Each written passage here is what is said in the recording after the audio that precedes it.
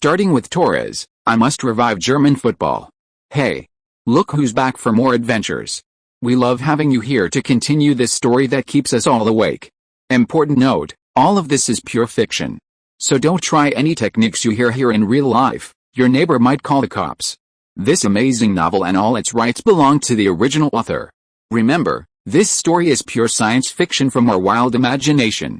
Are you enjoying the show? Prove it by subscribing to our YouTube channel and leaving that like that motivates us so much. And if you want VIP access to exclusive content, our Patreon is waiting with things you won't find anywhere else. Chapter 1, A Wolfsburg Supernova. On December 15, 2014, the first half of the Bundesliga match between Wolfsburg and Paderborn, corresponding to matchday 15, had just ended. Although the score was 1-0, with Wolfsburg in the lead and Paderborn mired in the relegation zone after scoring an own goal, the Wolfsburg fans at the Westfalenstadion were far from euphoric. They were drinking beer and talking amongst themselves. Why is Perisic playing like he's constipated today? He even missed a penalty. Wasting chances like that is going to cost us dearly. We've had too many draws this season. With Dust alone, the team's attack is insufficient. With De Bruyne, our attacking style is reduced to long balls to the center forward. It's ridiculous. Yes, the team's attacking ability still leaves much to be desired. Although we're second in the standings, we're 8 points behind Bayern.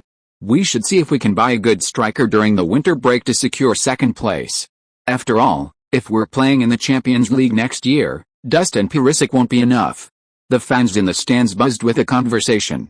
In the home team's dressing room, Wolfsburg manager Dieter Hecking was also feeling uneasy. We're still short of strikers. We need to buy a striker who can dribble past defenders and break through defenses during the winter break. Someone like Torres would be a good option. Torres. Dieter Hecking suddenly remembered a young player he had just promoted to the first team, a Chinese-American kid the youth team coach had hailed as the next Torres. If the attack still isn't working in the second half, give him a chance. That kid is quite aggressive in his tackles. Thinking this, he glanced at the dark-haired boy in a corner of the dressing room. Zhao, at the start of the second half, keep an eye on the defensive positions of your two center-backs on the wing. Depending on the situation, I might let you play for 20 minutes. You're a talent developed in our youth team, so don't put too much pressure on yourself when you play. Don't let the fans down. The boy, who had been sitting silently in a corner, suddenly changed his expression to one of surprise upon hearing his coach's words. Don't worry, coach, I definitely won't let you or the fans down. Zhao Jingge's sharp reply echoed through the locker room. Sitting across from Zhao Jingge, Dust watched the excited young man, a hint of displeasure on his face. As a center forward, he naturally didn't have a pleasant expression toward Zhao Jingge, who might be substituted in the second half. Rookie, don't get too excited. I won't give you a chance to play, Dust thought to himself, his gaze growing increasingly hostile toward Zhao Jingge. At halftime, Zhao Jingge, sitting on the bench, watched the situation on the field, seeing Dust and the two opposing center-backs, three imposing figures over 1.9 meters tall, battle fiercely in the penalty area. Zhao Jingge couldn't help but shake his head, feeling a mixture of panic and elation, and then mentally recited, "System, open my main panel." Yes, he, Zhao Jingge, was a reborn being, a football fan reborn in 2022, and naturally possessed the standard equipment of a reincarnated person. A football system as a cheat code. The main panel has been displayed. Please see, host, Zhao Jingge age. 16 height. 184 centimeters weight. 73 kilograms skill points. 0 existing template. Fernando Torres, growth cap is 88 overall rating, superstar, existing skills, unbreakable speed. With the courage of a dragon and the agility of a swallow, speed and physical strength are greatly enhanced. Inherited from the Torres template, existing traits, divine child of destiny, a lucky golden boy. The more important the match, the better he performs and his luck is greatly enhanced. Inherited from the Torres template, body of steel, reduces all injuries by 95%. Starting system reward, ambidextrous, both feet are primary, no weak foot. Starting system reward, current overall rating. 75 assessment. Strength of a mid-table player in one of the top 5 European leagues. A rising superstar is about to emerge, detailed template not expanded. Looking at his main dashboard, Zhao Jingge's mood gradually calmed. He took a deep breath, The sense of security his strength provided filling his heart. Recalling his main dashboard when the system first loaded, his overall score was only 60, with no template, no skills, and no traits. He only had the image of a small child who had honed his football skills for 10 years since the age of 6, and the system's assessment was that he could barely play in the German second division. After his rebirth and obtaining the Torres template from the beginner's gift pack, and after half a year of hard training, more than 20 youth league matches, and the rewards for completing system tasks, he finally reached the strength of a mid-table Bundesliga player. Combined with his skills and traits, his true strength was far greater than the apparent overall score of 75. Waiting for his chance to play, Zhao Jingge turned his attention back to the field. After the halftime break, the Paderborn players seemed to have received a shot of adrenaline. They pressed, attacked, and relentlessly pressured after losing possession. Paderborn's tireless effort and aggressive attitude surprised the Wolfsburg players. Despite being a team threatened by relegation, Paderborn played with incredible fighting spirit. They knew they weren't technically superior to second-placed Wolfsburg, so their only option was to press relentlessly. With their energy still high at the start of the second half, they aimed to equalize and hold on to the draw, as every point was valuable. Wolfsburg, on the other hand, seemed somewhat relaxed due to their lead, less aggressive in pressing for goals. This allowed the Paderborn midfield to launch long balls to their forwards towards the Wolfsburg penalty area. In the 50th minute of the second half, Paderborn midfielder Bakalotz intercepted the ball and launched a long pass to left winger Me, positioned on the left side of the Wolfsburg penalty area. After receiving the ball, Me immediately accelerated, taking advantage of the midfield scramble to dribble diagonally towards the penalty area. Wolfsburg midfielder Gustavo chased him down desperately, signaling to center-back Naldo to block Me's path. The 32-year-old Naldo moved forward immediately to intercept the ball, waiting for Gustavo's reaction, but Me ignored him, confident in being inside the penalty area and the opponent's reluctance to commit a foul, and charged directly towards the goal. Reaching Naldo, and seeing that Gustavo was arriving too late, Naldo could only use his body to block Me's charge. A collision occurred, and Me fell to the ground. At that moment, the referee blew his whistle, pointed to the penalty spot with one hand, and showed Naldo a yellow card with the other. Upon seeing the yellow card and the penalty decision, the Wolfsburg players were visibly displeased, surrounding the referee and pressuring him, especially Gustavo, who wouldn't stop arguing with him.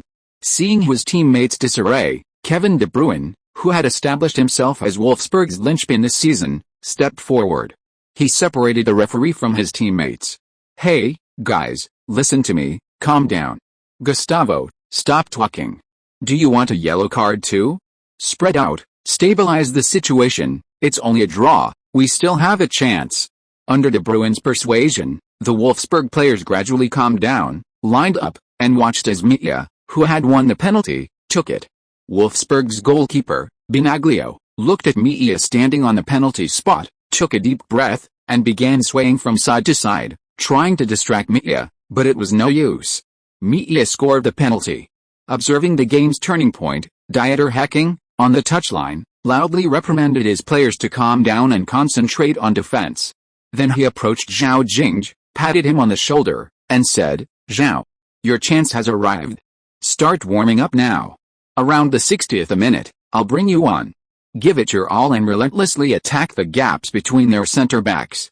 I'll have De Bruyne play you more low balls, you have to take advantage of this opportunity. Whatever happens, put that damn ball in their net." Hearing his coach's words, Zhao Jingge immediately stood up, took off his tracksuit, and began jogging to warm up on the sidelines. With each perfectly executed warm-up movement, Zhao Jingge's gaze on the field grew calmer and calmer. He knew he was ready to showcase his talent to the world. In the 59th minute, during a set-piece, the linesman signaled a substitution. Dust, number 12, came off and Zhao Jingge, number 49, came on. Upon being substituted, Dust walked dejectedly to the sideline, ignoring Zhao Jingge, and headed straight for the bench. Zhao Jingge wasn't bothered by Dust's disregard. On the field, the strong prevail. Dust might have been unhappy about being substituted now, but after a few matches, his skill would prove them wrong. The commentator seemed quite surprised by the decision. Number 49, Zhao? Yes, the Wolfsburg Youth Academy prodigy. This rising star from the Wolfsburg Youth Academy, at 16 years, 5 months, and 21 days old, has entered the game when Wolfsburg is in trouble. Let's see how he performs. Let's give our youth academy prodigy a round of applause for his debut. With the commentator's words, the Wolfsburg fans timidly applauded Zhao Jingge's entrance. Although most of the die-hard Wolfsburg supporters in the stadium knew that the youth team had produced a prodigy this year, they didn't have much hope that he could turn the team's fortunes around. Reality isn't a fairy tale. After all, who can expect a child under 17 to deliver a victory for the team? Entrusting the team's fate to a child? Dieter Hecking made a truly reckless decision. New author, new book, I hope you like it. Chapter 2, A Double, The Rise of a Supernova. Zhao Jingge trotted into the center-forward position, listening to the sparse applause from the crowd and watching the coach gesture to De Bruyne and Gustavo to coordinate their attack. His first Bundesliga match began. The home team has been detected making their Bundesliga debut. Temporary mission, Supernova Rise.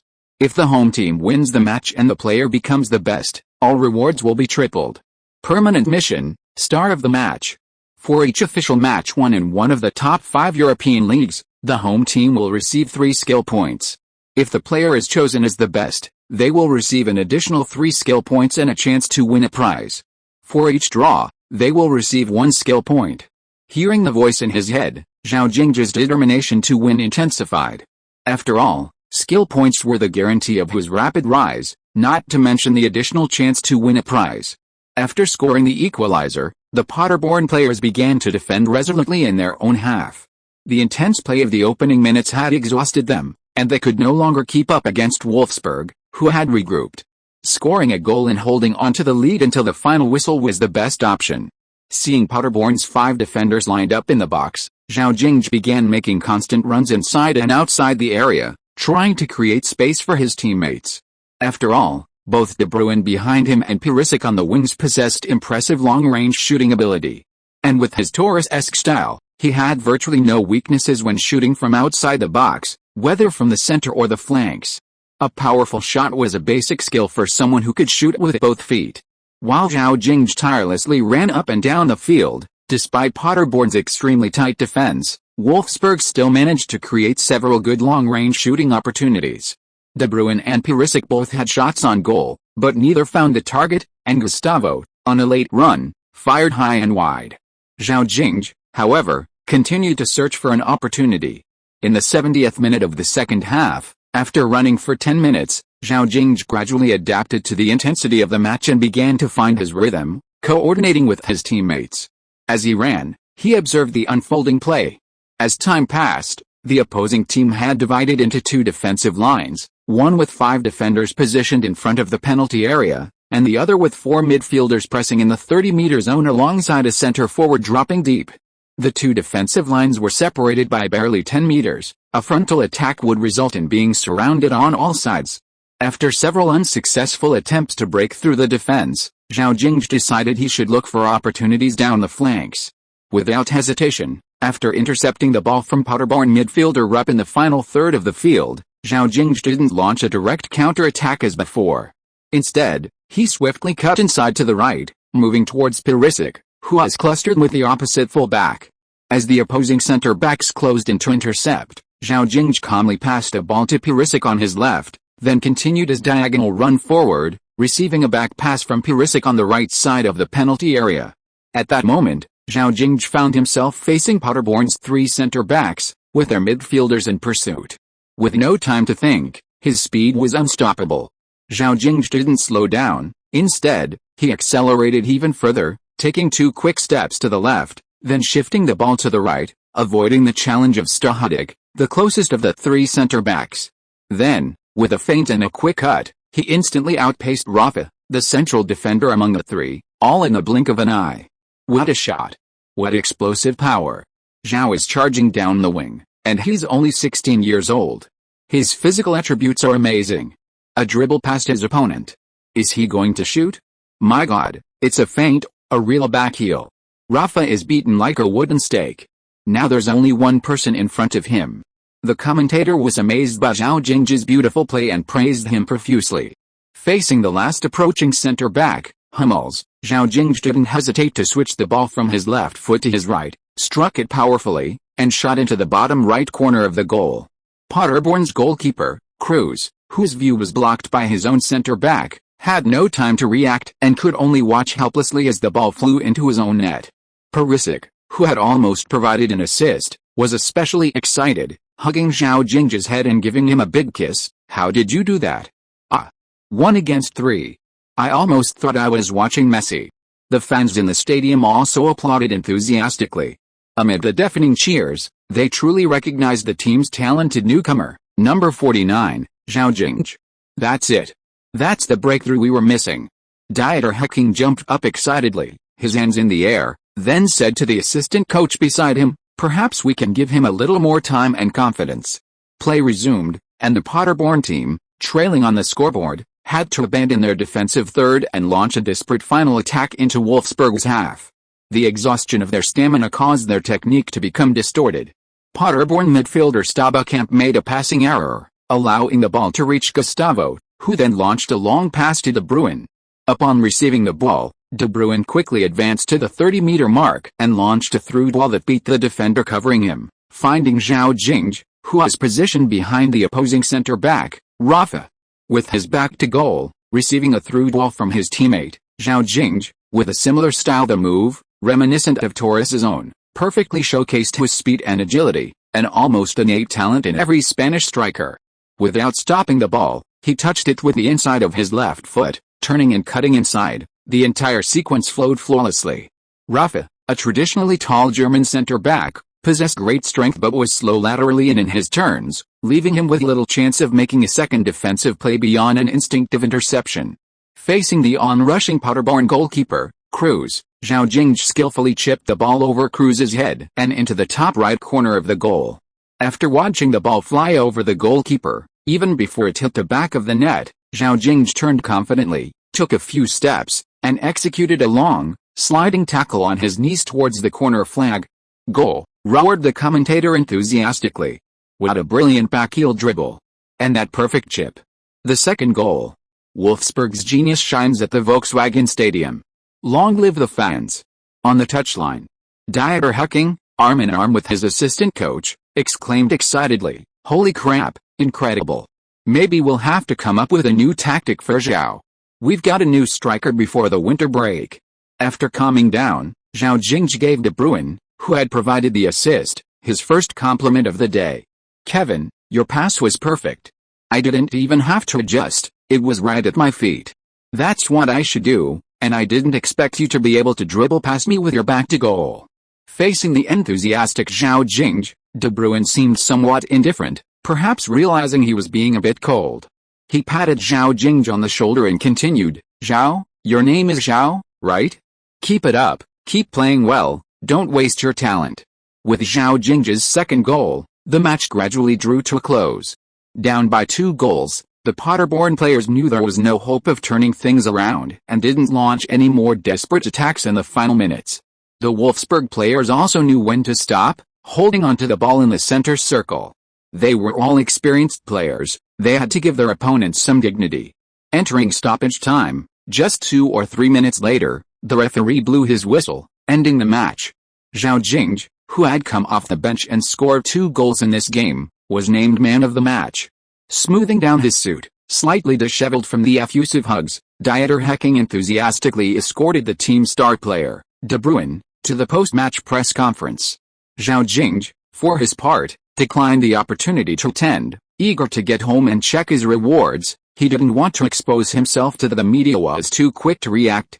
He knew that before reaching star player status, an overall rating of 80, excessive exposure wouldn't benefit him, before he had the strength to handle the rumors. Dieter Hecking was naturally very pleased with Zhao Jingge's attitude. As head coach, he fully understood these young players' desire for instant fame, and even more so, how valuable it was to remain calm after achieving it. "Zhao, if you can keep this up, your future is much brighter," Dieter Hecking told him, brimming with confidence in Zhao Jingge's future. His talent and brilliance were undeniable. Chapter 3, Those Dead Memories Attack Me Again. After winning the Man of the Match award, Zhao Jingge returned to the team's locker room.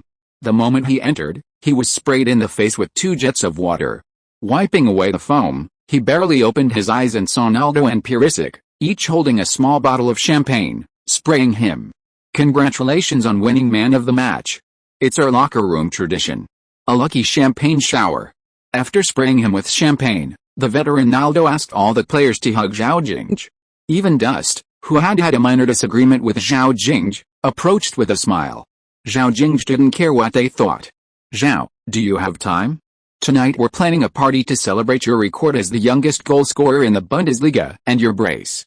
Do you want to come and enjoy Wolfsburg's nightlife with your teammates? Zhao is underage. You shouldn't get him into trouble. Assistant coach Bremser chuckled and chided him from the sidelines. Zhao, you're going home tonight, right? Your parents are surely waiting to celebrate. Don't go out and cause trouble with them. Bremser didn't want the team's idol to develop bad habits, otherwise, Dieter Hecking would be furious if he found out.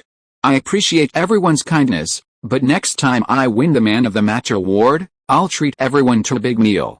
Like Coach Bremser said, I really want to celebrate with my family today. Eager to go home, Zhao Jingge smiled and declined everyone's invitations. After showering to wash off the champagne and sweat, he changed into casual clothes and left the stadium alone. Riding his bicycle with his backpack, he headed home, 5 kilometers from the stadium. Gazing at the familiar scenery around him, his mind filled with thoughts. Zhao Jingge's home was in a luxury residential area in Wolfsburg, a community built by the Volkswagen Group for middle and upper management employees. Zhao Jingge's parents were middle managers at Volkswagen Group headquarters. The couple studied, fell in love, worked, and settled there. After Zhao Jingge's birth, the couple, passionate about soccer, enrolled him in the youth development program of VfL Wolfsburg, a team belonging to the Volkswagen Group, from a young age. Although Zhao Jingge's soccer talent was only slightly above average, his dedication from an early age allowed him to rise to VfL Wolfsburg's under-16 team. Despite his modest performance, he persevered, pursuing his dreams and those of his family. However, everything changed in the summer of 2014. That year, Germany won the World Cup, and Zhao Jingge was in a car accident while celebrating the victory, fracturing both legs.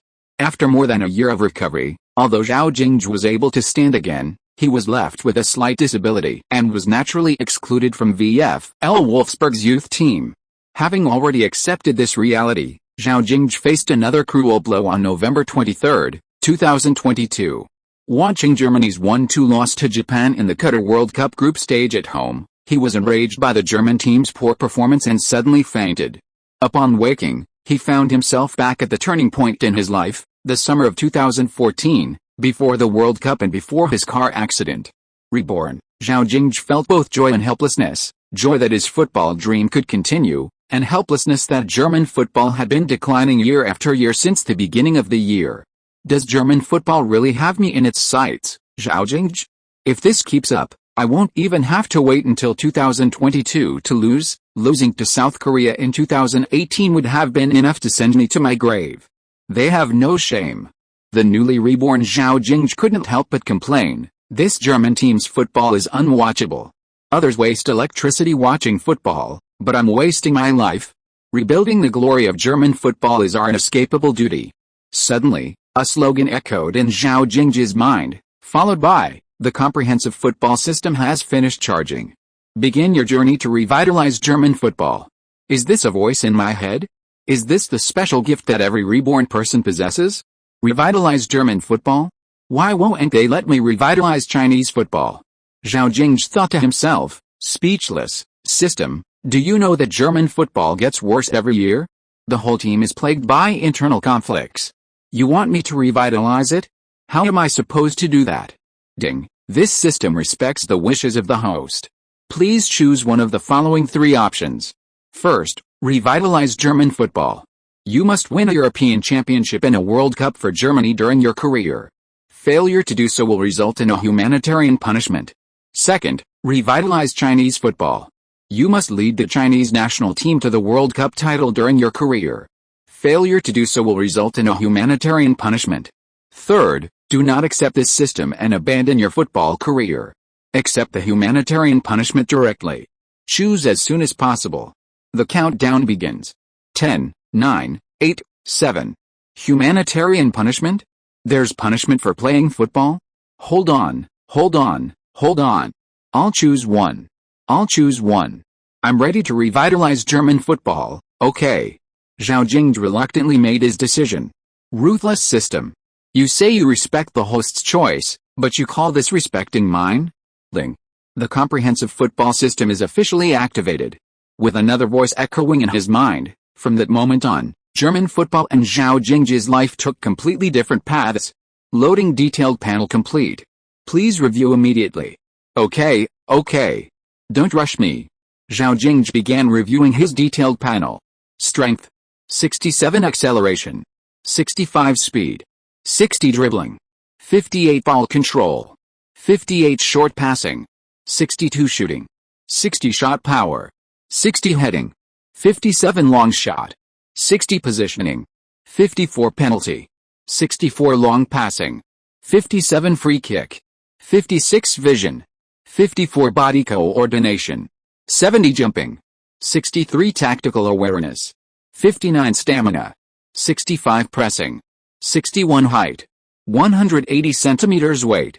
73 kilograms overall rating. 60 a decent player from the under-16 youth academy, good enough to be a substitute on a Bundesliga 2 relegation-threatened team. Looking at his attributes, Zhao Jingge sighed. System, however much German football has declined, it's not worth reviving it with a second-division player like me. If you want to behead me, just say so. Host, rest assured that, with the help of this system, you will undoubtedly become the king of world football. Let me briefly introduce my duties. First, the host will receive a starter gift pack. This pack includes a superstar-level template and 2 top-tier traits. This is the initial reward. This system has collected data on all players from the beginning of football until 2022 and has generated corresponding squads based on their football careers. Once you have the corresponding squad, you'll have everything that player possesses, including the football skills honed throughout their career, as well as their unique physical talents and style. In short, whatever squad you have, you can do everything they could do in their prime. In this system, squads are divided into 5 levels, from lowest to highest: star player, overall rating of 80, with 1 star in skill or talent. At the level of a key player in a Champions League team. Superstar player, overall rating of 85, with 2 stars in skill or talent. At the level of a key player in a top division team. Legendary player, overall rating of 90, with 3 stars in skill or talent. Key members of top division teams, almost all winners of the Ballon d'Or or the FIFA World Player of the Year award, such as Kaká and Modric. Pride of the era, overall rating of 95, with 4 stars in skill or talent. Currently, only Cristiano Ronaldo has reached this level. Before him, only a few, such as Beckenbauer and Cruyff, had achieved it. King of football, overall rating of 100, with 5 stars for skills or talents. The universally recognized kings of football history, Pelé and Maradona, and Messi, crowned in 2022. Squads can only be obtained by winning championships, in addition to the starter gift pack. Different championship levels correspond to different squad levels. The king of football squad can only be obtained by winning the World Cup, pride of an era can be obtained by winning the European Championship and the Champions League, and legend of a generation can be obtained by winning the top 5 European leagues and the Europa League. Winning domestic cup competitions such as the German Cup and the FA Cup will grant you a superstar squad. Winning other lower-level leagues will also grant you a star squad. The higher the squad level, the stronger its unique star skills and talents. After obtaining the squad, the host can directly and perfectly utilize the star skills and talents. The host can obtain skill points through consistent training, matches, and completing system tasks. These points directly improve the host's various base attributes, which impacts the overall evaluation of the loaded squad. 1 skill point can be obtained for every 8 hours of system-guided scientific training.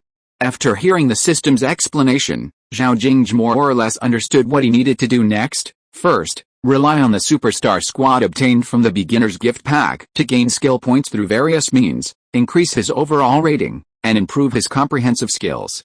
Then, he needed to be quickly promoted to the first team and help the team win the championship. Relying on his memories of his future life, he knew that Wolfsburg had a good season ahead. Not only did they finish second in the Bundesliga, but they also won the German Cup and reached the quarterfinals of the UEFA Cup. Their only weakness was their attacking line. If they added a superstar-level striker, winning the Bundesliga wouldn't be impossible. Even if it was the same as before, Winning the German Cup would at least grant him a new superstar squad. Thinking about this, Zhao Jingge had a question. System, can I load multiple squads? After reaching the maximum for a template, can I increase my base attribute points? The host can certainly load multiple templates. Each new template will grant the host new star powers and talent traits. The maximum base attributes for each template are different.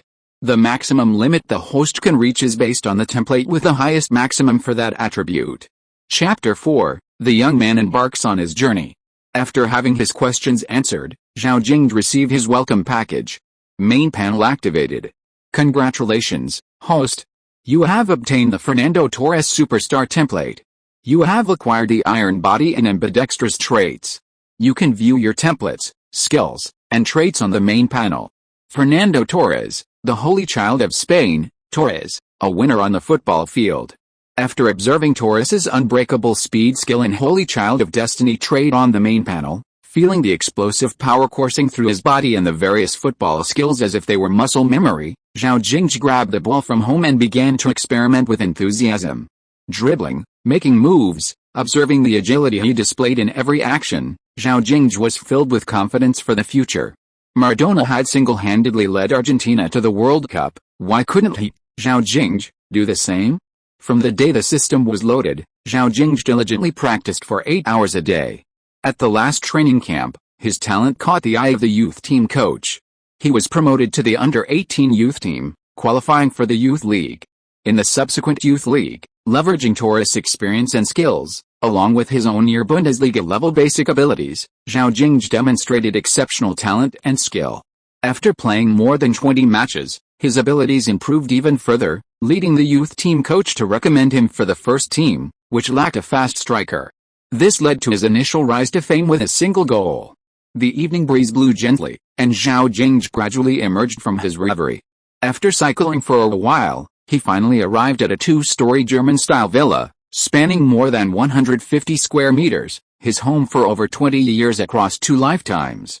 Parking his bicycle in the garage, Zhao Jingge checked his rewards for the day's match. 18 skill points and 3 chances to draw prize. The system opens the detailed panel. P.S. Values in parentheses are the growth limit, strength, 80, 90, acceleration, 85, 92, speed, 85, 92, dribbling, 80, 88, ball control, 80, 88, short passing, 70, 88, shooting, 80, 94, shot power, 80, 88, heading, 75, 82, long shot, 80, 88, positioning, 70, 88, penalty, 60, 84, long passing, 70, 84, free kick, 60, 88, vision, 80, 92, body coordination, 80, 95, jumping, 70, 86, tactical awareness, 70, 92, stamina, 80, 90, pressure, 65, 70, height, 184 centimeters weight, 73 kilograms overall rating, 75. Looking at his attribute panel, Zhao Jingge, as a rookie striker, knew he wouldn't be taking penalties or free kicks, and that long passes and pressing weren't the primary roles of a center forward. Therefore, he randomly allocated some of his skill points to those attributes to ensure they wouldn't be a disadvantage. Then, he concentrated all his points on improving the physical attributes and fundamental skills of a striker. While this allocation method was somewhat extreme, it allowed him to rapidly improve his abilities. If he had only considered his strengths, his rating would already be above 80. His performance on the field was definitely a level above his overall rating. System, maximize strength and shot power. Strength was only 10 points away from reaching its limit, and shot power was exactly 8 points away. With 18 skill points, Zhao Jingge could maximize them. With a command, an even stronger surge of power coursed through his body. Feeling his body grow even stronger, Zhao Jingge exclaimed, although I'm not fully developed yet, with my current physical attributes, most midfielders are no match for me. What are these 3 lottery chances for? Zhao Jingge asked, having received this prize for the first time.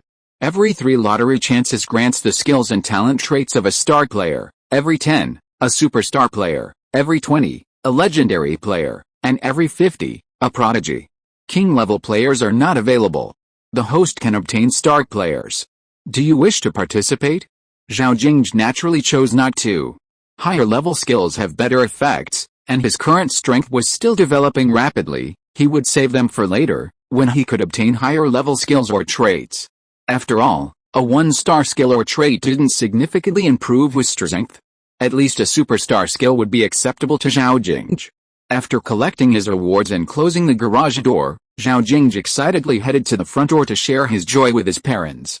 As soon as he stepped inside, the aroma wafting from the dining room drew him in, and he hurried there. Upon entering, he saw a middle-aged couple, each holding a firecracker. After lighting them, amidst a shower of confetti, they offered him their heartfelt blessings. "Son, you'll always be Mom, Dad's pride." Zhao Jingge's father, Zhao Changjian, came over and hugged his son. "Son, you know what? You just scored a goal, and all my colleagues who were watching the game sent me congratulatory messages, saying that my son broke the record for the youngest goal scorer in the Bundesliga. Even some of my bosses sent their blessings. You've made me so proud today." Okay, stop talking. Son, you must be hungry. You played soccer for a while and then rode your bike home. Hurry up and sit down to eat. Standing on the table, Su Qingji interrupted Zhao's father, who was about to say something else. "There's no special meal today. I made your favorite braised pork ribs." In front of his enthusiastic parents, Zhao Jingge could barely say a word, only nodding repeatedly as he ate. After dinner, Zhao Jingge chatted with them, talking about soccer and life in a relaxed and pleasant atmosphere. At the beginning of June, a rejuvenated Zhao Jingge asked his father to buy him lottery tickets for the World Cup. With vivid memories of that summer, Zhao Jingge had incredible luck with his bets. The €2,000 he gave his father turned into €200,000 after each match. He used half of it to bet on Germany to beat Brazil 7-1, and the odds of 6,500 made Zhao Jingge's family rich overnight. After deducting almost half in taxes, they had a net worth of over €300 million. Impressed by Zhao Jingge's foresight, his father, encouraged by him, bought Bitcoin and stocks. After all, his penalty for breach of contract was still in place. If he didn't complete his duties and something went wrong, he could leave his parents a fortune that would last for generations. The next morning, Zhao Jingge woke up promptly at 6. After washing up, he cycled to the team's training base. Following the system's instructions, he trained for 2 hours in the gym. After showering, he joined his teammates on the first team's training pitch. The extra daily training had become a part of Zhao Jingge's life. Earning more skill points was his main goal at this stage. The day after tomorrow, they would play Dortmund away. The entire team would depart tomorrow afternoon. Although Dortmund's performance this season had been poor, currently occupying the bottom half of the table, no team would underestimate this Bundesliga giant. As long as Klopp was still there, and as long as Dortmund's core hadn't fallen apart, they would remain a formidable Bundesliga powerhouse. Therefore, Coach Dieter Hecking attached great importance to this match. During the morning training session, he tailored the drills specifically to Zhao Jingge's strengths. The tactical system employed involved Perisic and Vieira penetrating down the flanks, combining with Zhao Jingge from either side of the box to draw defenders out of position. De Bruyne would then play through balls or long passes from the center to find Zhao Jingge just behind the defense. In short, the objective was to create one-on-one or one-on-two opportunities for Zhao Jingge against opposing defenders, relying on his individual skill to score and seal the game. This was both a secret tactic for Dieter Hecking's next match and a test for Zhao Jingge. After all, Paderborn were relegation threatened in their last game, and it was Zhao Jingge's first appearance, so the opposition didn't take him seriously. Although he played flawlessly, his performance lacked conviction, leaving Hecking undecided about whether to use Zhao Jingge as a regular tactical option. The next match against Dortmund would be different. Although Dortmund's recent record was poor, it was Dortmund at the Westfalenstadion. Even a dead tiger can't be defeated. If Zhao Jingge could perform well against a tough opponent like Dortmund, then, after the winter break, Hecking could confidently consider him a solid option for the team's attack in the second half of the season. Aulich is getting old, and Caligiuri and Dust haven't been able to deliver convincing performances. In fact, I've pinned the team's attacking hopes on a young player under 17. What a desperate decision. Shaking his head, Hecking calmed himself and continued giving tactical instructions to the players. After a day of training, Hecking gave all the first-team players half a day off. The schedule before Christmas had been very tight. Wolfsburg had been playing almost every 3 days lately, and the players' fatigue was evident. Tomorrow at 1 p.m., we'll meet here to catch the team bus to Dortmund. Tomorrow morning, you can rest for half a day. The recent schedule has been a bit intense, and you need to relax. But Naldo, if I find out you're going out to some bar tonight instead of resting at home, you'll be in serious trouble. Dieter Hecking glared at Naldo, Gustavo, and the other veterans. Needless to say, the assistant coach, Bremser, must have told Hecking about his plan to bring Zhao Jingge on last night. The veterans exchanged glances and shook their heads, assuring Hecking, "Look at him, boss. We'll rest at home and not go out. Don't you trust us? We'll beat Dortmund the day after tomorrow. I don't care what you say, but if I catch you, you know the consequences." Black Gold, not trusting these veterans much, let out a cold laugh and announced the team's disbandment. The following afternoon, the Wolfsburg first-team players, who had gathered promptly, boarded the bus and set off for Dortmund. Chapter 5, Westphalia is only the beginning. Sitting on a bus on the way to Westphalia, Zhao Jingge felt a little nervous. He glanced at De Bruyne, who was sitting next to him, lost in thought. "Kevin, how did you feel the first time you played in Westphalia last year? I've heard the atmosphere in the stadiums is incredibly intense, is that true?" At Zhao Jingge's question, De Bruyne thought for a moment but didn't answer immediately. "Last year I played 2 matches in Westphalia, one in the Bundesliga and one in the German Cup semi-final. Unfortunately, I lost both. The atmosphere in the stadiums was very intense, yes, but compared to the pain of defeat, I think that pressure was nothing. No matter the stadium, no matter who the opponent is, I want to win. Kevin, this isn't like you." Seeing De Bruyne, who wasn't usually so expressive, say something like that, Zhao Jingge felt curious. "I just want to win." Upon hearing De Bruyne's words, Zhao Jingge reflected on his own recent experiences. As everyone knows, De Bruyne, a young Belgian talent, had performed exceptionally well for Genk in the Belgian league for several years before being signed by Chelsea. He was then loaned to Werder Bremen in the Bundesliga, where he played almost every match and performed brilliantly throughout the season.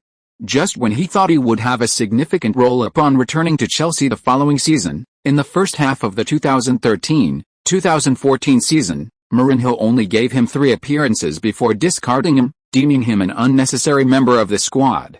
Therefore, in the second half of the season, Wolfsburg signed De Bruyne. And De Bruyne, with his outstanding performance, became the focal point of Wolfsburg's attack. Everyone knew that De Bruyne harbored resentment.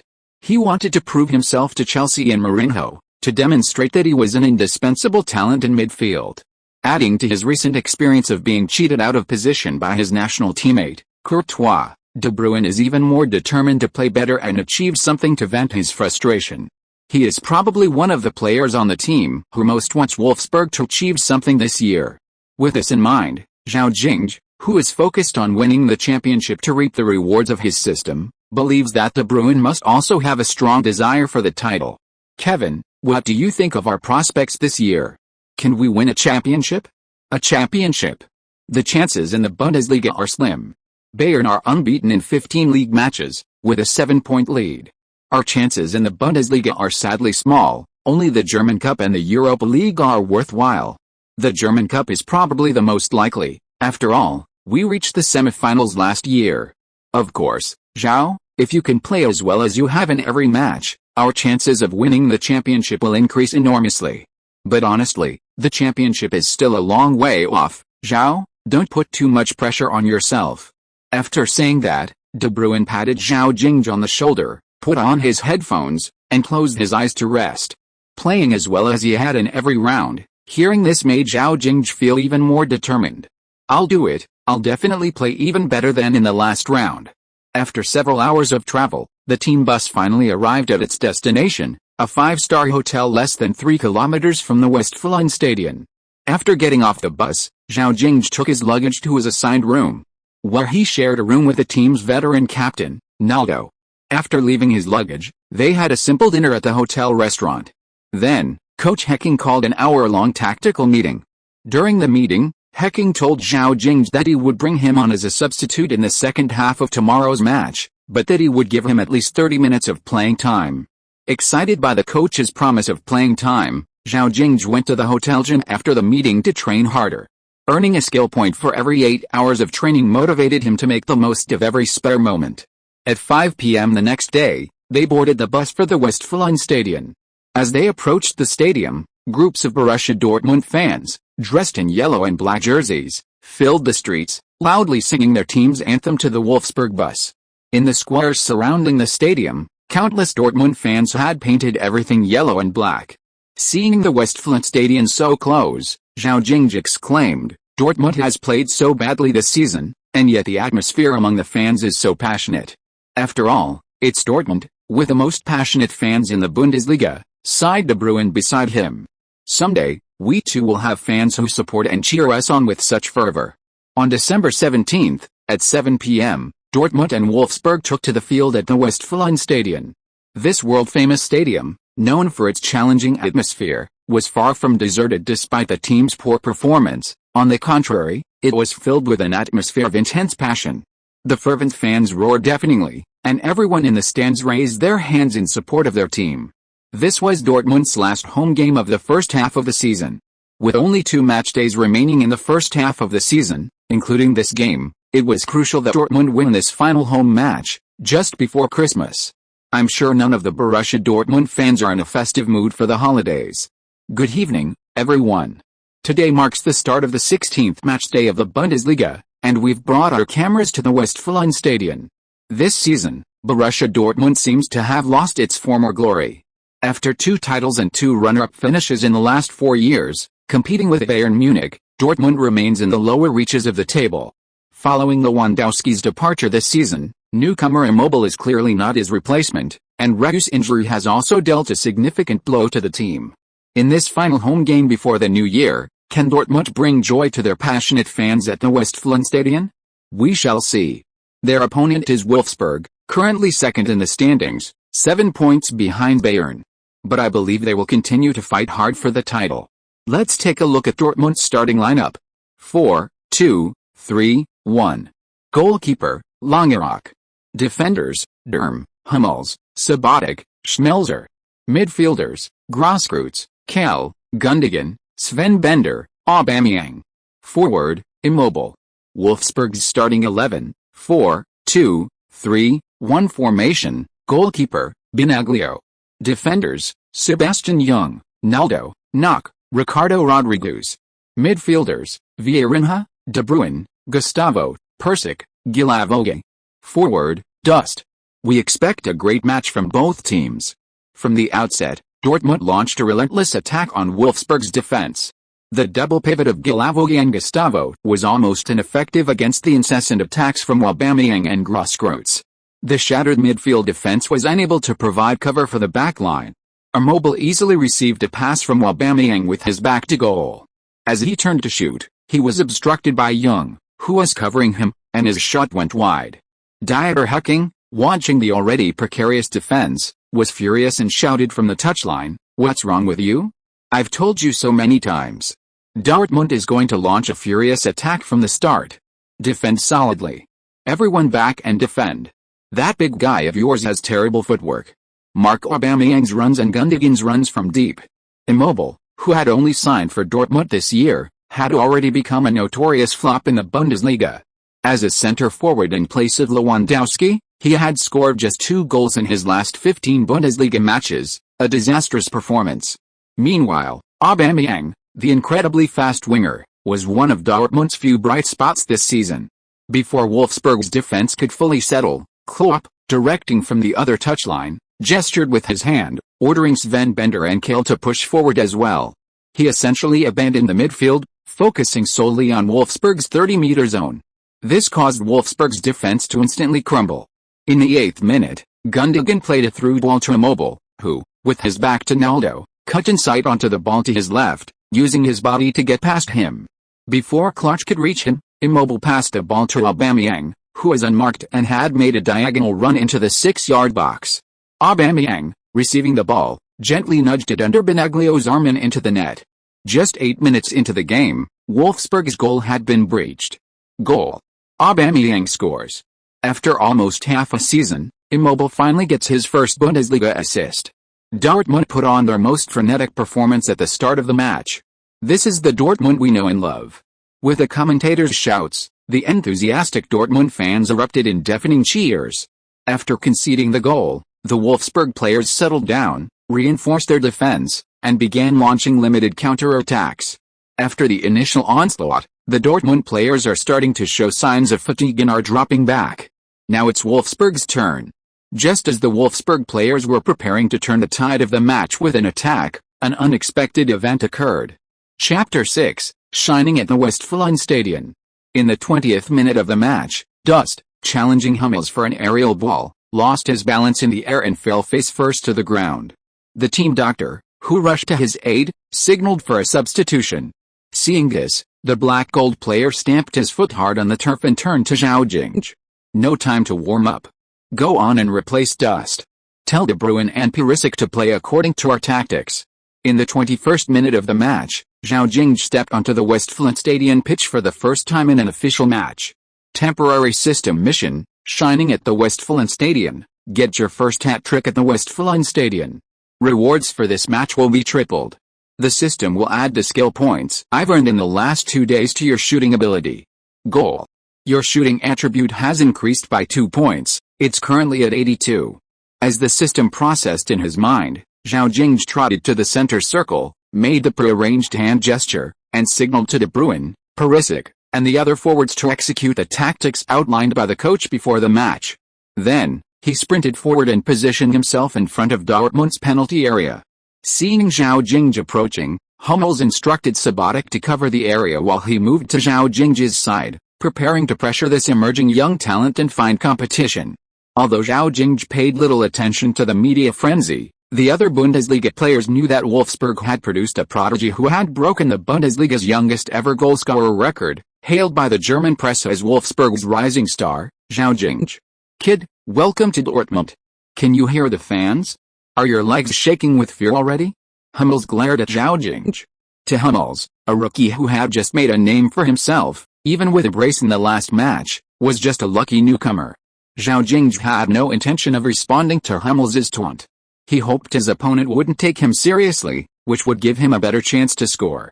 Just as Hummels continued his tirade against Zhao Jingge, Gustavo launched a long pass to Pulisic on the wing. Without hesitation, Pulisic received the ball and immediately surged forward, reaching the left side of the penalty area before being stopped by Dortmund's left back, Derm. Instead of forcing his way through, Pulisic passed the ball to the advancing De Bruyne. De Bruyne, while dribbling, surveyed the situation in the attacking third and launched a long diagonal pass into the space between Hummels and Subotic.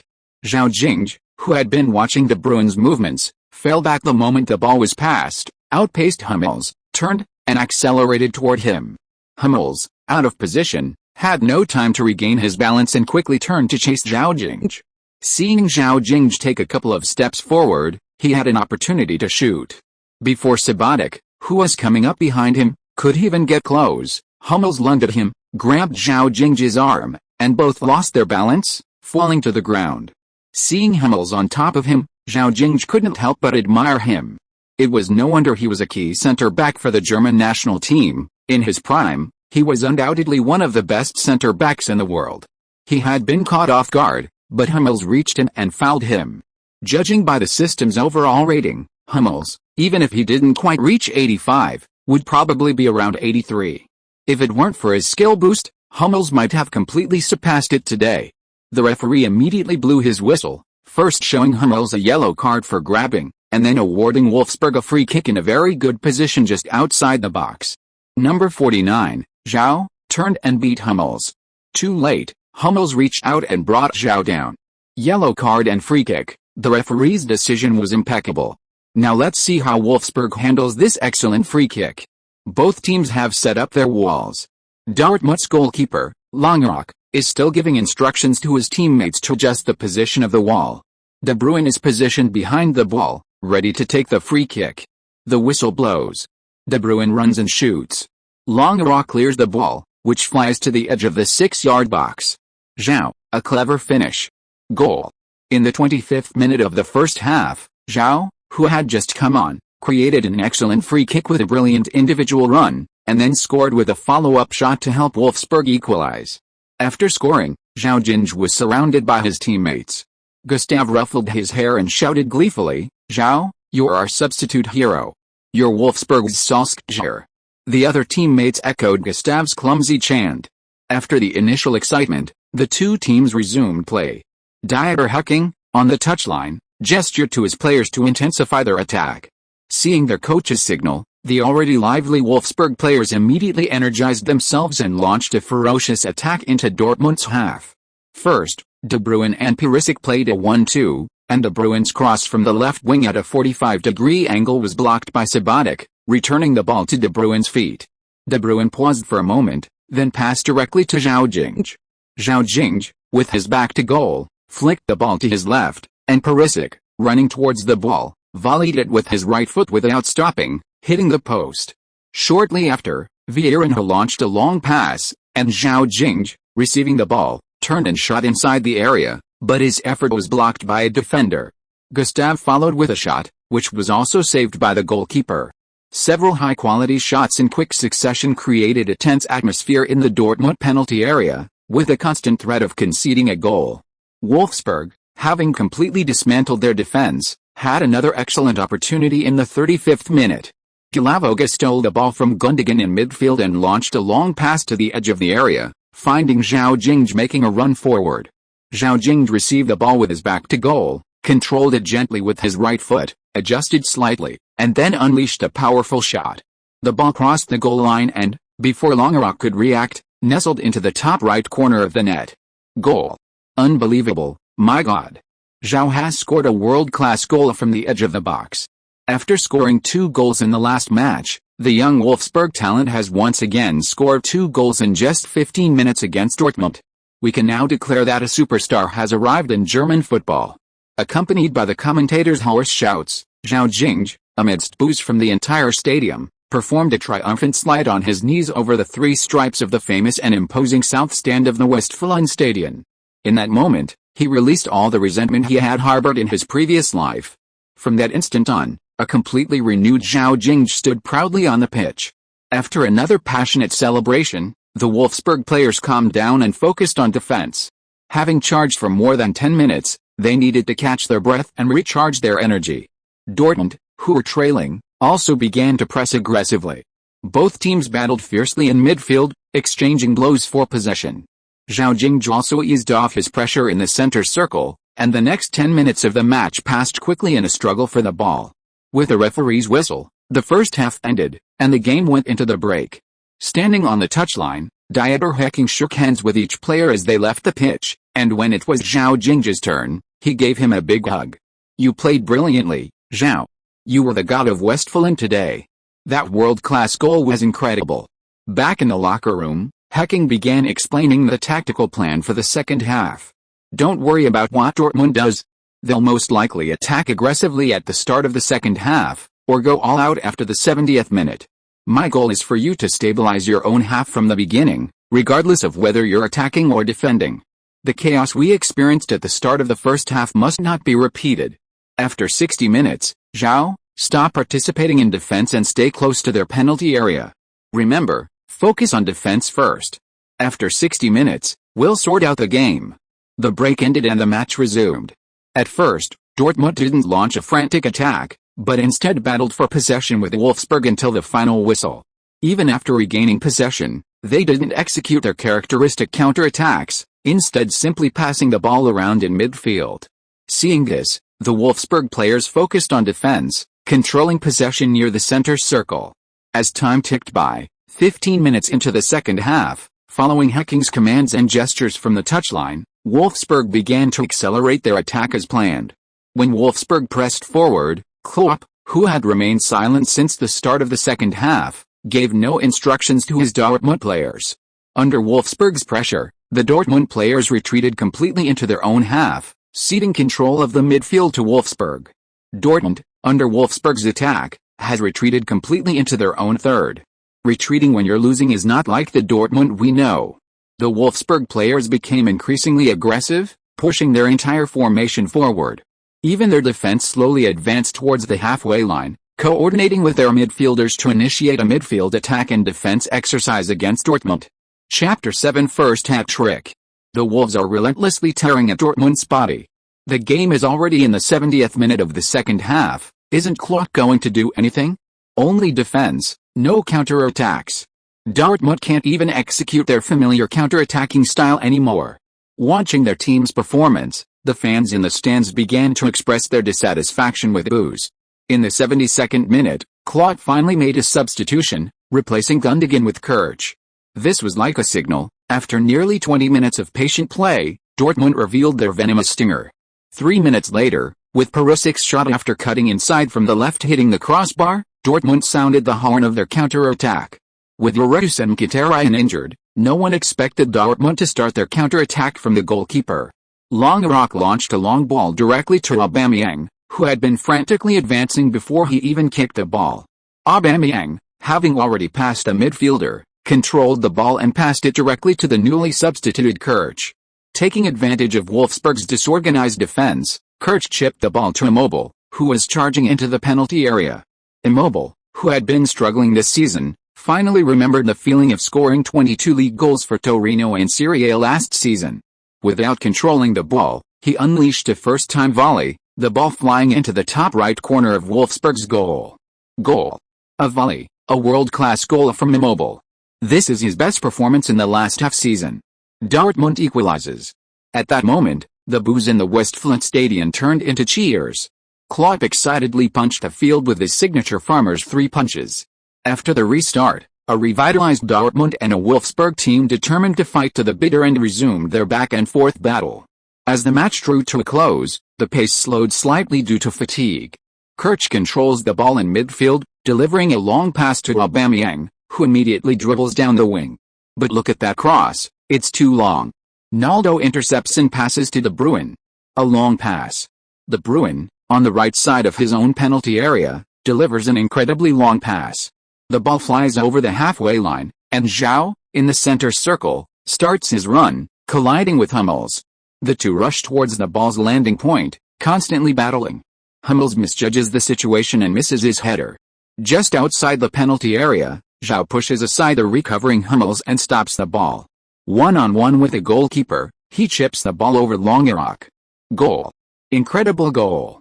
A 60-meter long pass. Zhao outmaneuvered Hummels. Hummels was completely helpless against him. A hat-trick. A winning goal with less than 5 minutes left in the game. 5 goals in 2 games. He's not just Wolfsburg's rising star. He's already a superstar in the Bundesliga. The commentator's voice was almost hoarse from shouting. Sky Sports commentator Gary Lineker, broadcasting the match, shouted from his booth. Torres. This goal is exactly the same as the famous moment when Torres outmaneuvered Vidic. Who would have thought that the German national team starting defender, the world-class Hummels, would be outmaneuvered by a player under 17? Unbelievable.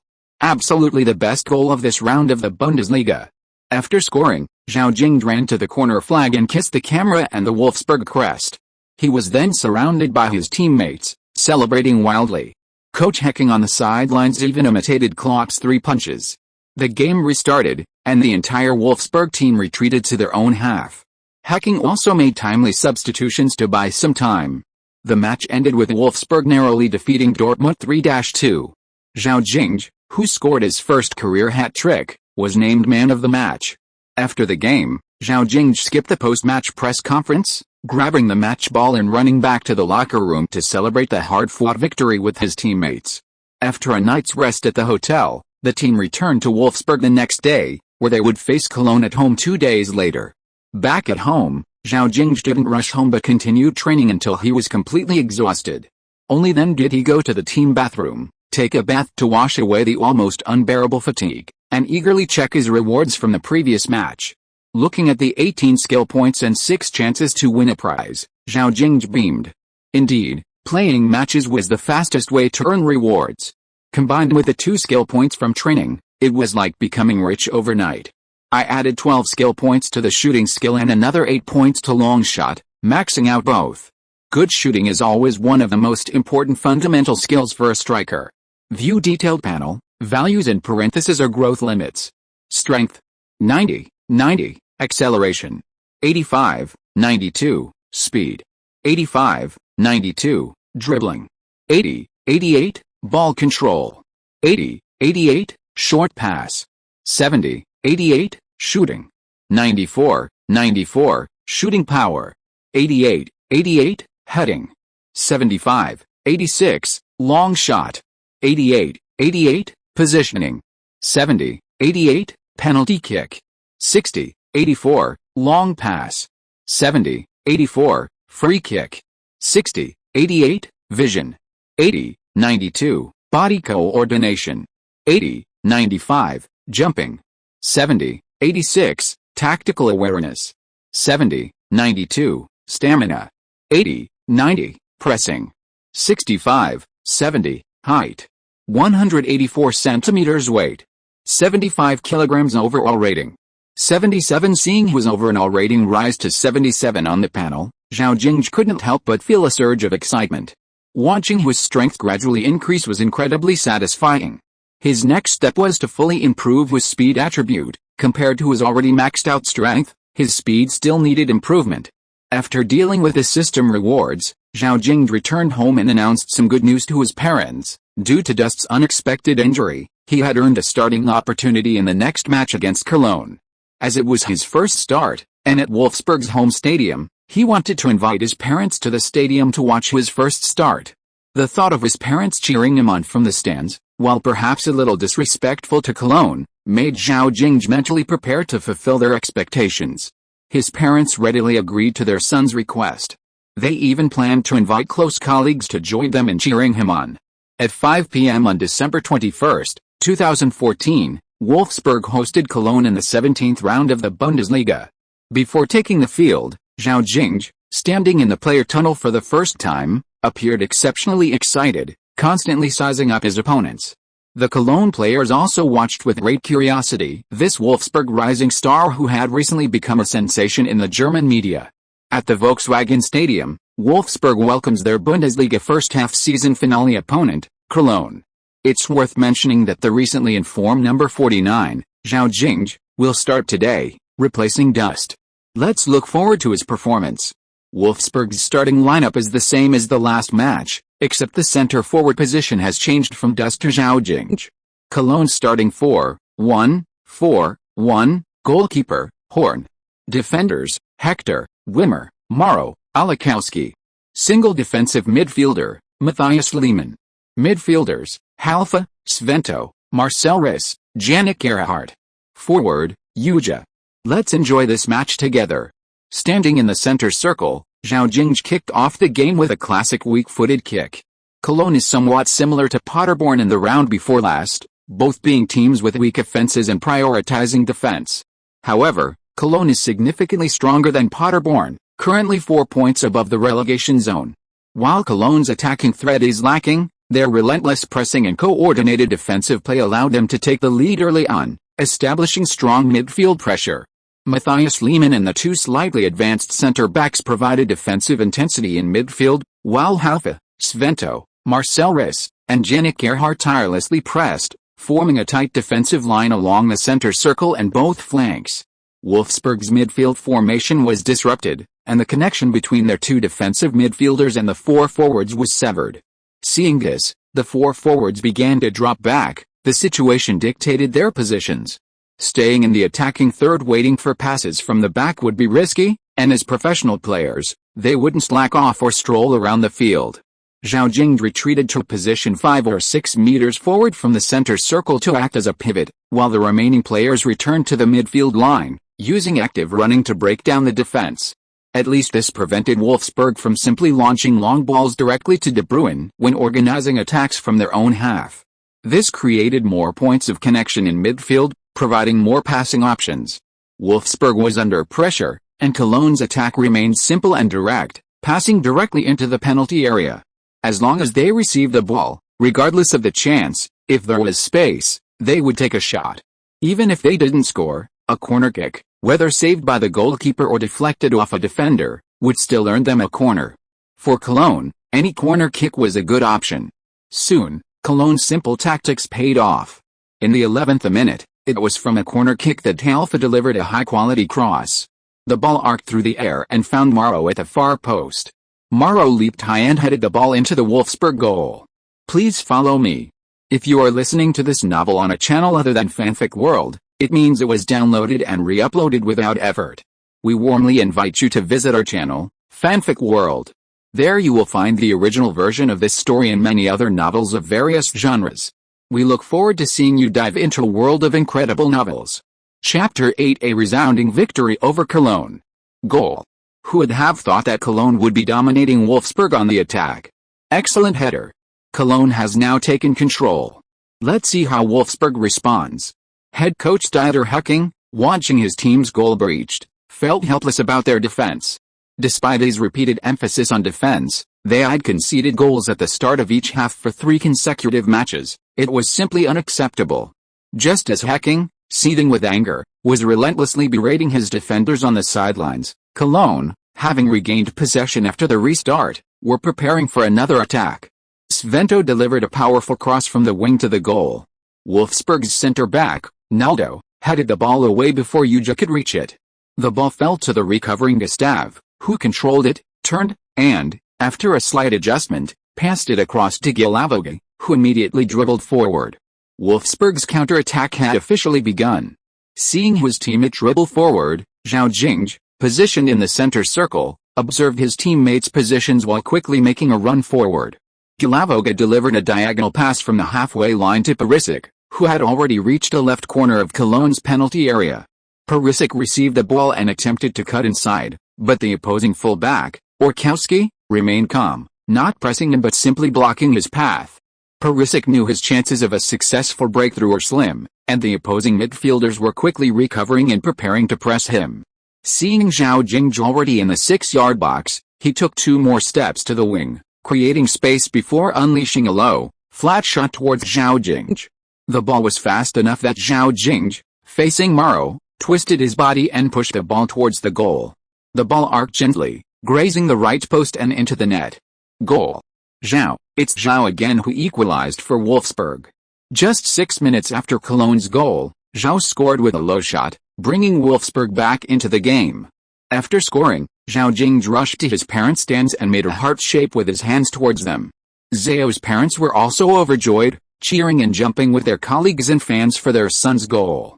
The game restarted, and Cologne, after conceding the goal, seemed somewhat conservative, retreating their formation back to their own half, clearly unwilling to engage in an attacking battle with the informed Wolfsburg team. Zhao Jingge's goal just now also showed them that going toe-to-toe with Wolfsburg was not a wise choice. There was a clear gap in strength between the two sides, and a solid defensive counter-attacking strategy was their only option. It proved how difficult it is to break through the defense of a team that doesn't want to win. For the remaining 30 minutes of the first half, the entire Wolfsburg team bombarded Cologne's half relentlessly. A total of 12 shots, 4 on target, but not a single goal. Opponents who park the bus are always a headache and a source of frustration. In the second half, Wolfsburg changed their tactics, no longer relentlessly pressing forward. Zhao Jingge and Perisic positioned themselves between the Wolfsburg defense and the midfield line. The remaining 4 midfielders passed the ball around near the center circle, trying to lure the opponents into pressing and create space and time for their forwards who were surrounded. After passing the ball around the center circle for about 10 minutes, the Cologne players seemed to have figured out Wolfsburg's intentions. No matter how they tried to lure them in, as long as they didn't break through, they would resolutely defend their own defensive zone. High balls were often aimed at Zhao Jingge, but with 2 or 3 opponents surrounding him, he couldn't get to the ball first and was constantly blocked by defenders. Forward passes were also frequently intercepted by Cologne players. Left with no other option, Zhao Jingge and Perisic also dropped back to the midfield line to receive the ball, preparing for a strong breakthrough. In the 74th minute, Zhao Jingge, after dropping back, charged towards Cologne's left flank alongside Perisic. Halfa blocked Perisic's path, but Zhao Jingge, following behind, easily bypassed him and continued running forward. Before Zhao Jingge could get past Halfa, De Bruyne launched a long pass behind him. Zhao Jingge easily received the pass and cut inside from the left side of the penalty area into Cologne's box. Facing the on-rushing Cologne fullback Olkowski one-on-one, Zhao Jingge feinted slightly and then accelerated, leaving Olkowski helpless as he watched Zhao Jingge dribble towards the goalkeeper who had rushed out of his goal. Seeing the goalkeeper charging towards him, Zhao Jingge subtly flicked and pulled the ball past him, then gently pushed it into the empty net with the instep of his foot. He immediately turned, not even bothering to look at the ball crossing the goal line, and ran directly towards the stands where his parents were sitting. A long, three-stripe slide, during which he once again made a heart shape with his hands towards the stands. Goal. Wolfsburg's second goal, again from their rising star, Zhao. His combination with Perisic bypassed Cologne's midfield defense, then directly blew past their fullback Olkowski. After rounding the goalkeeper, he slotted the ball into the empty net. Oh, poor Olkowski, he'll dream about being blown out tonight. Hopefully he won't have nightmares. 3 games, 7 goals, who can stop him? My God, this is a crazy performance. Not even 17 years old, if he can keep this up, no. If he can score 10 more goals in the second half of the season, next year's Golden Boy award will definitely be his. At the moment Zhao Jingge gave Wolfsburg the lead, all the media following the match went wild. This little guy, so carefully hidden by Dieter Hecking, this teenager whose matches were almost exclusively found online through video clips, had aroused unprecedented curiosity with his fervent performance. Not only the media, but also Wolfsburg fans were eager to know everything about their rising star. Zhao Jingge's brilliant performances in the first 2 matches had attracted scouts from various clubs, who were issuing reports for their respective teams: a strong physique, superhuman explosiveness, amazing speed and coordination, a bipedal ability, excellent shooting skills with great power, dribbling and ball control at a star player standard, and decent heading ability. Aside from slightly lacking in long and short passes, tactical awareness, and positioning, he still reached Bundesliga standards. He could dribble and shoot, was fast and physically strong, and most importantly, was under 17 years old. He was practically a future superstar. If he scored 20 goals in the second half of the season, that would be a superstar's performance. That's an average of 1 goal per game. Currently, only Lewandowski in the entire Bundesliga comes close to averaging 1 goal per game, and only Messi and Ronaldo have reached or surpassed that level. In any league, a striker who scores over 30 goals in a season is an absolute mainstay of any top club, a superstar in the football world. A striker who scores over 20 goals in a season could even become the Golden Boot winner in one of the top 5 leagues. And now, at only 16 years old, Zhao Jingge is already showing signs of reaching that level, which is incredibly exciting for the scouts. They're practically itching to call their teams and snatch him from Wolfsburg during the winter break. Back on the field, Cologne, having been overtaken, was forced into an attacking battle with Wolfsburg after the restart. Since attacking or retreating was the same, a fierce fight was better than being stifled from the back. And if they could manage to score another goal, it wasn't impossible. Seeing Cologne pressing forward again, the Wolfsburg players were on high alert. Even Zhao Jingge rushed back to help with the defense. The game was in its final stages, and they couldn't afford to let Cologne equalize the score they had finally managed to take. Without even needing Dieter Hecking's reminders on the sidelines, the players on the field spontaneously began to play a defensive counter-attacking game. Cologne's attack could only be described as pure luck. Several long-range shots from outside the penalty area were typical examples of powerful shots going wide or flying high. Not a single one was on target. On the contrary, Wolfsburg's counter-attacks were quite effective. Vieirinha, Perisic, and Zhao Jingge were all excellent counter-attacking players, incredibly fast and with good passing ability. Coupled with De Bruyne's precise long passes, they instantly caused chaos in Cologne's defense. Before the final whistle, Zhao Jingge again received a long pass from De Bruyne during a counter-attack, carrying the ball all the way to the edge of the opponent's penalty area. Facing Maro's challenge, he flicked the ball with his left foot to Perisic, who was running alongside him, and then moved to the right wing, forcing Maro to mark him. Facing the last center-back of the opposing team, Perisic, one-on-one, Wolfsburg passed the ball across to Vieirinha, who had made a run into the middle. Unmarked, Vieirinha unleashed a powerful shot that blasted the ball into the net. Goal. Vieirinha's goal has completely sealed the victory. Wolfsburg fans can now celebrate the upcoming Christmas in peace. After Vieirinha's goal, Cologne completely lost their fighting spirit, and the final minutes of the match ended uneventfully. When the final whistle blew, Wolfsburg fans at the Volkswagen Stadium erupted in wild celebration. The coaching staff and first-team players ran hand in hand from one end of the pitch to the other, bowing to the fans on all 4 sides to thank them for their support over the past half-season. Thus, the first half of the 2014-2015 Bundesliga season came to an end. Wolfsburg finished the first half of the season with a record of 12 wins, 2 draws, and 3 losses, accumulating 38 points, 7 points behind Bayern Munich's 14 wins and 3 draws, placing them second in the standings. Without a doubt, this has been a very successful first half of the season, and they will embark on a new journey after the winter break. Please vote. Chapter 9 Winter Training Camp. After the lively thank you activities, head coach Dieter Hecking gathered everyone in the tactics room. "Where are you all planning your vacation?" Hecking asked with a smile. "In this cold winter, nothing is more exciting than a vacation on a tropical island," several seasoned veterans immediately shouted. "We want sunshine. We want beaches. We want hot girls in bikinis." The rest were mostly planning to travel with their families to warmer places or return home for Christmas. "Very good, Merry Christmas everyone. But you all must report back to the training base on January 5th.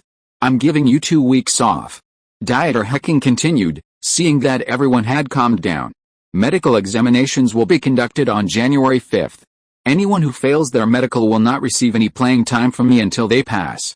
Starting January 6th, we will have 15 days of physical training to build up our physical reserves for the multiple competitions in the second half of the season. I don't want you all to be unable to run when the season ends.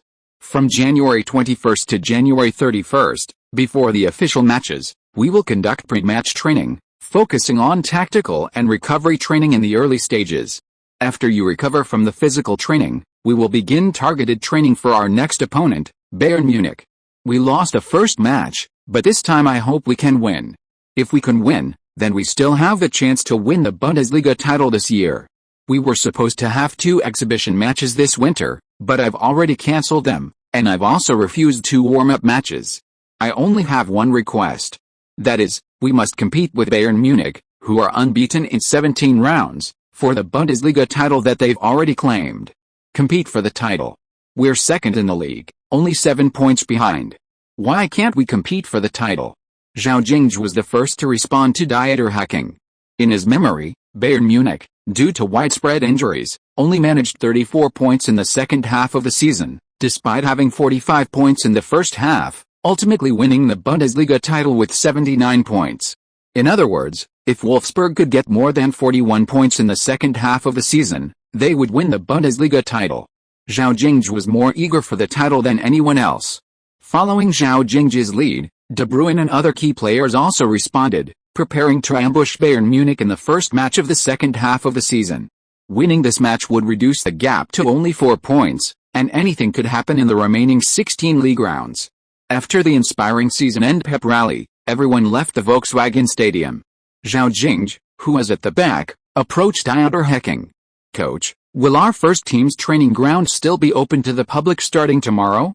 My home is here, and I'm not planning on going on vacation. I want to use this break to further hone my skills.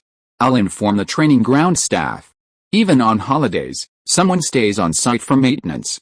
But Zhao, you'd better rest. And when you train, strictly follow the training plan the coaching staff set for you at the end of the season. Don't overtrain. In fact, I suggest that if you really want to train extra, 1 week out of the next 2 weeks is enough. Your body isn't fully developed yet, you still need rest." Zhao Jingge, on whom Dieter Hecking had placed high hopes, offered to train extra, which pleased Dieter Hecking greatly. However, he also had some concerns about the boy's still growing body. In football, many talented players have been ruined by high-intensity training, and he couldn't help but worry about Zhao Jingge's physical condition. "Okay, tomorrow I'll have the team doctor give you a full physical exam. If the doctor approves you to train after the exam, then train. If he says you should rest, then just enjoy Christmas." "Okay, I'll be there on time for the exam tomorrow." With a system that can monitor the host's body data in real time, Zhao Jingge knew he would definitely pass the team doctor's exam. For Zhao Jingge, with his iron body trait, as long as he trained according to the system's scientific guidance, fatigue wouldn't cause injuries. The system's scientific training guidance, combined with the powerful effects of his iron body, meant that a good night's sleep would almost completely eliminate the fatigue of a day's training. This was also why he could continuously gain skill points through training. After meeting up with his parents who were waiting in the reception room, the family of 3 found a Chinese restaurant in Wolfsburg, had dinner, and then drove home. Along the way, Zhao's parents kept praising their son's performance that day. Zhao Jingge also wondered if his parents had seen his heart gesture on the field, and whether they should come to watch him play at every home game in the future. After a fulfilling day, Zhao Jingge arrived at the training base's medical center early the next morning. Following a thorough examination by the team doctor, he was told his physical condition was excellent and he could train long-term. Dieter Hecking, having received the results, approved Zhao Jingge's extra training plan. After giving him some instructions, he went to attend to other matters. Zhao Jingge also went to the training field, looking at the empty space, and began his training plan alone. Time flew by, and the 2-week holiday was over. Tomorrow was the first team's regrouping day. Except for Christmas Day, when he attended a Christmas party organized by his parents and rested for one day, the remaining 13 days were filled with at least 10 hours of training each day, making Zhao Jingge's holiday very fulfilling. He accumulated 17 skill points through training, plus 6 points from his Man of the Match award in the Cologne match, for a total of 23 skill points. He maxed out his speed and acceleration attributes, using 14 skill points, and put the rest into heading. His heading attribute was only 2 points away from reaching its maximum. He jumped a few times, feeling lighter and more explosive in his body. Zhao Jingge was very satisfied with the results of his extra training. After another 15 days of physical training, Zhao Jingge felt that his overall rating would be close to the threshold of a star player. In his memory, Wolfsburg would beat Bayern Munich 4-1 in the next round of the league. With his addition this time, would Wolfsburg achieve an even greater victory? Zhao Jingge was already eager for the second half of the season. After the medical examination the next day, the entire Wolfsburg team flew to South Africa for physical training. After an adaptation period of 2 training sessions a day for the first 2 days, they began a grueling 3-a-day training session. Under such training intensity, everyone's energy was pushed to the limit. After training, they would almost all collapse into bed and try their best to recover their exhausted energy after returning to the dormitory. After the physical training ended, everyone, including Zhao Jingge, felt a sense of relief, like they had survived a disaster. They really didn't want to experience the horror of 3 training sessions a day again. The winter break is almost over, and the second half of the Bundesliga season will soon officially kick off. Although they verbally declare their intention to crush Bayern Munich, everyone feels immense pressure facing the Bundesliga giants. Except for Zhao Jingge, who has returned from injury and is confident, everyone else is simply going all out, wanting to give it their all. After a few days of rest, the entire team flew back to Wolfsburg, where Dieter Hecking began arranging specific training sessions against Bayern Munich. According to current intelligence analysis, Lahm, Ribéry, and Thiago are unavailable due to injuries. With their age, the Robben-Ribéry duo has had a low playing time in this year's Bundesliga. While they are not at their peak 2 years ago, not having to face Bayern Munich's attacking wing play is definitely good news for Wolfsburg. Furthermore, without Thiago, Bayern's passing and attacking prowess has also decreased significantly. After a season under Guardiola's tutelage, especially after Xabi Alonso's last-minute signing last summer, Bayern Munich's possession-based system has become increasingly fluid. Dieter Hecking doesn't have a particularly good solution to Guardiola's system, but after reviewing past matches against other teams, he believes that Guardiola currently emphasizes too much width of the pitch, with players pressing high up the pitch in the opponent's half, leaving too much space behind them. Given Wolfsburg's current situation, the only way to defeat Guardiola's Bayern is through a counter-attacking strategy. First, a tight defensive approach with constant pressing, then attacking behind the defense on the flanks. Wolfsburg's attacking players are adept at counter-attacking. Once past midfield, they have a high probability of penetrating the penalty area and scoring. As for the lineup, it's almost finalized. During this winter break, due to Zhao Jingge's emergence, Wolfsburg did not bring in any new strikers. Instead, they let go of veteran Olic, who is almost 35 years old. With Hamburg offering him a 2-year contract, Wolfsburg was willing to do a favor and let this veteran player get the last good contract of his career. The key players in the midfield and defense are in good condition after this period of training. Given the match against Bayern Munich, a single striker formation wouldn't be strong enough for counter-attacks. However, if the midfield is short-handed, they could be completely controlled by Guardiola's Bayern passing game. After much deliberation, Dieter Hecking made a compromise. Wolfsburg would still play a 4-2-3-1 formation, but with some changes. The specific formation is as follows: goalkeeper, Binaglio.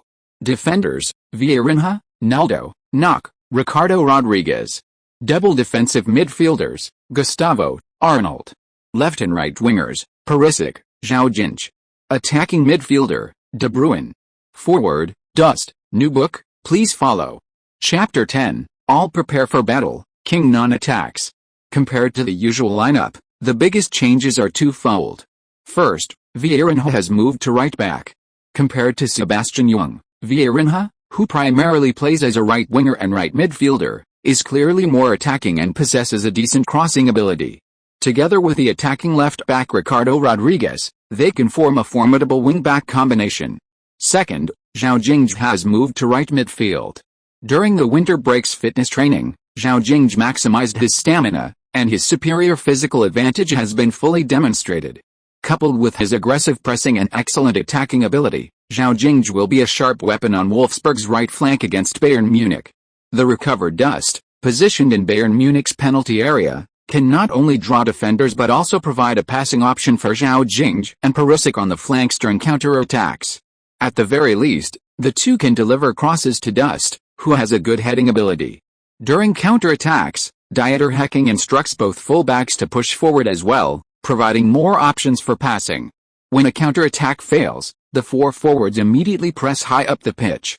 The two fullbacks drop back to midfield to form the first line of defense with the two holding midfielders, while the two center-backs drop back into the penalty area as the second line. As the forwards return to midfield, the fullbacks then retreat back to their defensive line, depending on the situation. This constant back and forth movement places extremely high demands on the player's stamina. Therefore, Dieter Hecking constantly instructs his players not to blindly launch counter-attacks, but to seize every opportunity and deliver a fatal blow to Bayern Munich. Zhao Jingge, when you and Dust are combining up front, try to loft the ball high to Dust. Dante has just recovered from injury, and Dust has a good chance of heading the ball into the box. Hearing this, Zhao Jingge turned to look at Dust, who nodded repeatedly in agreement, indicating that he would do his best. As a professional player, he would give his all in the match, and he didn't care about Dust's thoughts, as long as they could cooperate. If he remembered correctly, Dust had scored 2 goals against Bayern Munich, one with his head and one with his feet. Thinking about it, he really needed to cooperate well with Dust for victory. January 30th, 2015. After a day of training, Zhao Jingge checked his accumulated skill points. The 15-day physical training, 9 hours of grueling training every day, had actually given him 1.5 skill points a day, much better than the systematic scientific training, but it was truly exhausting. For the remaining 10 days, he gained a little over a point each day. Excluding the 10 skill points spent on stamina during physical training, he had accumulated a total of 25 skill points. He first spent 2 points to max out his basic heading attribute, then 16 points to max out dribbling and ball control, and then put the remaining 7 points into short passing. Then, dribbling the ball with both feet, he left the training field. Today, Zhao Jingge dribbled the ball all the way home. Along the way, Zhao Jingge gradually adapted to his improved dribbling and ball control abilities, developing more refined footwork and superior control, which greatly satisfied him.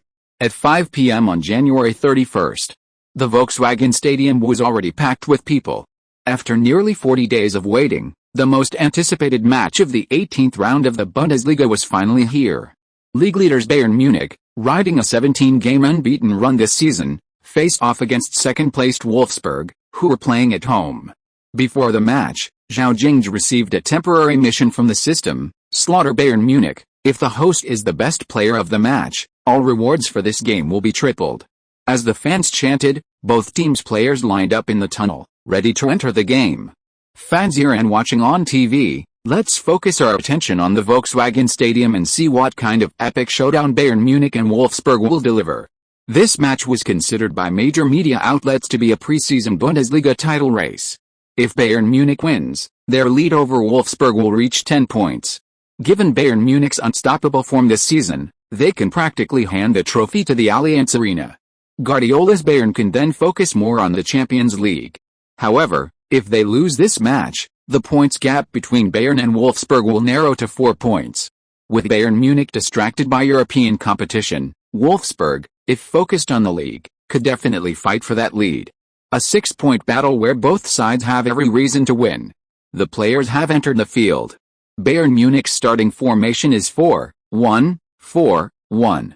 Goalkeeper, Neuer.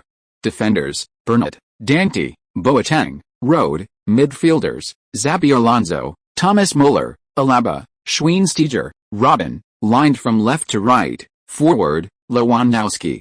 Wolfsburg's starting 4-2-3-1 formation. Goalkeeper, Benaglio. Defenders, Vieirinha, Naldo, Knock, Ricardo Rodriguez. Double pivot, Gustavo, Arnold. Left and right wingers, Perisic, Zhao Jingge. Attacking midfielder, De Bruyne. Forward, Dust. The exciting match is about to begin. All Bundesliga fans, we hope you enjoy a fantastic visual feast. The match began with Bayern Munich kicking off. Lewandowski passed a ball to Alaba, who then passed it to Xabi Alonso. Bayern's 4 midfielders, positioned in a straight line, moved with almost seamless passing and receiving under the orchestration of Xabi Alonso, the Spanish midfield maestro. Once Xabi Alonso got Guardiola's possession-based system running in Bayern Munich's midfield and defense, he created immense control over the entire midfield. This was even more impressive considering Thiago's injury reduced Bayern Munich's forward threats, otherwise, their midfield pressure would have been even more terrifying. 4 minutes into the game, Bayern Munich, with their high possession, unleashed 2 powerful long-range shots from outside Wolfsburg's penalty area. One went high, and the other was blocked by Gustave. Wolfsburg remained holed up in their own half, with Zhao Jingge unable to even touch the ball in the attacking third. Bayern Munich's prolonged possession-based style forced Wolfsburg into passive defensive posture, unable to win back possession and unsure when a counter-attack would occur. Bayern Munich's cutting style of play was very solid, but their attacking methods were somewhat one-dimensional, relying mainly on long-range shots against Wolfsburg's impenetrable defense. The absence of Ribéry and Thiago greatly impacted Bayern Munich's attack. Thiago's penetration and threatening passes forward through the middle were gone. Their attacks down the flanks relied heavily on the aging Robben. However, Robben was tightly marked by Wolfsburg, and Dieter Hecking gave Perisic and Ricardo Rodriguez a strict order: either the ball goes past a man, or the man goes past a ball. Even at over 30, Robben remains one of the most feared wingers in the world. It wasn't until the 10th minute that Wolfsburg found a counter-attacking opportunity. Arnold intercepted Alaba's pass and passed it to De Bruyne. De Bruyne evaded Thomas Müller's challenge and launched a long pass to Zhao, who was making a rapid forward run. Zhao. He leaped forward, easily controlling the ball in mid-air with his left foot. Continuing forward, facing Xabi Alonso's attempt to block him, he flicked the ball to the left with a Marseille's turn, easily getting past Alonso. Zhao continued his charge down the right flank towards the byline, finding himself one-on-one with Bernat on the right side of the penalty area. Zhao made several feints. Bernat, maintaining his position under Zhao's pressure, slowly retreated. Suddenly, Zhao accelerated, flicking and cutting past Bernat, breaking through Bayern Munich's defense before Alonso could reach him. Zhao Jingge half-turned, cutting sideways into the penalty area, dribbling forward while loudly signaling to Dust, who was also in the penalty area, to watch out for him. At that moment, Dante saw Zhao Jingge rapidly approaching the goal and was forced to take 2 steps to his side, blocking Zhao Jingge's space to shoot towards the near post. With Dante in front of him and Alonso and Bernat chasing behind, Zhao Jingge couldn't stop, nor could he hesitate. With a flick of his left foot, the ball arced outwards towards the far corner of the goal. Dust, who had been watching Zhao Jingge's movements closely, headed the ball into the goal before Neuer could react. Goal. Goal. Wolfsburg's sharp counter-attack has breached Bayern Munich's goal. Zhao Jingge's long run and Dust's beautiful header. In the current Bundesliga standings, Wolfsburg is only 4 points behind the leader. As Dust slammed the ball into the goal, the commentators' roar mingled with the fans' wild cheers. Having scored, Dust rushed over and excitedly hugged Zhao Jingge, shaking him violently. "Oh, I've breached Bayern Munich's goal. The one guarded by Neuer. I can hardly believe it's real. It's insane." Almost dizzy from the shaking, Zhao Jingge broke free of Dust's embrace, nearly strangling him. Was this guy repaying kindness with enmity? It's just 1 goal. Believe in yourself, you can score a second one. Haha, thank you for the assist, Zhao. I'm already very satisfied with 1. Zhao Jingge breathed a sigh of relief. It seemed history hadn't changed. Bayern Munich would suffer an irreparable defeat at the Volkswagen Stadium. and he would personally drive the final nail into their coffin. Messi. When will you become the world's best footballer? Messi, today. Chapter 11. The Northern Wolf that suffocated the Southern King. On the sidelines, Guardiola watched Bayern Munich's players, who had dominated possession but then conceded a goal, and touched the back of his bald head, feeling a sense of unease. It was just one goal, yet suddenly he felt a chill run down his spine. Could something worse happen than conceding a goal in the first 10 minutes? Mr. Guardiola fell silent, but his fears were unfounded. After conceding, Bayern Munich immediately launched a counter-attack. For the Bundesliga giants, falling behind wasn't terrible, they had ample confidence to turn the tide. For them, undefeated in the Bundesliga, the greater the pressure from their opponents, the more excited they became, fueled by an even stronger desire to win. If they always faced opponents they could easily defeat, the rewards of victory would be rather dull. After all, a passionate match was what they longed for and anticipated. In the 13th minute, Lewandowski was tripped by Gustav just outside the Wolfsburg penalty area, giving Bayern a free kick opportunity in a good position. Schweinsteiger opted for a direct shot, but it was easily saved by Wolfsburg goalkeeper Benaglio. In the 14th minute, Robben dribbled past his marker on the right side of the penalty area, but his touch was slightly too heavy and the ball was cleared by a Wolfsburg defender. Just a minute later, Lewandowski, with his superior individual skill, broke through Wolfsburg's central defense and unleashed a powerful shot from inside the penalty area, which Naldo brilliantly blocked with his body. In the 15th minute, Thomas Muller's diving header from inside the 6-yard box was brilliantly saved by Wolfsburg goalkeeper Benaglio. Bayern Munich launched a powerful offensive after conceding the goal, their attacks coming wave after wave like waves crashing against a seawall. Wolfsburg, on the other hand, stood like a boulder blocking the flood. Dieter Hecking was loudly cheering on his players from the sidelines. The resilient Wolfsburg continued to search for Bayern Munich's weaknesses, waiting to tear Bayern's throat with a sharp counter-attack, just like before. Just as Bayern Munich's offensive paused, searching for gaps in Wolfsburg's penalty area through continuous lateral passes, Arnold intercepted the ball in front of his own penalty area, and Wolfsburg quickly launched a counter-attack. Arnold intercepts the ball, Vieira delivers a precise cross from the right wing, De Bruyne passes to the better positioned Zhao Jingge. Zhao Jingge continues his forward run, crossing to just in front of the goal, who receives the ball and slots it into the far corner with his right foot. Goal. Another link-up between Dust and Zhao. Congratulations to Dust for his brace today, he's in incredibly hot form. Bayern Munich has been controlling the game, but one mistake from Wolfsburg allows them to bite hard against the Munich fans. In the 18th minute, Wolfsburg leads Bayern 2-0. The fans in the stadium erupted in even louder cheers. Although they had hoped Bayern would suffer a defeat before arriving at the Volkswagenstadion, leading 2-0 at home before the 20th minute of the first half was a dream come true. At this moment, they were the happiest Wolfsburg fans. After the restart, trailing by 2 goals, Bayern Munich seemed enraged, launching an even more aggressive counter-attack than after conceding the first goal. The previously composed Bayern players now showed obvious signs of anxiety. They were Bayern Munich, after all, and couldn't accept conceding 2 goals so quickly. They had to get their revenge. However, this slightly agitated mentality gave Wolfsburg more opportunities for counter-attacks. In the 24th minute, De Bruyne intercepted the ball in the attacking third and tried to pass it to a teammate making a run down the right flank, but the pass was too strong, and Zhao Jingge couldn't reach it. In the 27th minute, Wolfsburg launched another threatening counter-attack. De Bruyne broke through Rhodes' defense on the left flank and crossed the ball into the box, but Dust and Zhao Jingge were both a step too slow and couldn't get a shot off. Seeing this, Zhao Jingge, who hadn't expected De Bruyne to get past Rhodes, slapped his thigh in regret, giving the first thumbs up of the match.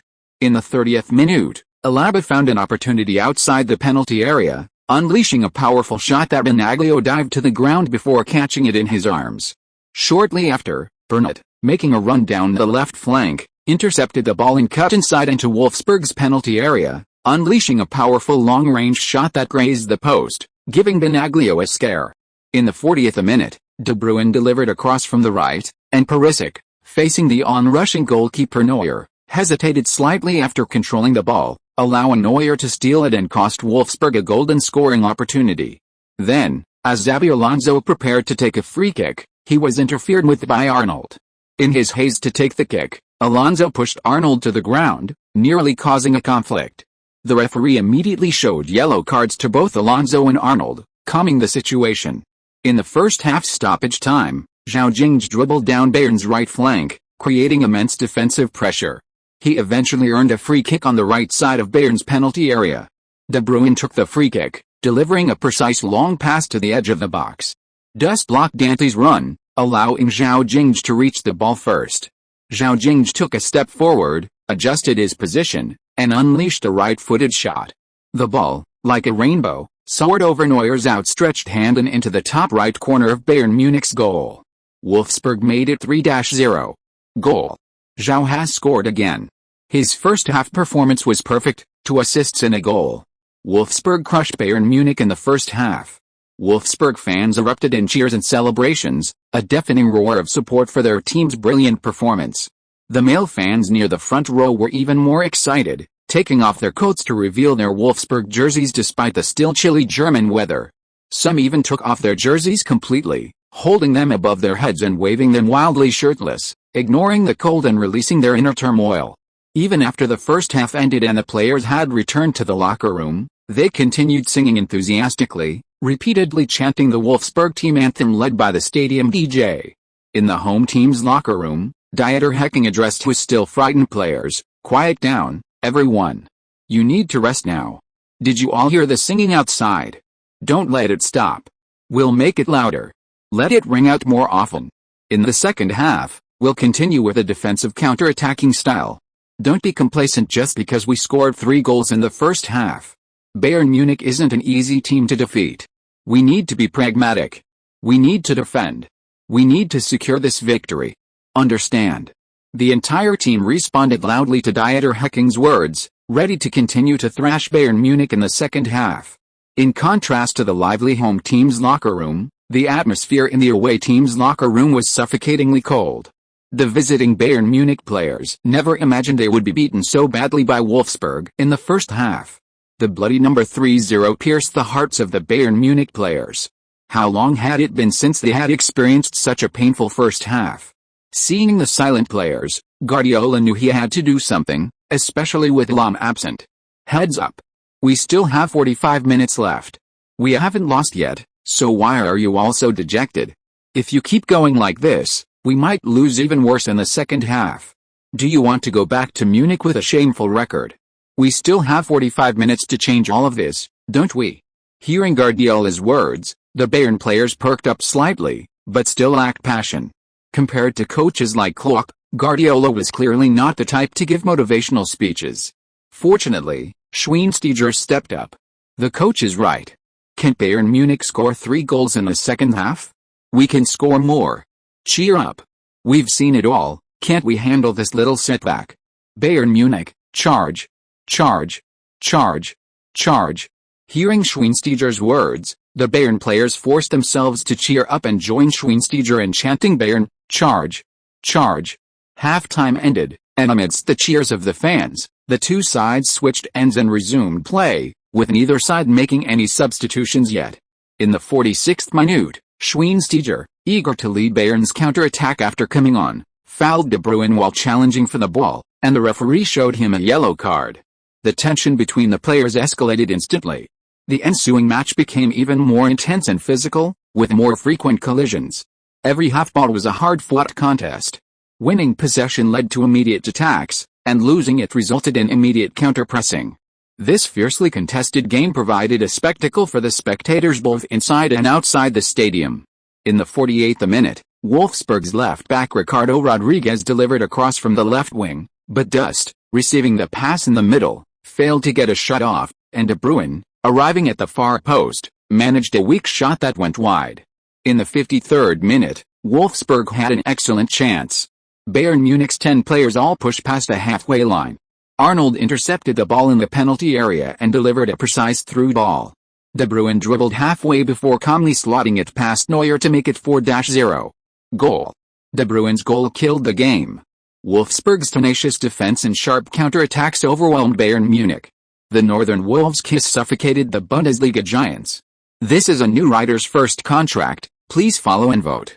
I write this in my spare time as a hobby, and I hope everyone can give me guidance. Finally, I still want to say that Messi has become a god. Chapter 12 The Glory of the Wolves of the North. After conceding another goal, the Bayern Munich players' initial impatience at the start of the second half vanished completely, replaced by a bewildered sense of disorientation. They were somewhat stunned, unable to believe that Bayern Munich had been brought to this state.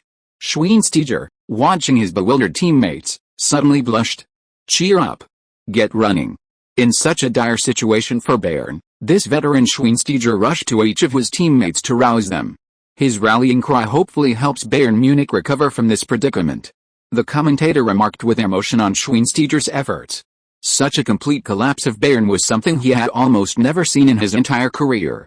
After the restart, Bayern launched a desperate, all-or-nothing counterattack. Attack relentlessly, there's no other choice. If they can't even muster a desperate gamble, leaving with a shameful record would be even more humiliating. Soon, Bayern Munich, seemingly abandoned by God, had their best scoring opportunity of the match. In the 60th minute, Bernat dribbled past Wolfsburg's penalty area on the left. A slightly fatigued Naldo misjudged the clearance, sending the ball directly to Robben's feet. Robben accepted the gift, calmly slotting the ball past a Wolfsburg goal from close range. Seeing the goal conceded, Naldo was visibly frustrated, clutching his head and kicking the turf hard. Zhao Jingge went over to comfort the aging, nearly 33-year-old centre-back, whose stamina was waning. Even after rigorous physical training, the immense mental pressure of such a high-intensity match left him more exhausted than usual. "Naldo, don't blame yourself. I'll score another one. We've already scored 4 against them today." Faced with Zhao Jingge's comforting words, Naldo gave a wry smile. "Scoring goals isn't that easy. Play well, kid. I'm not that fragile." On the Bayern side, Robben, after scoring, wasn't in the mood to celebrate. He rushed into the goal, grabbed the ball, and immediately ran to the center circle, signaling Wolfsburg to restart. The other Bayern players also showed a change in mindset. After all, if they could score one, they could score another. With this mentality, Bayern Munich's determination to fight to the death grew stronger. The restarts saw both sides immediately clashing again. In the 65th minute, Dust received a cross from Ricardo Rodriguez, outjumped Boateng in the penalty area, and headed the ball to Gustav in the center. Unfortunately, Gustav's right-footed shot went slightly over the goal. Bayern Munich refused to back down. A minute later, Lewandowski received a pass from Alaba outside Wolfsburg's penalty area and unleashed a powerful right-footed shot that went just over the crossbar. Seeing yet another failed attack, Guardiola, unable to sit still any longer, walked off the bench to the sidelines to make substitutions. Bayern Munich made 2 changes. Pizarro and Götze replaced Lewandowski and Thomas Müller respectively. Having staked everything on this, Guardiola stood on the sidelines and began loudly instructing his Bayern players, hoping they would produce more quality attacks. Shortly after, Vieirinha, while pressing in front of Wolfsburg's penalty area, collided with Schweinsteiger, who was making a run into the box. The referee awarded a free kick and showed him a yellow card. Robben's free kick was quite dangerous, flying over the Wolfsburg wall before goalkeeper Benaglio made a diving save. After that, the two teams continued to exchange attacks as the match neared its end. After relentless pressing, Zhao Jingge intercepted the ball from Götze near the halfway line. He then surged forward down the middle, and upon seeing the opposing centre-back pressing, deftly flicked the ball to De Bruyne with his heel. De Bruyne received a brilliant pass, faced Ante one-on-one, cut inside to the left, and unleashed a powerful shot that flew straight into the top left corner of the goal.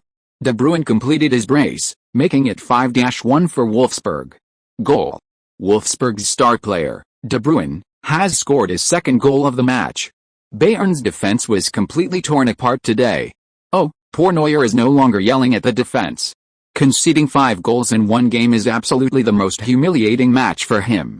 Neuer retrieved the ball from the goal, clutching it in one hand and pressing his forward with the other, sitting on the ground looking extremely disheveled. His expression revealed his utter despair at the match. But the game continued. In the 85th minute, Pizarro squandered a close-range scoring opportunity. Robben had delivered a brilliant pass, but Pizarro miscontrolled the ball, and his hasty shot struck Benaglio. Watching Pizarro waste the chance, Guardiola, crouching on the sidelines, clutched his head and pounded the ground, letting out a painful sigh. Zhao Jingge, who happened to turn and witness this, smiled slightly, thinking that Guardiola hadn't yet experienced true despair. Historically, when Guardiola went to Manchester City and encountered Sterling, the happy boy who was considered a potential trigger for Guardiola's stroke, he would realize this was nothing. After all, football fans worldwide knew that there were three players who could make Guardiola clutch his head: Messi with his nutmeg, Lewandowski, and, most importantly, Sterling with a one-on-one chance in front of goal. That was true joy on the football field. Getting back to the main point, with a match nearing its end and both teams exhausted after nearly 90 minutes of play, Zhao Jingge, feeling like his legs were made of lead, gritted his teeth and dribbled down the right flank towards Bayern's half. About 4 or 5 meters from the penalty area, he saw Bayern's solid defense. Not wanting to force a breakthrough, Zhao Jingge opted for a somewhat inaccurate long pass, aiming for De Bruyne on the left side of Bayern's penalty area.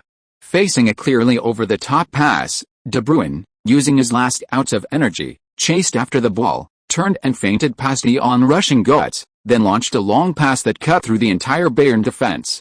Zhao Jingge, having cut inside from the right side of Bayern's penalty area, appeared in the most concealed and deadly position, gently tapping the ball into the Bayern Munich goal. Goal. Oh, goal. What did I just see? My God. De Bruyne delivered a pass that went through Bayern's entire defense. Zhao easily tapped it in. The two of them were outmaneuvering all of Bayern Munich's defenders in their penalty area. A total of 7. De Bruyne and Zhao put on a 2-on-7 attacking spectacle. Neuer scooped the ball out of the goal for the 6th time. He was probably the one most eager to win the game. The German goalkeeper seemed so powerless in this match. The entire Volkswagen Stadium is cheering. The excited fans are practically shaking the stadium. They've witnessed history. Due to injuries, this is certainly not the best Bayern Munich team. But that doesn't stop them from bleeding to the bone at the Volkswagen Stadium today. The fans' chants have entered my broadcast room. Listen. All Bundesliga fans, this is the roar of the Wolves of the North. After scoring the last goal of the match, just over 90 minutes into the game, the referee blew the final whistle, without adding any stoppage time. Guardiola, leading his dejected players, walked headlong into the players' tunnel without hesitation, amidst the chants of the fans. Meanwhile, Wolfsburg's players and coaching staff engaged in joyful interaction with their fans on the pitch. The match is over. I believe that, just like before the 2014 World Cup semi-final between Germany and Brazil, almost no one would have believed that the game would end 7-1. Before this match, I believe almost no one would have imagined that Bayern Munich would suffer such an epic defeat at the Volkswagen Stadium. 6-1, Wolfsburg beat Bayern Munich by a full 5 goals. Now, in the Bundesliga standings, Wolfsburg is only 4 points behind Bayern Munich. The suspense for this year's Bundesliga title is back. Congratulations to Wolfsburg. They not only brought the title race back to life, but also delivered such a high-quality and exciting match. Let's point our cameras at this stadium and feel the heat and passion that's about to burst through it. After a 10-minute thank you ceremony, Wolfsburg fans reluctantly let their players return to the locker room. At the post-match press conference, media from all over Germany eagerly handed microphones to both coaches. Compared to Dieter Hecking's praise, Guardiola faced many sharp questions from the media. Guardiola didn't blame the players on the field, taking all the blame for Bayern Munich's crushing defeat upon himself. In the locker room, Zhao Jingge, celebrating with his teammates, outperformed De Bruyne, 2 assists, 2 goals, and Dust, 2 goals, earning the Man of the Match award and successfully completing the system's mission. After meeting up with his parents in the locker room, the family of 3 returned home happily, filled with the joy of victory. All Wolfsburg fans spent a wonderful evening in a joyful atmosphere. Meanwhile, all the media covering this crucial Bundesliga match unanimously made Wolfsburg's thrashing of Bayern Munich their front-page headline for the next day. The day after the Bayern vs. Wolfsburg match, football-related newspapers across Europe reported on the game. The German newspaper Bild ran the headline, "Wolfsburg's 2 stars shine in a 6-1 thrashing of Bayern Munich."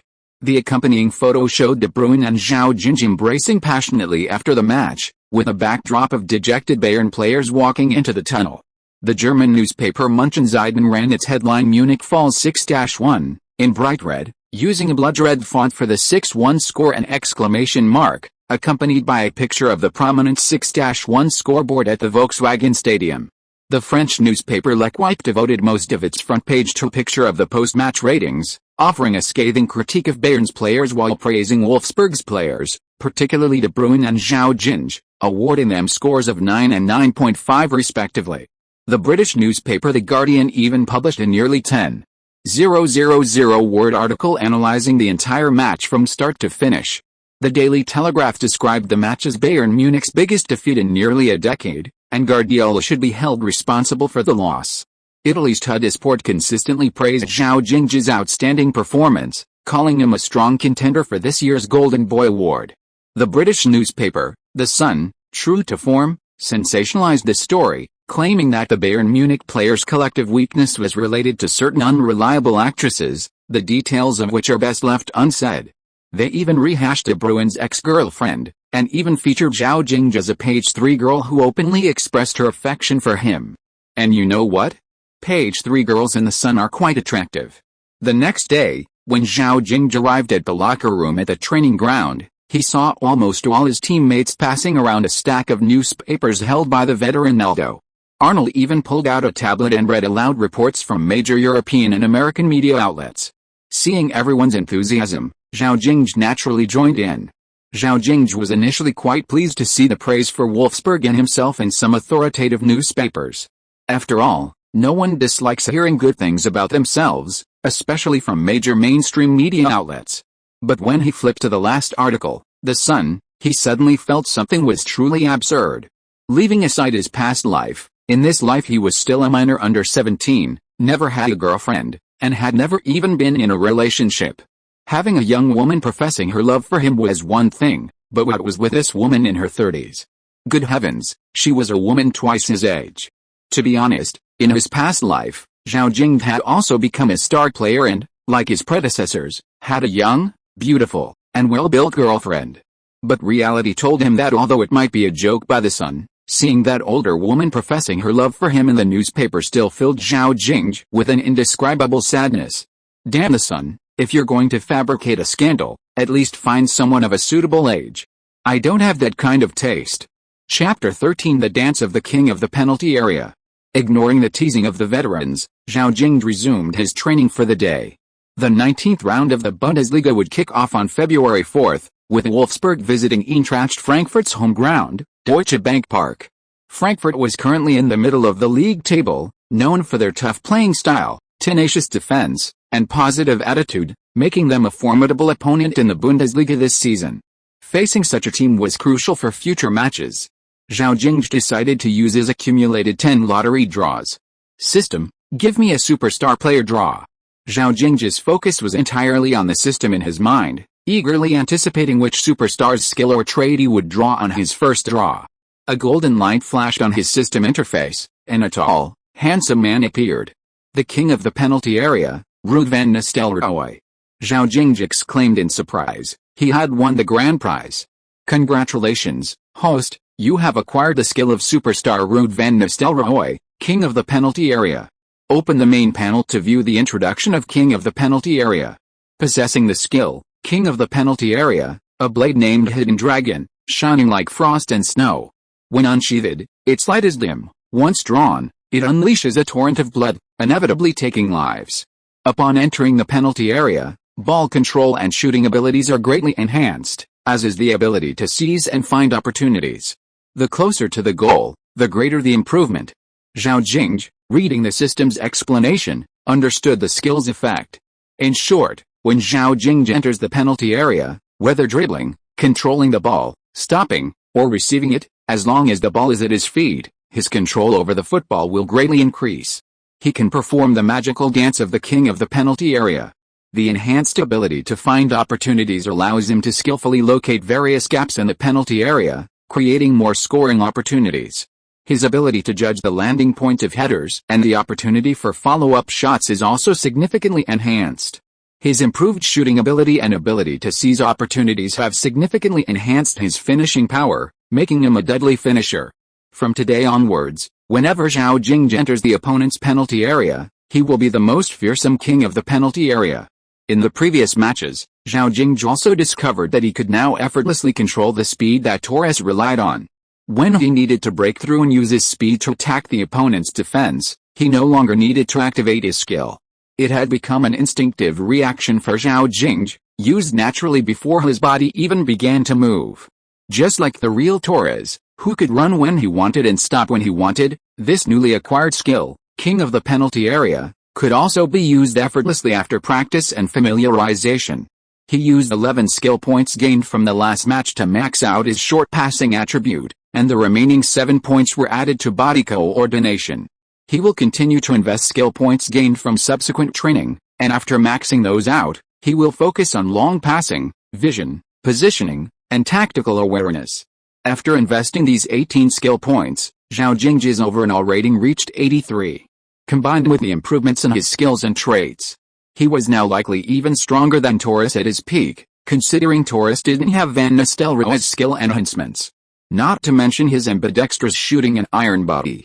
Like a child with a new toy, Zhao Jingge approached Naldo and Benaglio, the players who had teased him that morning, after the afternoon's group training session, asking them to practice with him for a while to try out his new skills. The result was predictable. Zhao Jingge, with his new skills, displayed astonishing control in the penalty area. The players who practiced with him exclaimed in disbelief, as if they'd seen a ghost. "My God, Zhao, are you on drugs today? Although I know you've always been fierce, your performance in the penalty area today gave me an indescribable feeling." "Yes, I felt it too. Your ball control seems more refined, and your shots are more lethal.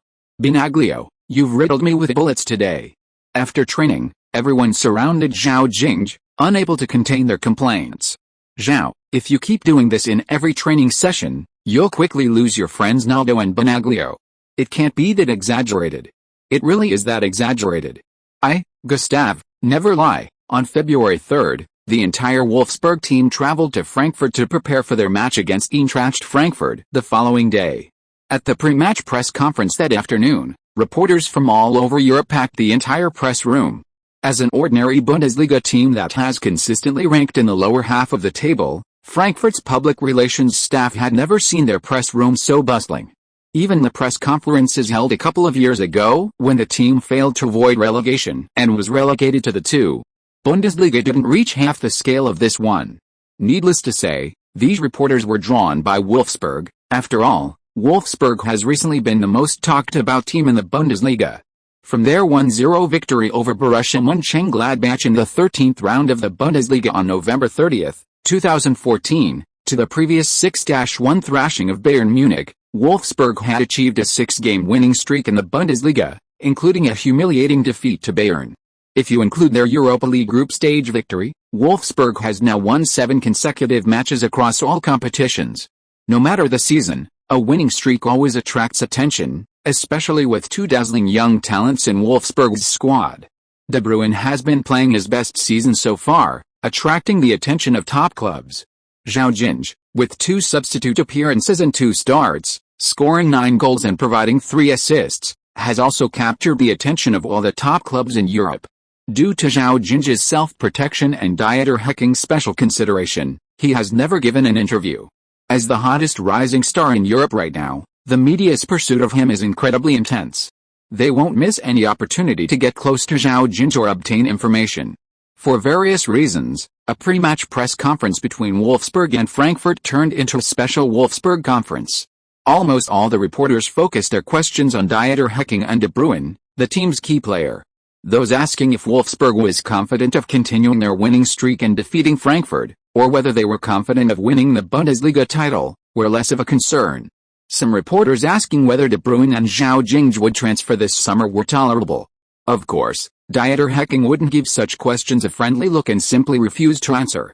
Finally, some tabloids or media outlets like The Sun, playing on the fringes of legality, bombarded De Bruyne and Zhao Jingge with questions, focusing on their private lives. Annoyed beyond measure, dieter hacking simply took De Bruyne and left the pre-match press conference early. If he couldn't handle it, he could at least avoid it. After the lively pre-match press conference, before the match the next day, all sorts of embellished news stories flew around. Claims that Wolfsburg was extremely arrogant, boasting of certain victory and disregarding Frankfurt, that they would definitely surpass Bayern Munich this season and win the title. Claims that Wolfsburg's twin stars would inevitably leave this summer, already confirmed to join this or that top club. And as for the countless rumors about De Bruyne still loving his ex-girlfriend and wanting to rekindle their romance, and Zhao Jingge having a childhood sweetheart of many years, this match provided a feast for all Bundesliga fans. At 3 p.m. on February 4th, the Deutsche Bank Park Stadium, with a capacity of 52,300, was packed with fans from both teams. Notably, nearly 10,000 Wolfsburg fans traveled with their team, a truly remarkable number under normal circumstances. This demonstrates the immense support Wolfsburg's recent performance has garnered from their fans. Meanwhile, thousands of miles away in the east, China's CCTV Sports channel was also broadcasting the Bundesliga match in the early hours of the morning. Hello viewers, this is CCTV Sports channel. The match between 19th-placed Eintracht Frankfurt and VfL Wolfsburg is about to begin. This is commentator Duan Zhuan and guest Zhao Jingge providing commentary for this match. The home team, Eintracht Frankfurt, uses a 4-1-2-1-2 formation, goalkeeper, Trapp, defenders, Kimzombi, Zambrano, Russ, Oczipka, midfielders, Hasib as the lone defensive midfielder, with Einer, Inu, and Stendela forming a diamond midfield, forwards, Seferovic, Meyer. Wolfsburg's formation and lineup are the same as in the last match. Both teams are now entering the field. According to a Wolfsburg 18-man squad, Zengzes, who transferred to Wolfsburg during the winter break and plays as an attacking midfielder, was not included in the 18-man squad after the last match. However, Zhao Jingge, the current hottest player in the Bundesliga and a Chinese German, starts in this match. Zuiner, what's your opinion on Zhao Jingge's performance? How can I comment? In just 4 matches, he's already become a starting striker for a Bundesliga title contender, and foreign media are already saying he's a strong contender for this year's Golden Boy Award. Just praise him for playing well, that's all. That's true, although I've only seen his highlights, he played really beautifully. It's a pity he's not from China, he's a native of Wolfsburg's youth academy. Don't say that. Brother Liu, with our youth academy, how could we possibly produce a player like that? Hey, Zhuan, the match has started, Frankfurt kicks off. Zuiner's words were interrupted by Brother Liu halfway through. Frankfurt is launching a strong attack right from the start. They're moving the ball around extensively on both sides, creating opportunities for their players to go one-on-one against Wolfsburg's fullbacks. Einer lobbed a high ball into the Wolfsburg penalty area, but it was intercepted by Naldo. At the start of this match, Wolfsburg is continuing with the same strategy they used against Bayern in the last game, preparing to defend and launch counter-attacks. This strong team, they're being pragmatic and launching counter-attacks. It seems Wolfsburg is determined to win this match. Takashi Inu dribbles through the middle, Trent Alexander-Arnold closely marking him and applying pressure, pulling Inu's arm. The referee blew the whistle and awarded Frankfurt a free kick 33 meters from the goal. Frankfurt's attacking midfielder Stendela takes the free kick. He sends the ball directly to the front of the goal, but Wolfsburg goalkeeper Benaglio easily catches it. Wolfsburg launches a counter-attack. Benaglio throws a low ball to Vieirinha. Vieirinha dribbles forward, noticing Einer chasing behind, flicks the ball back, turns, takes 2 steps forward, and delivers a long pass directly to the edge of the Frankfurt penalty area. Zhao Jingge rushes towards the landing point, raises his right leg high, and controls the ball. He continues to accelerate forward, passing Frankfurt defender Zambrano. One-on-one with the goalkeeper. Zhao Jingge dribbled the ball while observing the goalkeeper's position, aiming at the slight gap between the goalkeeper and the goal. He first made a feint by raising his leg high backward, misleading the opposing goalkeeper into thinking he was going to shoot powerfully. In reality, as his right foot landed, he gently pushed the ball. A seemingly effortless push, aimed at the far corner of the goal that the goalkeeper couldn't cover. In the end, this easy push, with its slow speed, broke through the Frankfurt goalkeeper's defenses, the ball crossed the goal line, and hit the net. Goal. Goal. In the 7th minute of the game, Zhao Jingge scored an easy and effortless push during Wolfsburg's counter-attack. Perfect ball control, a clever combination of speed and technique. This goal was so beautiful. Right, Brother Liu. This goal was indeed beautiful. Let's take a look at the replay of the goal. Zuiner, look at the long pass flying from the right side of our penalty area. Zhao Jingge's judgment of the ball's trajectory was incredibly precise. He smoothly controlled the ball with the instep of his right foot, stopping it on the instep. Crucially, without slowing down, He immediately accelerated past a Frankfurt defender who had been in line with him. Then, he feinted at the goalkeeper, fooling him, and unleashed a perfectly executed shot into the far corner of the goal, a truly natural and fluid movement. So natural and fluid, he knew exactly how to move and how to kick. Like a cold, deadly blade. With Zeuner and brother Liu's praise, Chinese fans watching the Bundesliga match were buzzing with discussion, quickly igniting a lively debate on forums like Tigba, Hupu, and Weibo. Of course, Zhao Jingge was currently unaware that he had become somewhat famous in China. He was currently marveling at the power of the king of the penalty area skill. The feeling of complete freedom within the penalty area was utterly captivating. It was the king of the penalty area's exquisite dance. Chapter 14 Consecutive Great Victories. Before acquiring the new skill, when facing a one-on-one situation with a goalkeeper, after feinting, I would probably choose to chip the ball over the goalkeeper or unleash a powerful shot into the far corner. Compared to now, where I deceive the goalkeeper and easily slot the ball home, it's undoubtedly inferior. After taking the lead, Wolfsburg didn't play with the same discipline as at the start of the match. They no longer executed their defensive counter-attacking tactics with the same unwavering resolve as in their previous match against Bayern Munich. After all, Frankfurt is far inferior to Bayern Munich, and with an early lead, Wolfsburg's players began pressing forward, eager to capitalize on their momentum and break down Frankfurt's defense. Frankfurt, after all, is a mid-table Bundesliga team, significantly weaker than Wolfsburg. But they weren't so easily manipulated. Just when Wolfsburg's several hasty attacks failed to yield any significant results, Frankfurt seized upon a defensive weakness and launched a counter-attack. After Makoto Hasebe launched a long ball to Takashi Inu on the left flank, Inu capitalized on a gap in Wolfsburg's defense, with left-back Rodriguez out of his designated area. Seeing Rodriguez almost touching Gustav near the center of the Wolfsburg defense, Inu didn't hesitate, cutting inside past Gustav. He then continued his diagonal dribble, delivering a through ball from the edge of the Wolfsburg penalty area to the right side of the box. The ball found Inu, who, unmarked, unleashed a shot towards the far corner. Fortunately, Benaglio made a brilliant save, diving to his side and tipping the ball over the bar with one hand. After his excellent save, Benaglio, getting up, unleashed a furious roar at the out-of-position Rodriguez and the other defenders who had pushed too far forward. We're only one goal ahead, and you're playing like you're playing with 5 goals. If you really want to play striker or midfielder, don't fucking play defender. Dieter Hecking on the sidelines was at his wits' end. Since the first half of the season, he had repeatedly told his players to prioritize defense. Especially the defenders, he'd talked them until their lips were sore, but they still stubbornly ignored his advice. If he had other high-level defenders capable of handling tough matches, Dieter Hecking would have liked to substitute them all at once, to teach these old hands a lesson. But faced with a harsh reality, the frustrated coach could only unleash a torrent of abuse on the defenders from the sidelines. While Dieter Hecking would usually yell at the team when their defense made mistakes in the past, this 2-minute-long, uninterrupted tirade was truly an eye-opener for Zhao Jingge. After being heavily criticized, Wolfsburg's defense finally found its footing. Neither side created many clear scoring opportunities until near the end of the first half, when Wolfsburg launched another fierce attack. In the 42nd minute, Wolfsburg intercepted the ball in midfield and immediately launched a counter-attack. Zhao Jingge received a through ball from De Bruyne at the center circle in his own half, igniting Wolfsburg's attack.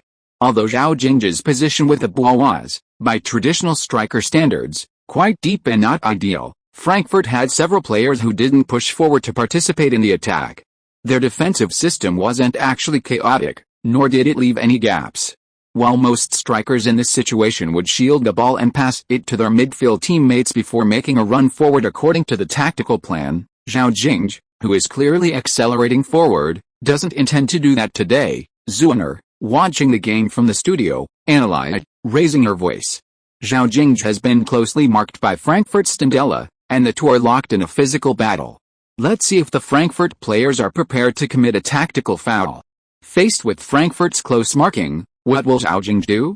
Will he choose to protect the ball while diving to the ground, demanding a yellow card from the referee? Or will he quickly break free from the close combat, find teammates for support, and shift the attack?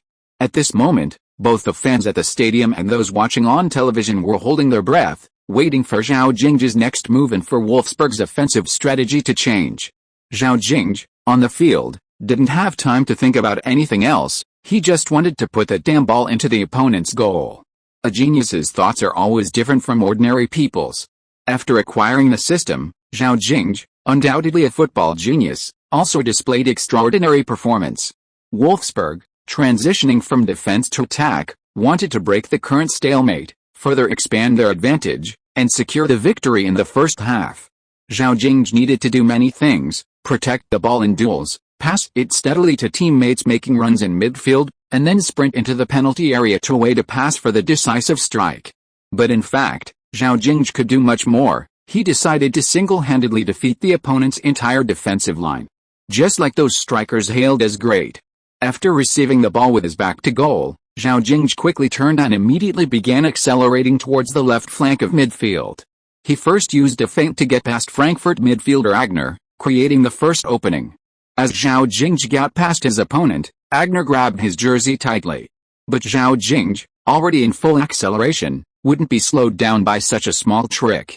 He adjusted his posture, slapped Agner's hand away from his jersey, and continued forward. Accelerating with the ball, Zhao Jingge quickly penetrated into the heart of Frankfurt's defense. Now, he was the only Wolfsburg player leading the charge. His teammates didn't have time to catch up, leaving him alone and surrounded by the opponents. 5 defenders remained in Frankfurt's half, and seeing Zhao Jingge charging into their territory, they quickly surrounded him.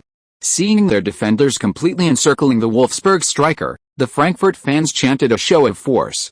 However, the Frankfurt defenders didn't actually form a true encirclement. They didn't create a tight, impenetrable defense. Huge gaps and inconsistencies in positioning prevented them from cutting off Zhao Jingge's path. Even more critically, although the Frankfurt players outnumbered him, they lacked cohesion. Some wanted to intercept, some wanted to retreat, some wanted to block his movement, and some hoped to wait for Zhao Jingge to make a mistake before dispossessing him. All of this created opportunities for Zhao Jingge. Having launched his attack, Zhao Jingge seemed to radiate power. Every movement he made was imbued with the spirit of football. Facing the Frankfurt defenders blocking his path, Zhao Jingge remained calm, relying on his explosive power and speed. He used a series of changes in speed and varied feints to get past the closing defenders. Makoto, Kanematsu, and Zambrano were all left behind. At this point, only a somewhat panicked Frankfurt goalkeeper, Trapp, remained between Zhao Jingge and the goal. His evasive eyes revealed a hint of fear in him at the striker, who had sprinted nearly 70 yards to reach him. Under this pressure, Trapp roared and rushed out of his goal, attempting to dispossess Zhao Jingge. Seeing the goalkeeper's desperate move, Zhao Jingge, who had already covered over 70 yards, adjusted his breathing, flicked the ball to his left, and evaded the goalkeeper's attempt. Facing an open goal, Zhao Jingge deftly chipped the ball into the Frankfurt net. Goal. An incredible goal. Zhao single-handedly took on the entire Frankfurt defense. A goal scored after a 70-yard sprint. This goal reminds me of those glorious names in football history: Giggs, Kaká, Maradona. I hope we are fortunate enough to witness the birth of a great legend. The commentator was completely captivated by Zhao Jingge's goal. Before he could even celebrate, Zhao Jingge, who had been charging after him, was tackled to the ground by his teammates. Then, a group of sweaty, muscular men piled on top of him, shouting and yelling. It took Zhao Jingge a while, breathless from being crushed, to finally crawl out from under his teammates. He thought to himself that in the future, when he scores, he'd better stay away from these freaks. He was almost suffocated by their stench. On the sidelines, Dieter Hecking adopted the same pose as Guardiola, scratching his head and muttering to himself. This kid actually managed to score. My God. Looks like we'll have to negotiate a new contract with him again.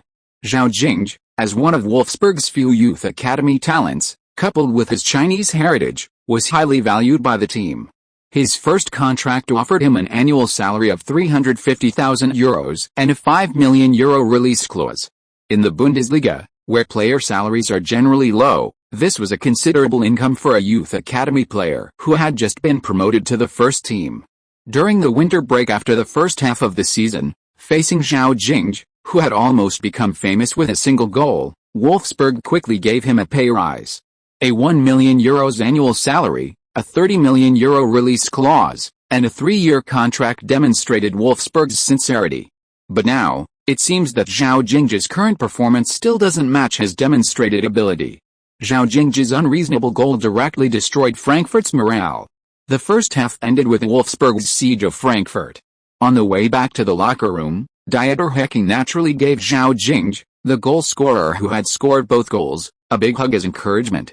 Meanwhile, thousands of miles away in the Bundesliga broadcast room in China, Zuiner and brother Liu watched the replay on television, repeatedly enjoying Zhao Jingge's solo goal. That was a beautiful goal. In all my years in the football industry, I've almost never seen an Asian player score like that in the top 5 leagues. Zuiner, I think you're being a bit conservative. Even compared to the greatest strikers in football history, a one-on-one goal against the entire defense is extremely rare, almost a once-in-a-lifetime opportunity. Brother Liu, I still feel a little unsatisfied. The youth training level abroad is truly amazing. When will we be able to produce a few players like Zhao Jingge? It's not like we Chinese can't play football well. Zuiner, you're getting off topic. Let's get back to commentating on the match. A few? I'd be incredibly grateful if we could produce even one player with 70% of their potential. The second half began, and riding the momentum, Vieira assisted De Bruyne to score a goal early in the game. Goal. De Bruyne's goal completely sealed the victory. Frankfurt simply couldn't withstand Wolfsburg's onslaught. Seeing the score at 3-0, Dieter Hecking substituted Zhao Jingge and De Bruyne in the 60th minute, bringing on Caligiuri and Alan Hunt. They would face Hoffenheim at home on February 7th. With a victory already secured, Dieter Hecking wanted to give his 2 key players as much rest as possible. One was the team's core player who had played almost every game for most of the season, and the other was a prodigy not yet 17 years old. Dieter Hecking dared not overuse these 2 talents. In the following minutes, Frankfurt launched several counter-attacks, but they failed to create any significant impact. The score remained unchanged until the final whistle, 0-3. Wolfsburg ultimately won 3-0 against Frankfurt. Due to the tight schedule, Wolfsburg did not rest in Frankfurt for another night but instead rushed back to Wolfsburg overnight. After a short 2-day break, they faced Hoffenheim. In this match, Zhao Jingge was placed on the bench by Dieter Hecking. Scherl, who joined in the winter transfer window, replaced Zhao Jingge in the starting lineup. Caligiuri also replaced Perisic in the starting lineup. At the start of the match, the newly arrived Scherl assisted Post to score a goal. De Bruyne then scored a free kick, giving Wolfsburg a 2-0 lead in the first half. Finally, Dust scored a goal before the final whistle, securing a 3-0 victory for Wolfsburg over Hoffenheim. Author's note, I've been active these past 2 days. I had a draft yesterday, and today I used voice input on my phone. Future updates may be similar to today's, but a little later. In addition, I would like to give special thanks to 2 readers, Loin LL and 20220923134236571, for voting for me yesterday. Thank you all for your support. If you are listening to this novel on a channel other than Fanfic World, it means it was downloaded and re-uploaded without effort. We warmly invite you to visit our channel, Fanfic World. There you will find the original version of this story and many other novels of various genres. We look forward to seeing you dive into a world of incredible novels. Chapter 15 Bayern's dropped points and agent matters. Watching his teammates perform so bravely on the field, Zhao Jingge happily relaxed on the bench, daydreaming. He used the 6 skill points he gained after the last match against Frankfurt, along with the skill points he had accumulated in the past 2 days of training, to further enhance his body coordination attribute. After a refreshing surge of heat ran through his body, and seeing that he was only 3 points away from maxing out body coordination, Zhao Jingge smiled contentedly. Just as Zhao Jingge was happily relaxing and improving himself, Perisic, sitting next to him, watched his relaxed expression and bright smile. Feeling puzzled, he wondered, why is Zhao Jingge acting a bit strange today? He's just watching a game from the bench, why does he look so excited? He thought to himself, I've heard that geniuses often have a few quirks. Could Zhao Jingge have won too?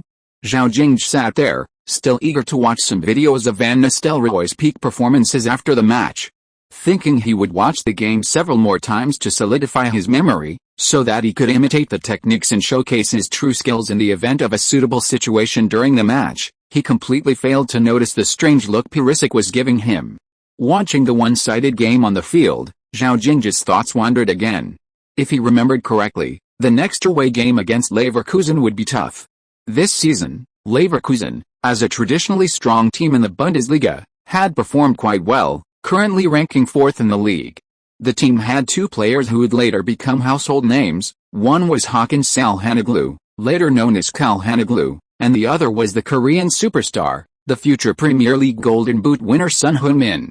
Putting aside personal character, judging solely by their footballing skills, Leverkusen, led by these two nearing their peak, was indeed very strong. In his memory, this match was a goal fest, ultimately ending with Dust's 4 goals overshadowing Son Heung-min's hat-trick in 10 minutes. Wolfsburg defeated Leverkusen 5-4. Thinking of this, Zhao Jingge couldn't help but glance at Dust on the field. Dust's performance in the last few matches has been truly impressive.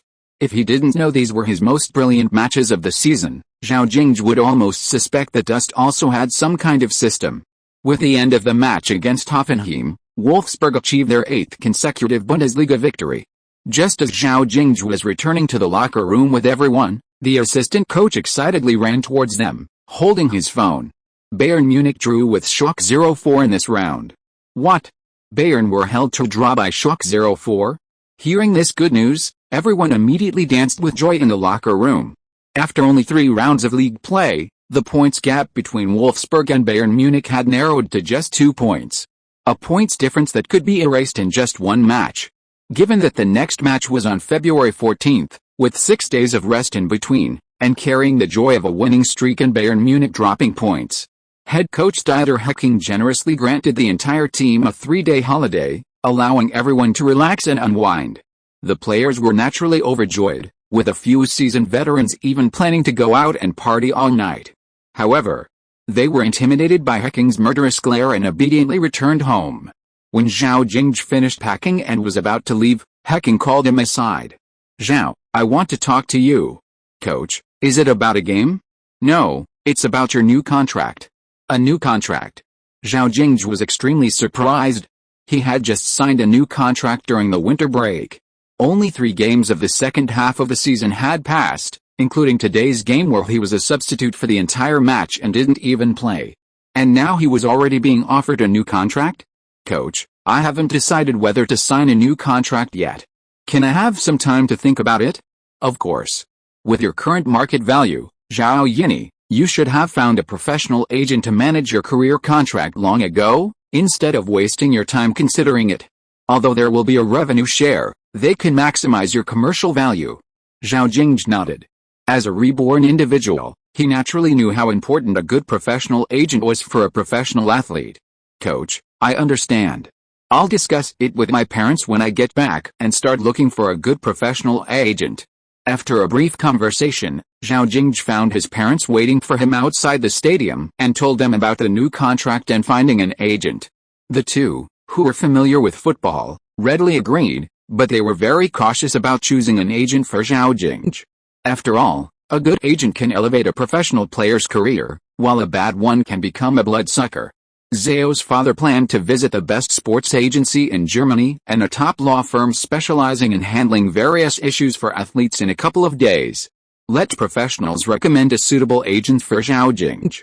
Having a professional company or law firm handle this is clearly much more useful than contacting people everywhere on your own. As time passed, the match day between Leverkusen and Wolfsburg arrived. On this Valentine's Day weekend, there was no Valentine's Day atmosphere at Leverkusen's Bayern. Having lost to Wolfsburg in the first half of the season, the entire Leverkusen team, now back at home in the second half, wanted to use their home advantage to get revenge. Leverkusen's coach, Schmidt, had his calculations in mind. Although both teams had European competition matches after this game, Wolfsburg had a Europa League knockout match 4 days later, while Leverkusen's Champions League knockout match didn't start until 9 days later. Leverkusen, clearly having the schedule advantage, believed Wolfsburg would be hesitant and wouldn't dare to go all out against them. Meanwhile, his own Leverkusen team could field their full-strength squad and defeat Wolfsburg. However, what he hadn't anticipated was that, in Dieter Hecking's eyes, the Europa League was far less important than the allure of the league. "I'm not feeling well and my form isn't great. I'll post another chapter tonight. Thank you all for your support." Chapter 16: A brutal, hand-to-hand combat battle. Is the Europa League important? For a team like Wolfsburg with little championship pedigree, it certainly is. Although Dieter Hecking had prepared for competing on 2 or even 3 fronts at the start of the second half of the season, after such significant progress in the league, all that was forgotten. Which Bundesliga team wouldn't want to beat Bayern Munich to the title? Since Schmidt is going all out, Dieter Hecking will see it through to the end. Welcome everyone to watch the highlight match of the 21st round of the Bundesliga this Valentine's Day weekend, Bayer Leverkusen vs VfL Wolfsburg. Both teams have entered the field. First, the home team, Bayer Leverkusen, has fielded a 4-3-3 formation.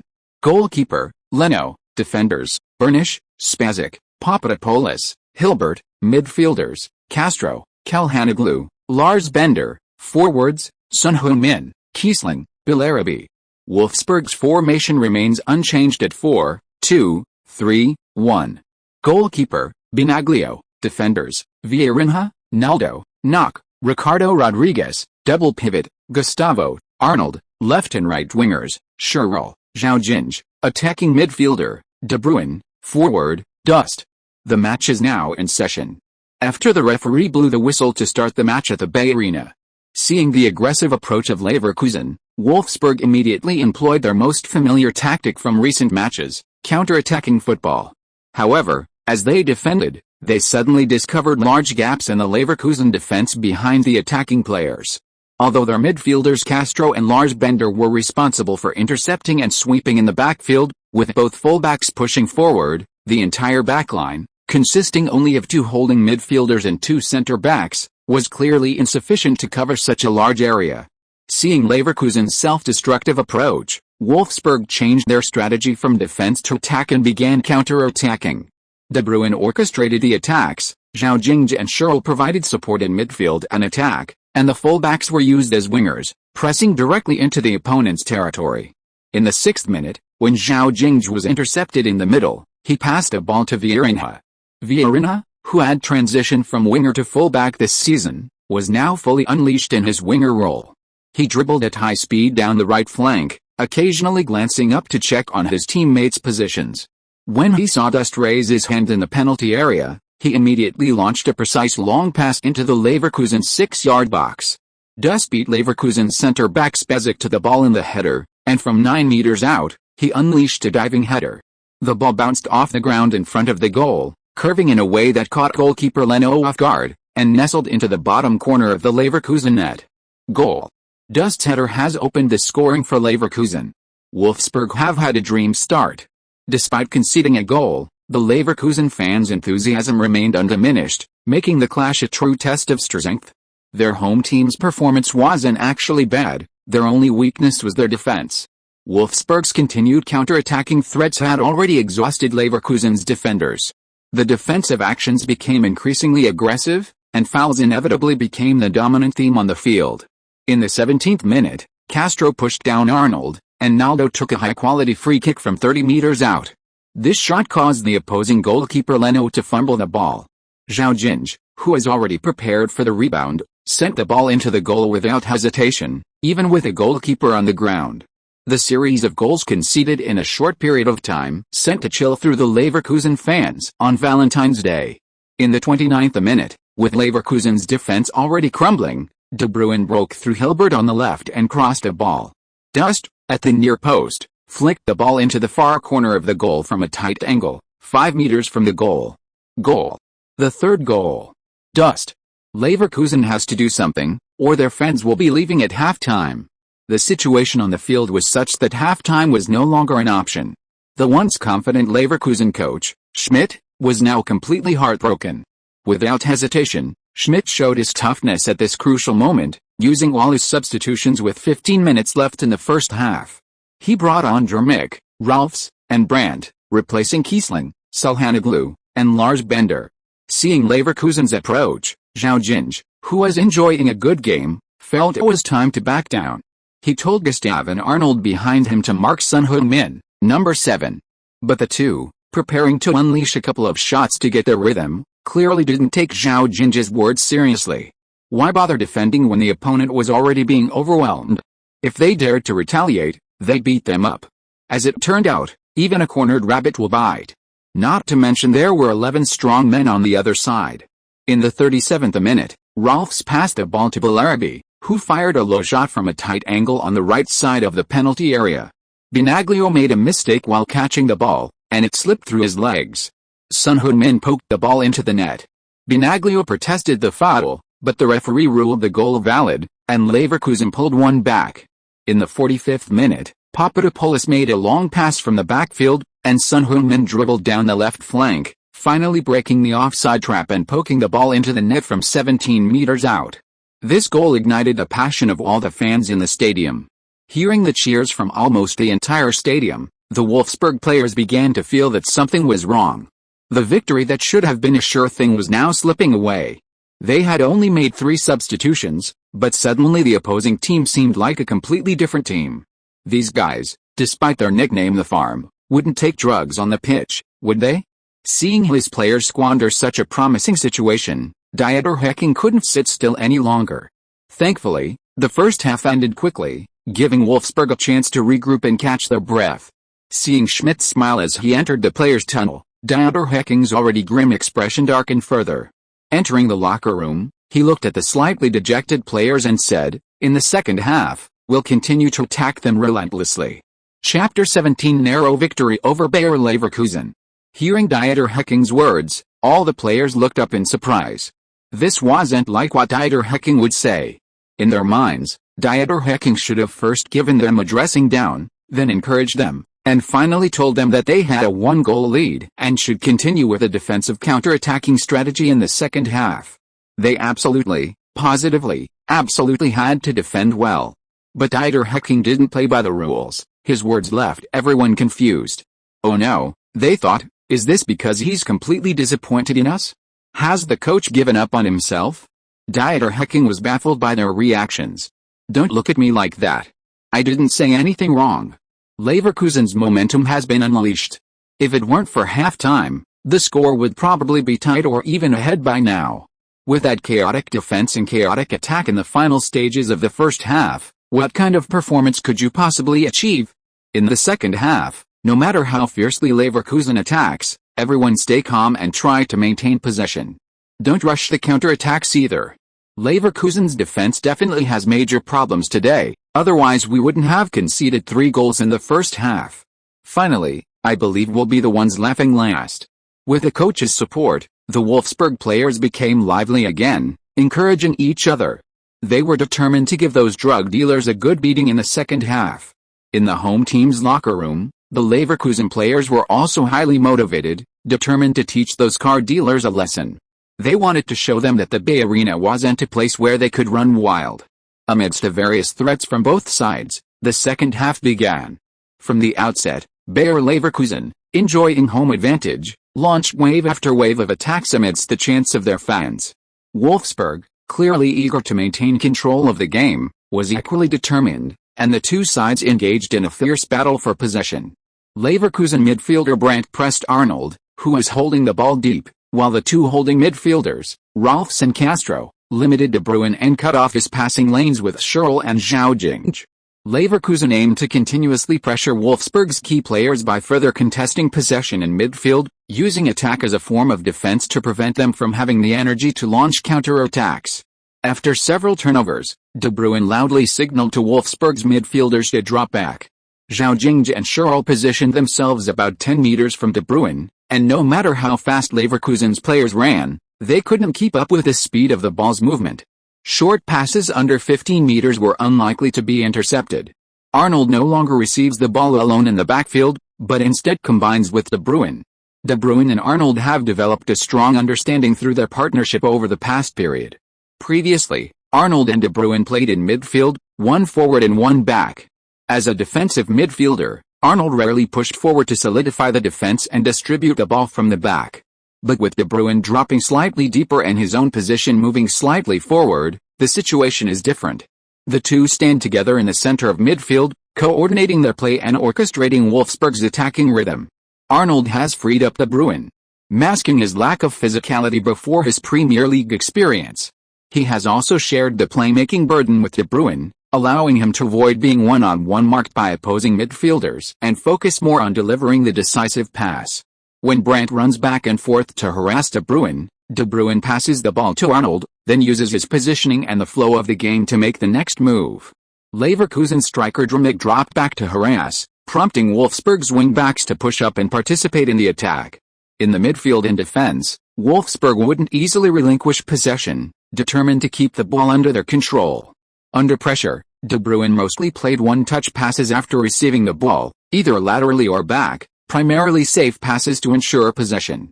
But hidden behind these seemingly ordinary ball movements was the deadly intent and relentless killing intent of a world-class midfielder who hadn't yet reached his peak. When Arnold passed the ball back to him, De Bruyne shook off Brandt's defense and immediately launched a through ball to Zhao Jingge. Zhao Jingge, receiving the ball with his back to goal, was fouled by a Leverkusen player, Son Heung-min, who slammed him to the ground. The referee immediately blew his whistle, awarding a free kick. Son Heung-min didn't argue and immediately returned to the halfway line. Before Zhao Jingge could even get up, Schürrle seized the opportunity of the free kick, passing the ball to De Bruyne, who had already moved past the center circle. De Bruyne received the ball near the center circle, controlled it, and then launched a long, lobbed pass. The ball sailed over the head of the Leverkusen defensive midfielder, heading straight for Zhao Jingge, who had gotten up and was making a furious forward run down the right flank. De Bruyne's long pass was perfectly placed. Zhao Jingge ran to the edge of the Leverkusen penalty area, backing down Leverkusen's right back Bayern, and chested the ball down. Then, as the ball fell, he flicked it with the outside of his foot to the on-rushing Vieirinha. From controlling the ball to passing it, the movement was fluid, concise, and elegant. Vieirinha made a high-speed run down the middle, dribbling straight into the penalty area. Leverkusen centre-back Spalic was clearly a step too slow in his attempt to block him. Vieirinha's dribbling run forced the entire Leverkusen defense to retreat, but he decisively delivered a cross. On his right, Zhao Jingge, having shaken off Bayern, arrived in a flash and easily slotted the ball into the net. Goal. Zhao is beyond words. He scored again. And it's his second goal. Since Vieirinha switched from winger this season, his performance has been phenomenal. He's a full-back, but he's also a hidden winger. Wolfsburg leads Leverkusen 4-2, and they have the game firmly under their control. After scoring, Zhao Jingge was once again surrounded by a group of men. After celebrating, everyone shouted for another goal against Leverkusen. Despite conceding another goal, Leverkusen, though slightly frustrated, didn't lose their fighting spirit. The most intense match was about to begin. After Leverkusen kicked off, they didn't press too high, instead passing the ball around in their own half and near the halfway line, trying to draw the attention of Wolfsburg's midfielders. They planned to slowly penetrate forward once Wolfsburg's formation opened up slightly, looking for scoring opportunities. In the 67th minute, Bellarabi, who had dropped back from the attacking third, passed a ball to Son Heung-min on the left wing. Bellarabi and Brandt then quickly moved towards Wolfsburg's penalty area. Drmic also began to draw Wolfsburg's defensive attention with his runs in the box. Son Heung-min received the ball and unleashed a high-speed run, with Schürrle, who was constantly tracking back, struggling to keep up with Son's pace. This gave Son a one-on-one opportunity against Ricardo Rodriguez, who easily bypassed Rodriguez's block with a feint and a change of direction. After crossing the baseline and assessing the situation in the penalty area, he opted for a low cross, sending the ball directly into the box to find Drmic. Son Heung-min, after the pass, also sprinted towards Wolfsburg's penalty area. Drmic was closely marked by Knock, his run drawing Knock into deeper territory, but the ball's trajectory remained behind them. Gustav tracked back to contest the ball, but Brandt constantly drew his attention, harassing him and preventing him from reaching the ball in time. Drmic set a screen, Brandt and Bellarabi contested behind him, and Naldo and Gustav could only watch helplessly as the better positioned Bellarabi won the header. Bellarabi, rushing into the penalty area, unleashed a powerful shot, his foot making perfect contact with the ball, sending it hurtling towards the goal like a cannonball. Wolfsburg goalkeeper Benaglio hastily blocked the ball with his body, but the powerful shot gave the ball a strong boost. The ball bounced off the body and was touched by Son Heung-min, who rushed into the penalty area, and calmly slotted it home, completing his hat-trick. Goal. Leverkusen hasn't given up. They haven't sat idly by. They're still putting up a strong counter-attack. Son. He scored his first hat-trick in his Bundesliga career. In the 72nd minute, while thwarting a Wolfsburg attack, Leverkusen's right back Hilbert cleared the ball with a long ball from the backfield. The ball flew directly from Leverkusen's penalty area to the edge of Wolfsburg's penalty area. Jrmic, having started ahead of the Wolfsburg defenders, headed the ball to the on-rushing Bellarabi. Bellarabi headed the ball past his defender and slotted it past De Bruyne from 13 meters out, finding the back of the net past Benaglio. Goal. An unbelievable match. When Wolfsburg led 3-0 at halftime, no one would have imagined it would end in a 4-4 tie. Is Wolfsburg's 8-game winning streak in the league coming to an end? Leverkusen's tenacity has given us a vivid lesson. In the 78th minute, Spahic fouled Dust, receiving his second yellow card and being sent off. With a centre-back down, this was a huge boost for Wolfsburg's attack. They began a relentless barrage of attacks on Wolfsburg's half in the final minutes. With their defense shaky, Leverkusen could only manage occasional counter-attacks. Wolfsburg seized a golden opportunity during a transition from defense to attack. After a brilliant defensive duo between Naldo and Gustav. Gustav forced Son Heung-min to dribble past him, but as he was beaten, Naldo emerged from behind and intercepted the ball. Naldo then passed the ball to Vieirinha, who was overlapping on the wing for a counter-attack. Vieirinha dribbled forward and then passed to De Bruyne, who was already pressing forward. De Bruyne's diagonal pass found the right flank. Zhao Jingge, unmarked, delivered a precise long pass. Dust, running back from inside the box, headed the ball down, and Schürrle, making a diagonal run into the box, surged past a Leverkusen defense. This forced Leverkusen's right back, Hilbert, to attempt a sliding tackle, as he had already lost his position. Unfortunately, he couldn't reach the ball. The referee promptly awarded a penalty and showed Hilbert a yellow card. Dust took the penalty from Naldo, the team's first-choice penalty taker. He didn't disappoint his teammates. He then took a run-up and unleashed a powerful shot that nestled into the top right corner of the Leverkusen goal. The depleted defense rendered Leverkusen's valiant efforts almost futile. Congratulations to Dust for his hat-trick. Wolfsburg has regained the lead. In the final moments of the match, being overtaken again and playing with 10 men, these successive blows finally caused the Leverkusen players to lose their nerve, appearing somewhat listless at the end.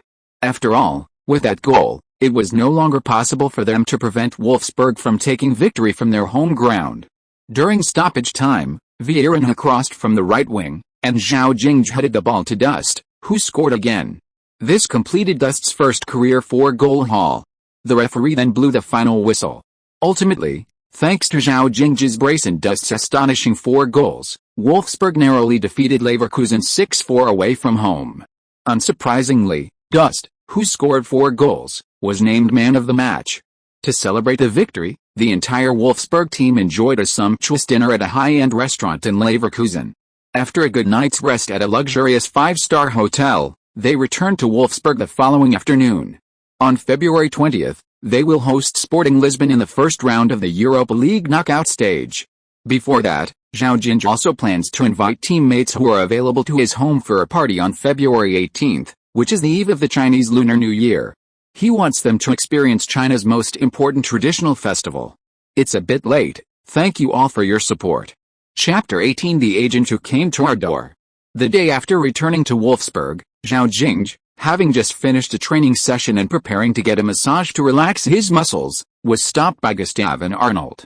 Arnold seemed a little embarrassed, scratching his hair as he said, "Zhao, do you have time to have dinner together tonight? Tonight? Is it that soon? If I don't have anything else to do later, I'll go." Zhao Jingge felt a little awkward.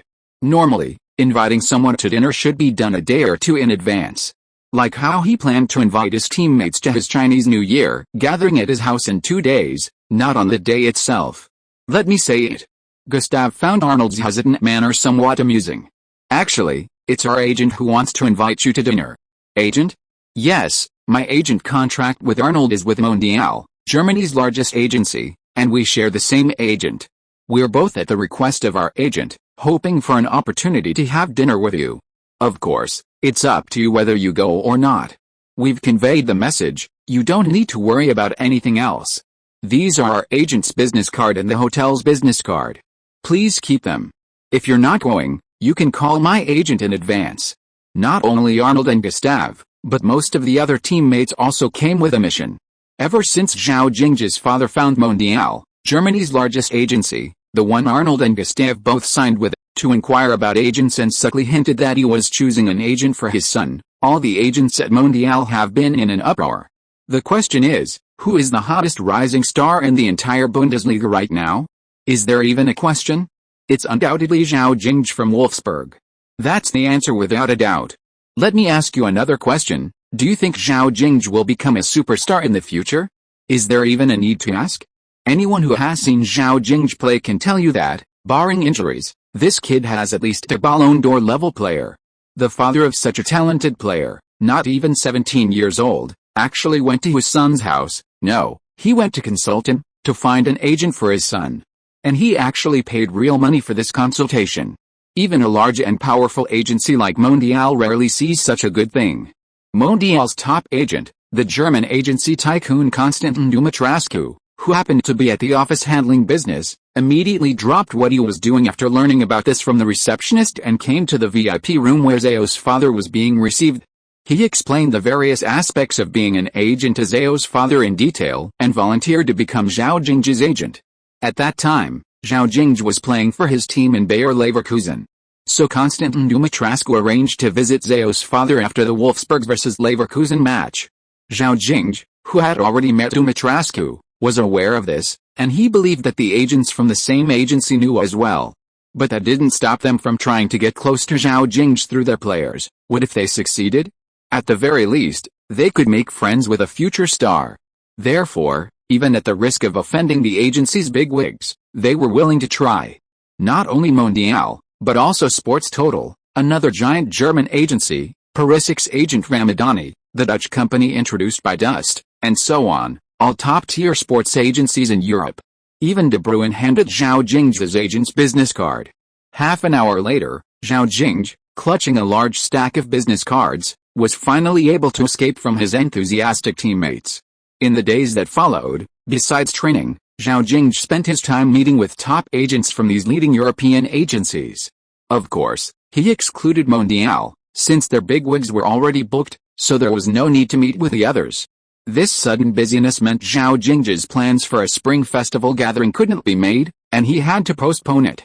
Time quickly passed to the day before the match against Sporting Lisbon. After all the training sessions that day, to prepare for the next day's game, all 18 players on the roster needed to stay overnight at the hotel provided by the team. Just as the players were having dinner at the hotel restaurant, a middle-aged man in a black overcoat approached Zhao Jingge, who had just finished eating. "I'm sorry, I think we should meet in a more formal setting, but I really couldn't wait to see you. Zhao. You can call me Jorge. This abrupt meeting is indeed a bit impolite, but I really couldn't wait." Looking at this suddenly appearing, the renowned Jorge warmly extended his hand. Although Zhao Jingge was quite surprised, he didn't hesitate to shake the man's hand. "Jorge? Mr. Jorge Mendez? I'm quite surprised to see you. No need to be so polite, Zhao, just call me Jorge. Zhao, may I invite you for a coffee?" "Of course, Mr. Jorge, but I need to talk to my coach and teammates first." Since it was during the team's dinner and after-dinner entertainment, Dieter Hecking naturally wouldn't refuse Zhao Jingge's request. The two then went to the coffee shop downstairs at the hotel. They discussed Zhao Jingge's career plans for the next few years, the development of his commercial value, and whether to transfer for over an hour. As a big name in world football, Mendez's various suggestions were very helpful to Zhao Jingge, who hadn't yet come into contact with the core of the football world. "Mr. Jorge, thank you for your advice. No need to thank me for such a small thing, Zhao. Because I want to be your agent, and in my opinion, your future will be no less than Cristiano's." Zhao Jingge felt immense sincerity from Mendez. In fact, every agent showed great sincerity to Zhao Jingge, but Mendez's reputation was just too great. "Of course, Mr. Jorge. However, I would appreciate it if you could provide me with a detailed career plan." Mendez, unable to hide a smile, received Zhao Jingge's affirmation. "That's certainly possible. I'll be staying in Wolfsburg for the next few days, and I'll produce a career plan that will satisfy you as soon as possible. There will be another chapter tonight. Please vote, please add to your favorites, please." Chapter 19 Easy victory over Sporting CP. After concluding their conversation with Mendez, both parties agreed to sign the contract after the Europa League match, accompanied by a lawyer hired by Zhao's father. At that time, Zhao Jingge would become one of the players under the management of the football mogul Mendes. On February 20th at 5 p.m., although the Europa League match didn't garner as much attention as the Champions League, it still attracted a large number of fans. Welcome everyone to the first leg of the Europa League round of 16 match between Wolfsburg and Sporting Lisbon. Wolfsburg fielded their strongest lineup, using their familiar 4-2-3-1 system, their most prolific scoring formation. Sporting Lisbon opted for a 4-3-3 away from home. Goalkeeper, Patricio.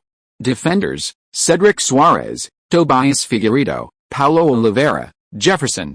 Midfielders, João Mario, Carrillo, André Silva. Forwards, Nani, Freddy Montero, Rosal. From both teams' formations, it's clear they both have a strong attacking desire. Now, both players are ready, let's enjoy this exciting match. Dust kicked off the game with a classic weak-footed kick. The two sides were unfamiliar with each other. Wolfsburg, feeling confident against a Portuguese powerhouse, opted for a cautious approach, wanting to gauge the strength of their opponents first. Sporting CP, watching Wolfsburg's recent 9-game winning streak in the Bundesliga, felt a bit uneasy. Their opponents had just thrashed Bayern Munich less than a month ago and were now racking up high scores in every Bundesliga match, making them seem like a formidable opponent. So, they initially adopted a 4-3-3 formation, but quickly switched to 4-5-1 on the field. The opening stages of the match were a slow, probing affair between both sides. After this period of testing, Wolfsburg's players felt that their opponents weren't so impressive after all. The Portuguese powerhouse had a prestigious reputation, but their intensity wasn't even as high as Leverkusen's. After a few exchanges among the midfielders and forwards, Wolfsburg's players began to increase the pace.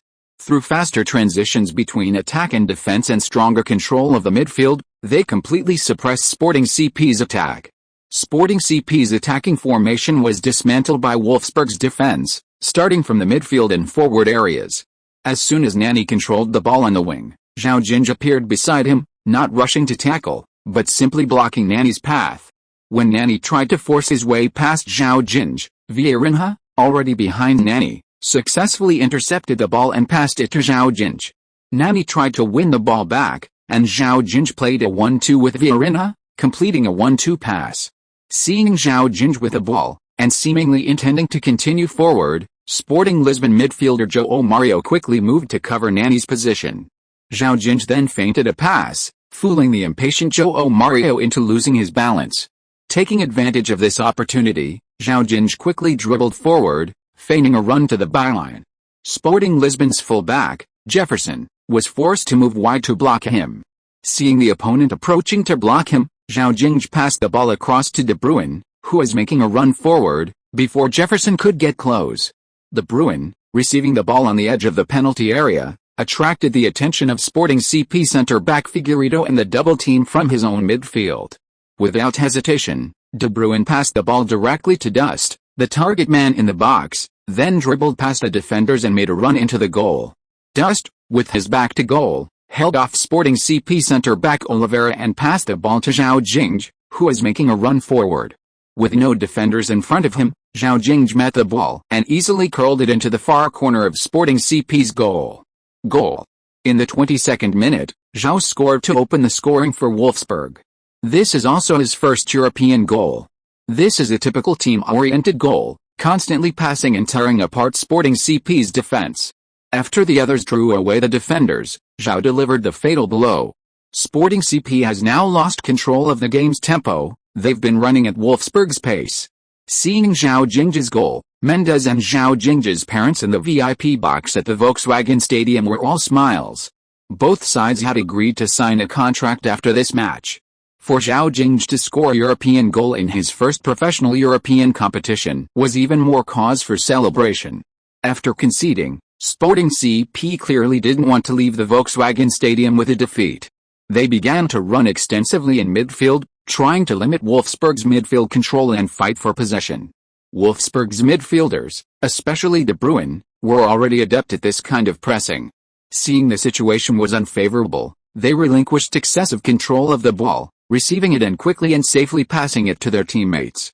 They then circulated the ball extensively between the flanks and the backfield, preventing Sporting CP from gaining sufficient possession despite their constant pressing. Just when they finally regained possession and prepared to launch an attack, they faced Wolfsburg's relentless pressure. Their attacks struggled to achieve the desired effect. Under these circumstances, Sporting CP players increasingly resorted to individual efforts, especially Nani, who sought to break through using his personal skills. However, this proved ineffective against Wolfsburg's solid defense. Wolfsburg's attack, on the contrary, suffocated them. After several attacks, Sporting CP's formation began to tighten. They want to hold on to this score until the second half. Don't give them any chances, Dieter Hecking reminded his players on the sidelines. If they could kill the two-legged tie in one match, why not? Faced with Sporting CP's dense defense, Wolfsburg began frequently using their fullbacks to drop down the flanks to stretch Sporting CP's defensive formation.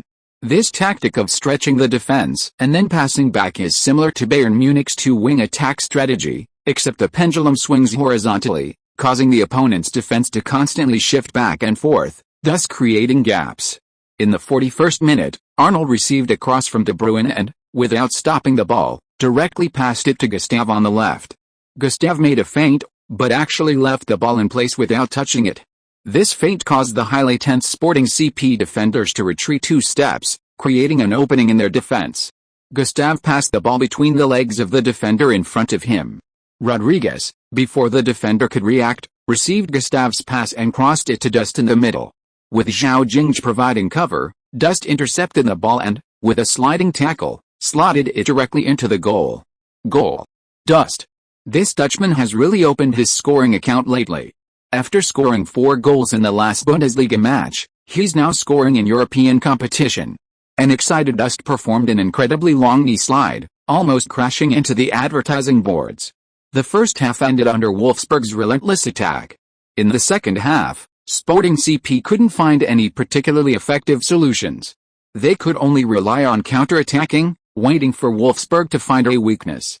But with a 2-goal lead and a very favorable chance of advancing, Wolfsburg had no reason to rush or make mistakes. Ultimately, Sporting CP returned to Lisbon with a 0-2 away defeat. They could only hope to turn things around at home. Please vote, add to your favorites, and support. Thank you everyone. Chapter 20 Post-match interviews and the narrow victory over Hertha Berlin.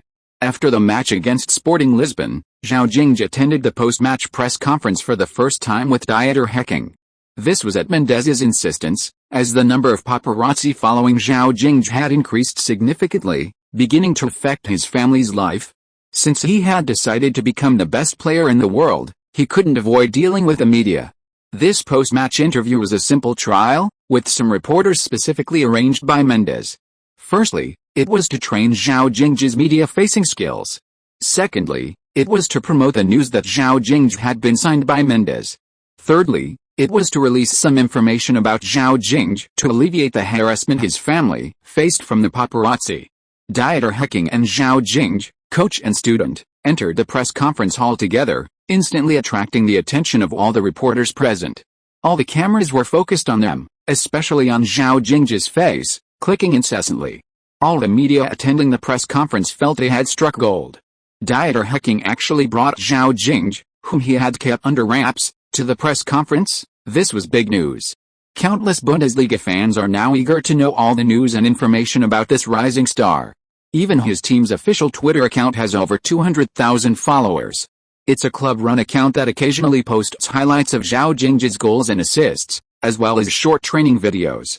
This account has become a gathering place for Zhao Jingge's fans. As soon as Zhao Jingge sat down, a reporter from Kickers Germany couldn't wait to ask, "Zhao, what do you think about being under 17 and having played less than 10 games, yet already having a €30 million transfer value?" 30 million euros, because he hadn't paid much attention to it, Zhao Jingge didn't know how high his market value was. After all, Neymar hadn't yet made his historic transfer from Barcelona to Paris. Although player values have begun to rise significantly, it's not yet the era where a decent striker would cost hundreds of millions of euros. Compared to back then, when big clubs would spend tens of millions of euros on a young talent, his current value is still reasonable. I think my value will continue to rise after this season, and I'm confident I'll live up to it. That's a very confident statement. Let's wait and see. Other reporters quickly wrote their press releases. Headlines like Wolfsburg's rising star dissatisfied with transfermarkt's €30 million price tag, declaring he deserves more, were quickly published. The second question came from a reporter arranged by Mendes. There are reports that you, Zhao, have signed an agent contract with Mr. Jorge Mendes. Is that true? Of course it's true. Mr. Mendes is one of the best agents in the world. I'm honored to sign with him. Following this were more questions from other arranged reporters about Zhao Jingge's matches and life. As for the more difficult reporters, Zhao Jingge entrusted them to dieter hacking. After answering several major newspapers and some pre-arranged questions without making any mistakes, Zhao Jingge left the venue early at dieter hacking's request. The reporters inside had already prepared plenty of material. Aside from a few major newspapers that reported the facts, the other media outlets wrote whatever attracted attention. Things like Mendes's most promising young player, claiming he would definitely rival Messi and Ronaldo in the future, or Zhao Jingge signing with Mendes in hopes of joining Real Madrid to team up with Ronaldo. Regardless of the truth or reliability of these stories, they were clearly written to grab attention. After saying goodbye to his teammates, Zhao Jingge and his parents went to Mendes's hotel. The agent contract was officially signed in the presence of a lawyer. After signing the contract, before dinner, Mendes began asking Zhao Jingge for his thoughts on his transfer. This season, Zhao, you definitely won't leave Wolfsburg, but you will definitely leave later. Have you thought about where you'll go next? The Premier League or La Liga? Of course, I'll only leave after I've achieved some honors at Wolfsburg. Zhao Jingge thought for a moment before answering. The Premier League or La Liga are indeed good places. But Zhao, your current situation is a little awkward. Mendes nodded after hearing Zhao Jingge's answer. He did agree that Zhao Jingge should develop in those two leagues. You definitely want to go to a team in the Premier League or La Liga title race, but when you're 17, it's almost impossible for you to get a starting position. But right now, you're in a period of rapid development, and you need a lot of high-quality matches to further unleash your potential. This creates some irreconcilable problems.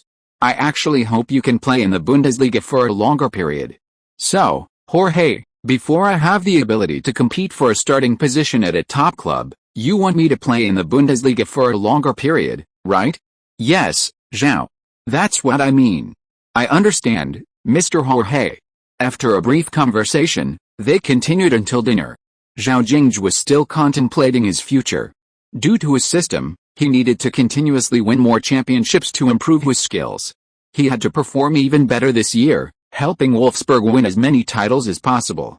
Only after acquiring a new star player template and significantly enhancing his abilities could he make a more informed choice, stay at Wolfsburg for another year or go to another league to continue competing for titles. Only stronger skills would guarantee a better future. Currently, Zhao Jingge hadn't fully demonstrated his potential and needed more training and matches to integrate his abilities. The title of supernova still carried a new connotation. Everyone still viewed him as a rookie. His task was to break this impression and transform from a supernova into a true superstar.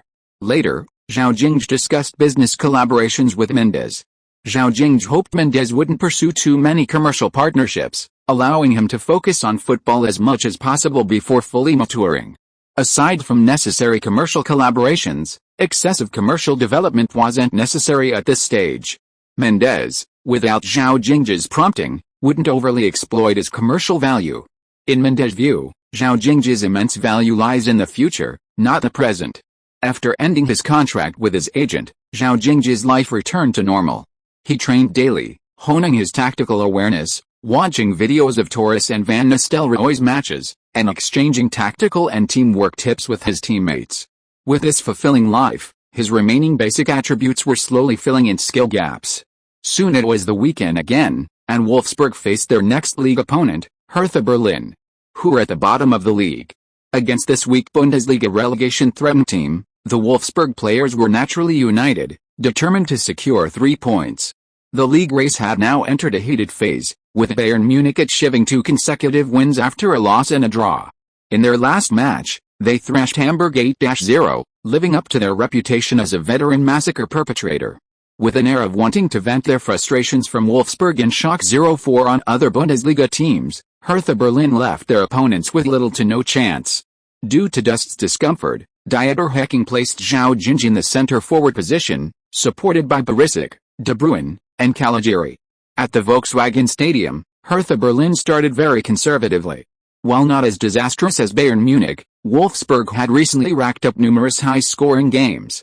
Afraid of becoming another victim of a massacre, Hertha Berlin naturally started with a defensive strategy.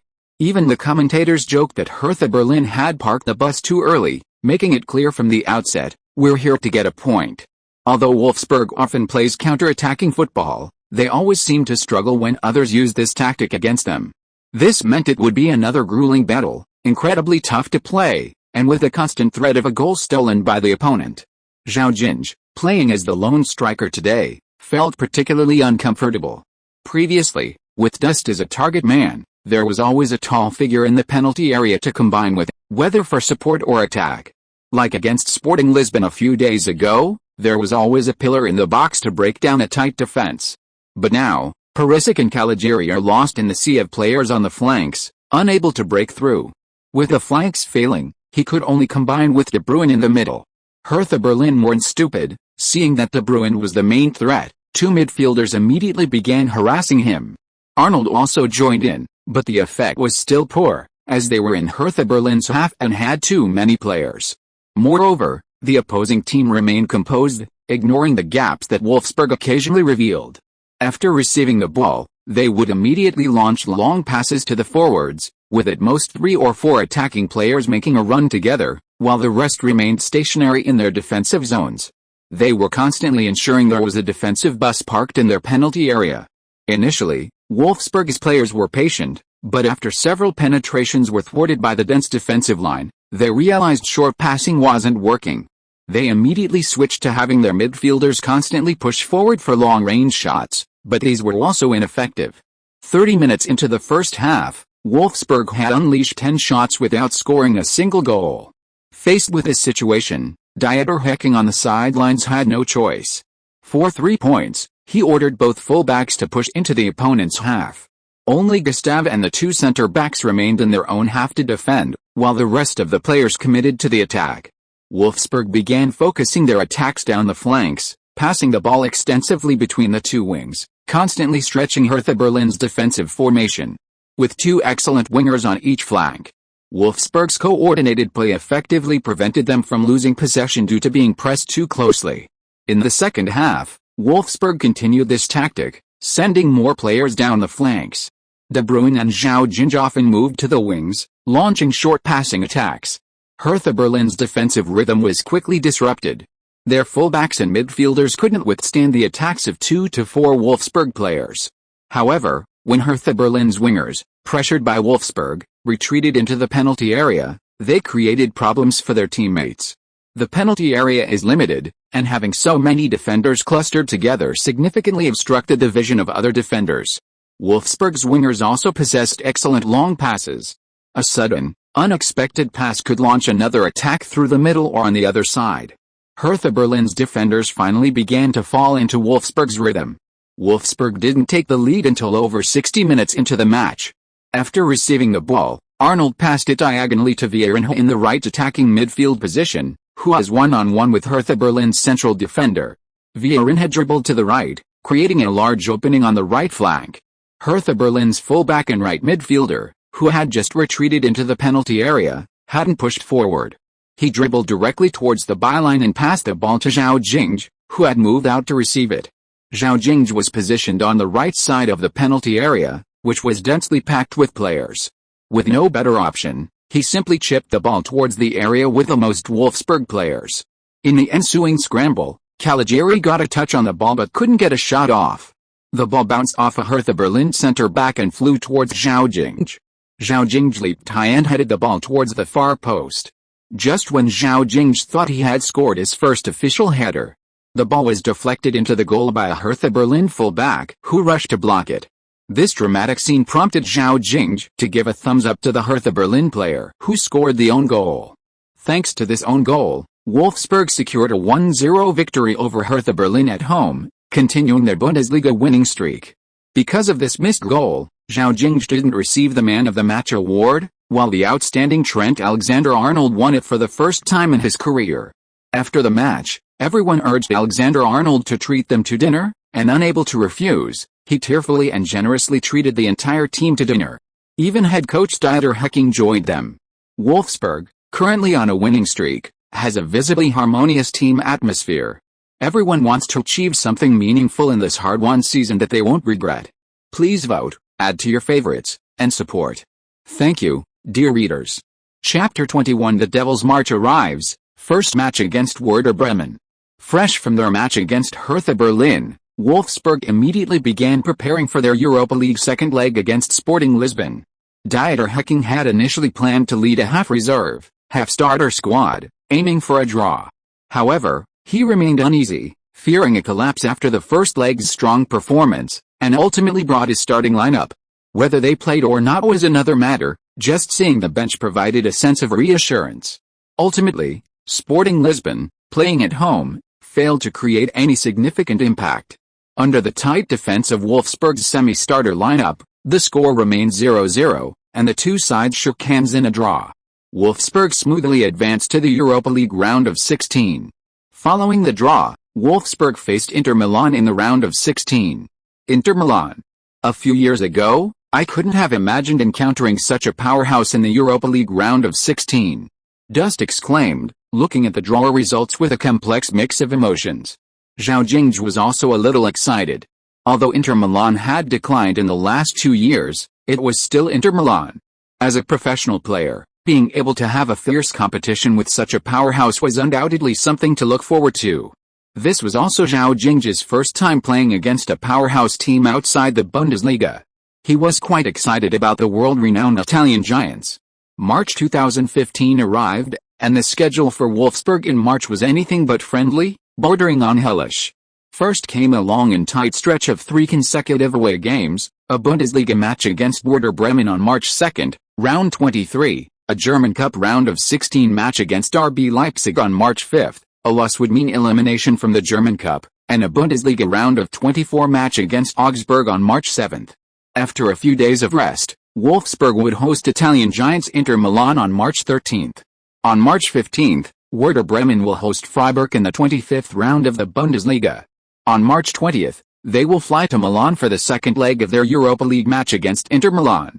On March 22, they will play Mainz away in the 26th round of the Bundesliga.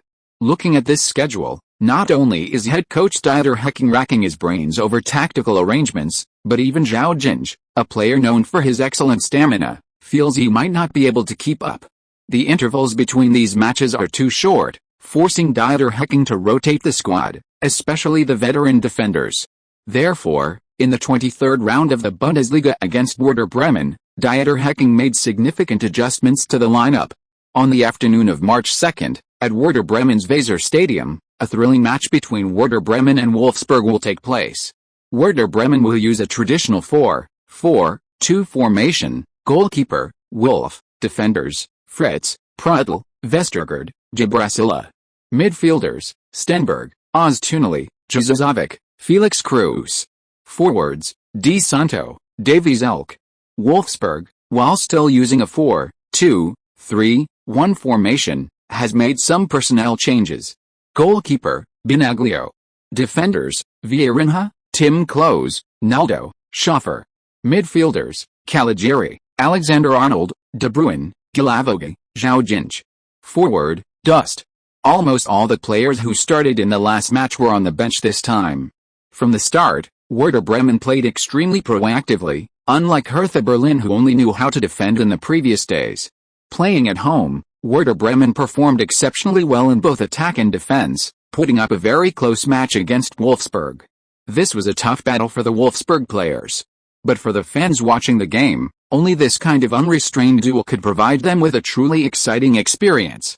In the 4th minute, De Bruyne passed the ball from midfield. Before the ball even reached his feet, Zhao Jingge, who was also observing the situation on the wing, immediately ran towards the right flank, before Werder Bremen's fullback Stenberg could get close. After receiving the ball, he immediately rushed forward along the wing, approaching the byline.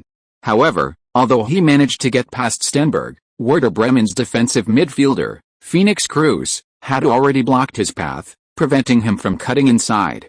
Faced with this situation, knowing there was no chance, Zhao Jingge turned to shield the ball, intending to pass it to the midfielders behind him to reorganize the game.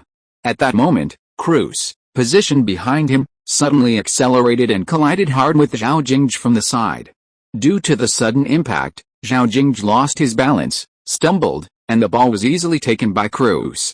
It is very common for a striker to be fouled by defenders, but in the first few minutes of the game, Zhao Jingge had already been fouled 2 or 3 times while dribbling.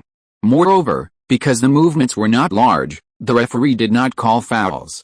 It wasn't just Zhao Jingge, other Wolfsburg players with a ball, such as De Bruyne and Arnold, were also harassed by these small fouls early in the game. Back and forth, when Werder Bremen started their attack from midfield, Wolfsburg players were ready to retaliate. Although both sides were clearly trying to control the intensity of their fouls, the atmosphere on the field was becoming increasingly heated. The fast-paced back-and-forth attacks, the constant fouls and shouts, kept both teams completely focused on the game. Soon, Wolfsburg launched another attack. Zhao Jingge dribbled back and forth on the right flank, drawing the attention of Werder Bremen midfielders Jovic and Fritz. Before they could close in, he had already moved to the right front. Stenberger and Kroos once again blocked his path. This time, Zhao Jingge didn't give them any chance to foul, turning and launching a long pass to Arnold in the center. After receiving the ball, Arnold crossed it into the penalty area. Dust, facing the taller Vestergaard, couldn't win the first header. The ball was headed away by Vestergaard, but at this moment, Zhao Jingge had already run back to the center and regained control of the ball. When Zhao Jingge received the ball, Kroos, who was closely following him, pounced on him to steal it, putting Zhao Jingge in a somewhat awkward position. He could only use his strength to force his way past the closing Kroos and then pass the ball to Vieira on the wing. After receiving the ball, Vieira broke through towards Werder Bremen's right byline again, attracting the attention of many defenders. He turned and passed the ball to Zhao Jingge, who feinted forward and then immediately dribbled directly into Werder Bremen's central penalty area. Dust understood and charged forward with Zhao Jingge. The simultaneous attack of the two made it difficult for Werder Bremen's defenders to make a decision. Finally, the two center-backs stepped up to mark Zhao Jingge and Dust respectively. At this moment, a gap appeared between the center and right flank of the Werder Bremen penalty area. Zhao Jingge braked suddenly, turned, and chipped the ball towards that position. Caligiuri, arriving late, didn't waste Zhao Jingge's pass and fired a shot into the Werder Bremen goal. This goal completely ignited the atmosphere of the entire match. Wolfsburg players celebrated wildly to break the deadlock. Werder Bremen, on the other hand, felt even more unwilling to accept the result of their efforts.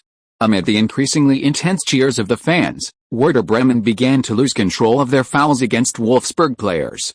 From the 23rd to the 37th minute, although neither side scored, Werder Bremen players received 3 yellow cards. One midfielder received a card, and 2 defenders received cards. On the Wolfsburg side, Arnold and Zhao Jingge also received cards for fouls committed while tracking back to stop Werder Bremen's counter-attacks. The tension between the two teams grew increasingly high. In the 41st minute, De Bruyne was double-teamed just outside the center circle. After a series of dribbles in a tight space, he found an opening and passed the ball. However, his pass to Zhao Jingge was too obvious and was intercepted by Werder Bremen midfielder Öztunali. Werder Bremen striker Di Santo, receiving the ball up front, passed it across the wing, then turned and ran towards the left side of the penalty area to receive a pass back from Fritz. Facing Naldo, Di Santo feinted and changed direction, gaining a half-body advantage, but was still entangled by Naldo. Finally, in desperation, he sent a half-high ball into the Wolfsburg penalty area. Jovic, arriving late, unleashed a powerful shot into the Wolfsburg goal. Werder Bremen equalized just before the end of the first half. During halftime, Dieter Hecking revised the attacking tactics based on the day's performance. Because Werder Bremen's left-back Stenberger and left-sided centre-back Vestergaard both had yellow cards, they became the weak points in Werder Bremen's defense. Therefore, Wolfsburg's second-half attack mainly targeted Werder Bremen's weak left flank. At the start of the second half, Wolfsburg aggressively attacked down the left flank. However, Werder Bremen capitalized on Wolfsburg's weaknesses. Their attacking players executed exquisite short passes. David Xavier easily received the ball in front of Wolfsburg's centre-back Klose.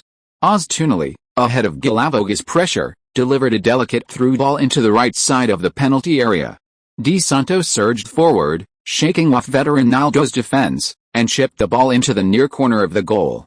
Werder Bremen had breached Wolfsburg's defense and taken the lead. The cheers of the Weserstadion fans shook the heavens and earth. Werder Bremen 2-1 Wolfsburg. Having conceded 2 goals in quick succession, Wolfsburg's players were becoming increasingly agitated. Their attacks intensified. Zhao Jingge, upon receiving the ball, immediately surged into the penalty area, while Caligiuri repeatedly moved to the left flank to combine with him. In the 57th minute, with De Bruyne in possession, Zhao Jingge once again charged towards Werder Bremen's penalty area, shaking off his defender and reaching out to De Bruyne for the ball. Seeing this, midfielder Kroos followed, and the fullbacks dropped back to the flanks, stretching Werder Bremen's defense in front of the penalty area once more. De Bruyne capitalized on the opening, delivering a through ball. Dust positioned himself, leaned against Vestergaard, took a slight dribble towards the goal, and unleashed a powerful shot. The ball nestled into the top left corner of the net. Wolfsburg had equalized. 13 minutes later, during a Wolfsburg attack down the left flank, Schaffer sprinted down the byline to receive a long diagonal pass from De Bruyne. After controlling the ball, Schaffer briefly assessed the situation in the penalty area before sending it to the right side of the box. Zhao Jingge surged forward, receiving the pass and facing Vestergaard directly. Vestergaard pressed hard, hesitant to use too much force, fearing another yellow card. Zhao Jingge, however, hesitated for a moment before suddenly passing the ball diagonally back to the center. Vestergaard turned and saw Caligiuri cutting inside. He rushed forward to challenge, but Caligiuri received the ball first and was tripped.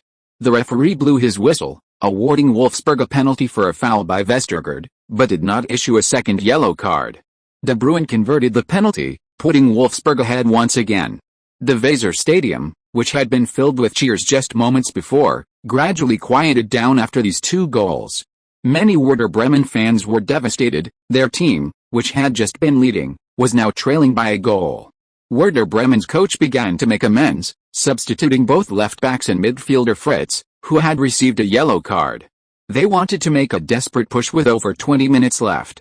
However, Dieter Hecking, having finally gained the lead, was unwilling to give his opponents another chance, substituting Caligiuri and Dust with Gustav and Alan Hunt, and putting Zhao Jingge up front alone. With 4 defenders, 4 midfielders capable of playing defensive midfield, and Zhao Jingge and De Bruyne actively harassing the defense, Wolfsburg's desire to win was palpable. What did it matter if they were criticized for being conservative after the match, as long as they got 3 points? Amidst the boos from Werder Bremen fans, Wolfsburg held on to the 3-2 scoreline until the final whistle.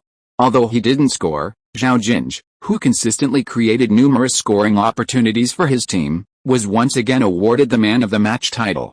In recent matches, Zhao Jingge's goal tally has decreased significantly due to increased attention and targeted attacks from opponents.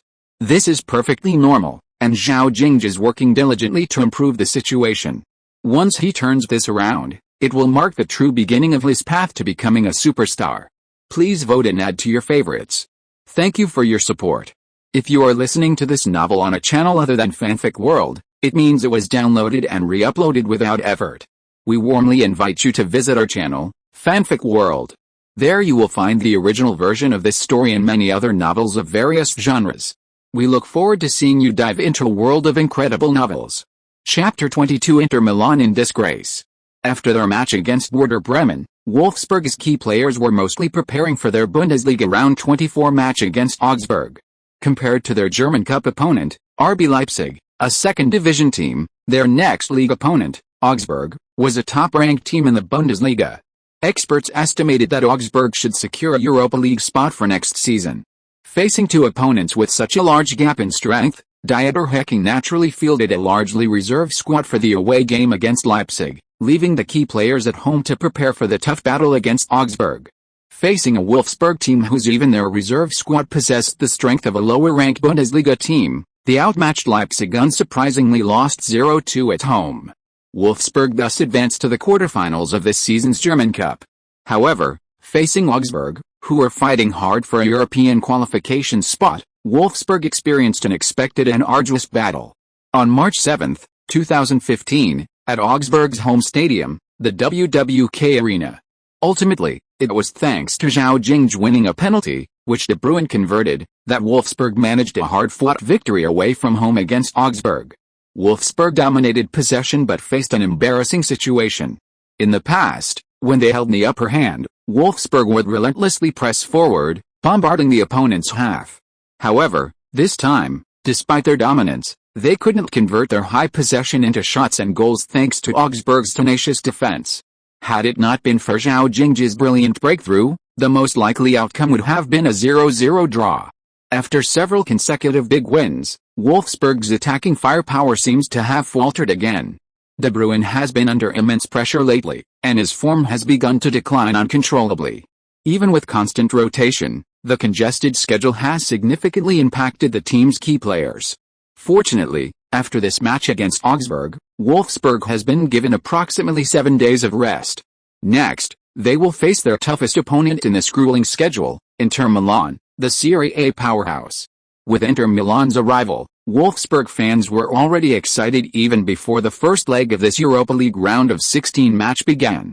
This was the first time in the club's history that they would face Inter Milan, a record that would be etched into the club's history. Wolfsburg fans were eager to see what made the Serie A giants so different.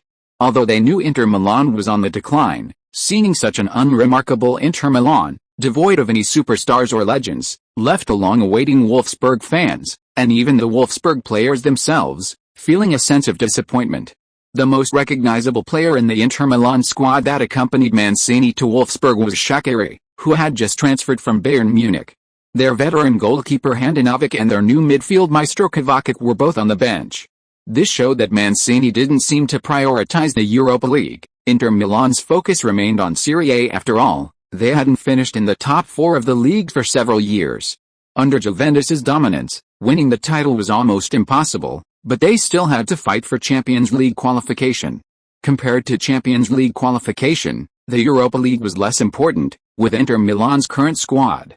Even achieving good results in the Europa League seemed a distant dream. On March 13th, the Westfalenstadion was already packed with Wolfsburg fans who had come to watch the game. The match was also being broadcast live by ESPN Germany. The commentators were German football legends Lothar Matthäus and Michael Ballack. Michael, which side do you favor in this match? Matthäus asked Ballack during the pre-match broadcast. Wolfsburg? They look a bit stronger, but their advantage isn't that great. In what ways do you think they are better than Inter Milan? Matthäus continued to press. A top-class midfielder like De Bruyne. His performance determines the ceiling of this Wolfsburg team. With Kovacic on the bench, Inter Milan's midfield is noticeably weaker than Wolfsburg's. As a former excellent midfielder, I believe Wolfsburg, with their stronger midfield, should have the advantage. Lothar, I believe you and I share the same opinion. Is this the understanding of a fellow midfielder? But I still support Inter Milan more. Ballack expressed his opinion, and Matthäus smiled and disagreed. Inter Milan has indeed declined too quickly in recent years, but as a former Inter Milan player, I believe their rich European experience will bring them good luck. Alright, the match is about to begin. Let's take a look at the lineups. Inter Milan, the visitors, are fielding a 4-3-1-2 formation. Goalkeeper, Carrizo. Defenders, D'Ambrosio, Ranocchia, Juan Jesus, Santon. Midfielders, Medel, Guarin, Hernanes, Shaqiri. Shaqiri plays as an attacking midfielder, with the remaining 3 lined up in front of the defense.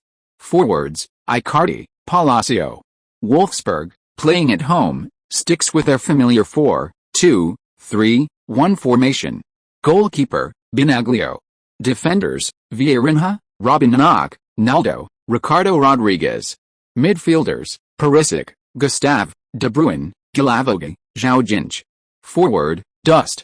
Alright, enough talk, let's enjoy today's exciting match. With the referee's whistle, the clash between Wolfsburg and Inter Milan began. Right from the start, Zhao Jingge, dribbling past his opponent, felt significant resistance. The opposing defensive midfielder, Medel, number 18, was proving very difficult to deal with. Although only a little over 1.7 meters tall, his weight of over 150 kilograms made him far from frail in defensive duels, instead displaying considerable aggression. After being harassed again and forced to pass back, Zhao Jingge looked at the smaller player with a headache, truly deserving of the nickname Chilean Gattuso. It really does feel a bit like Gattuso. There's no such thing as a wrong nickname on the football field. Players who make a name for themselves are not easy to deal with. 10 minutes into the game, Zhao Jingge and Perisic's attacks on the flanks were being contained by Inter Milan's three defensive midfielders, especially Medel. Wolfsburg's old tactic of combining plays on the wings and in the center was completely ineffective. In positional play, although Inter Milan no longer displays the Italian chain defense characteristic of their peak Serie A teams, their ability to compress space and their basic link-up defense still rendered the Bruin and Dust central attacks ineffective. Of course, Inter Milan's own attacks relied entirely on Shaqiri to initiate, so naturally, they couldn't create any real threat. After all, you can't expect three defensive midfielders to organize the attack, because neither side could create any threatening attacks. The game wasn't very exciting, which left the fans in attendance slightly disappointed.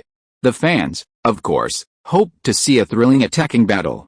Seeing the situation on the field, Dieter Hecking, knowing that relying solely on the midfield and forward lines wouldn't break the deadlock, instructed the fullbacks to push forward. Wolfsburg concentrated 6 players between midfield and Inter Milan's penalty area, continuing to break through on both flanks and in the middle.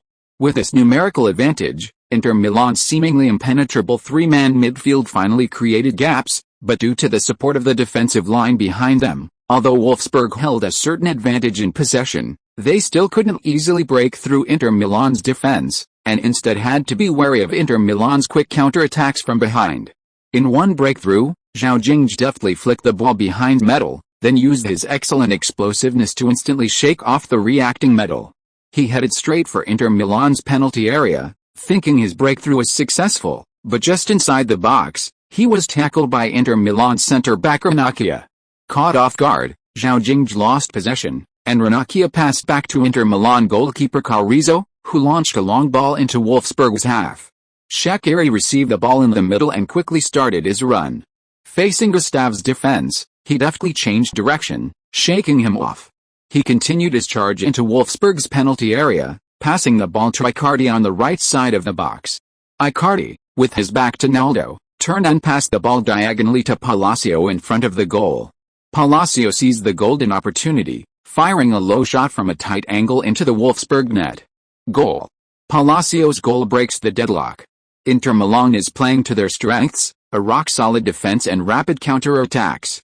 Michael, it seems my favorite Inter Milan has gained the upper hand. The Wolfsburg lads are clearly too hasty, pressing too high. Matthias smiled smugly at Ballack. Ballack, not to be outdone, responded in kind. From what we just saw, it was clear that Wolfsburg had the upper hand on the field, and a goal was coming soon. The two commentators began to fiercely debate in the broadcast room, a tactic to attract viewers and draw more fans to the match. Although they conceded a goal due to their overemphasis on attack, Wolfsburg's players remained steadfast in executing their coach's instructions. They did not give up their aggressive attacks despite conceding a goal. When Gustav encountered a direct interception near the center circle, he passed the ball diagonally behind an opposing player. The Bruin, after shaking off Medel, arrived at the ball's landing point to receive it. Guarin immediately pressed forward, and De Bruin casually made a short pass to the right flank. At this moment, Zhao Jingge received the ball and once again delivered a short pass. Gustav moved forward to receive it, and Wolfsburg launched a series of short passes on the right side of the opponent's penalty area. Through continuous combinations, the three players sent the ball into Inter Milan's penalty area, where the opponent's three defensive midfielders desperately tried to win the ball back and defend. As Guarin retreated to defend him, Zhao Jingge abruptly stopped, controlled the ball, changed direction, and dribbled 2 steps towards the center of the penalty area before passing the ball to Dust, who was back to goal. Dust received the ball and sent it forward, meeting the on-rushing De Bruin without hesitation. He unleashed a powerful shot that sent the ball into the top right corner of Inter Milan's goal. With this goal, the previously somewhat quiet Volkswagen Stadium instantly transformed into a sea of jubilation. Goal! Goal! Goal! In the studio, Ballack continued to cheer for the goal. I told you Wolfsburg would score. De Bruin played really well in this match. This time, it was Ballack's turn to give Matthias a slightly meaningful smile. The game continued, and watching Wolfsburg relentlessly press forward, Mancini on the sidelines couldn't help but curse. Did they really think Inter Milan's attack was that bad? Did they think my two strikers up front were just for show? However, Wolfsburg controlled most of the midfield possession, leaving Shaqiri struggling alone. Having just suffered a setback, Wolfsburg wasn't about to let him go unchecked. Controlling Shaqiri, Inter Milan's most threatening player, was key to their success. Even if their two forwards were dangerous, without midfield support, they'd be helpless in the penalty area. Mancini tried to replicate this strategy with De Bruyne, but De Bruyne constantly combined with Zhao Jingge and Perisic. All three possessed excellent ball-carrying abilities, and with a pressing Vieira and the technically gifted Rodriguez, Wolfsburg's midfield and attacking play flowed seamlessly. Even when Chilean Gattuso and his two defensive midfielders pressed together, they struggled to win back possession. And even when they did, the ball couldn't reach Shaqiri. With the opposition unable to retaliate, Wolfsburg's players relentlessly searched for weaknesses in Inter Milan's defense, both inside and outside the penalty area. However, the still solid Italian defense thwarted Wolfsburg's attacks several times. But the constant chasing of the ball and the increasing pressure on the defense left Inter Milan's players extremely fatigued. Especially the three defensive midfielders. Even Chilean Gattuso, known for his stamina, was showing signs of strain towards the end of the first half. As the first half ended, watching the Inter Milan players return to the locker room panting, Dieter Hecking prepared to end the suspense of this round of the knockout stage in the second half. Please add to your favorites and vote for this game. Thank you for your support. Chapter 23: A resounding victory over Inter Milan. In the home team's locker room, Dieter Hecking instructed the Wolfsburg players to maintain the same pressure they had in the first half, striving to seize complete control of their qualification hopes. The excited Wolfsburg players, of course, strongly supported their coach's decision, vowing to send their opponents home in the second half. After a short halftime break, the game resumed. Although Inter Milan's players were also running hard, the situation was inevitably controlled by Wolfsburg. Faced with Wolfsburg's attitude, Mancini on the sidelines felt that he and Inter Milan had been underestimated. In the 55th minute, Inter Milan substituted Hernanes, one of their defensive midfielders, with Kovacic to form a midfield core with Shaqiri. This was intended to strengthen midfield control and at least change Inter Milan's current unsightly performance, allowing the midfield to hold on to the ball. After Kovacic came on, Shaqiri, with a partner by his side, finally breathed a sigh of relief. At least he was no longer the only one with possession in midfield. The feeling of being tightly controlled on the pitch is truly unbearable. Kovacic's introduction significantly altered Inter Milan's midfield. The Croatian's technique is undeniably excellent. He can hold the ball, orchestrate play, and possesses considerable physical strength. No wonder he caught Real Madrid's eye later. With him on the field, Inter Milan created several threats on the counter-attack, at least no longer being completely helpless. After all, simultaneously cutting off Kovacic and Shaqiri's passing and playmaking routes is a difficult task for Wolfsburg.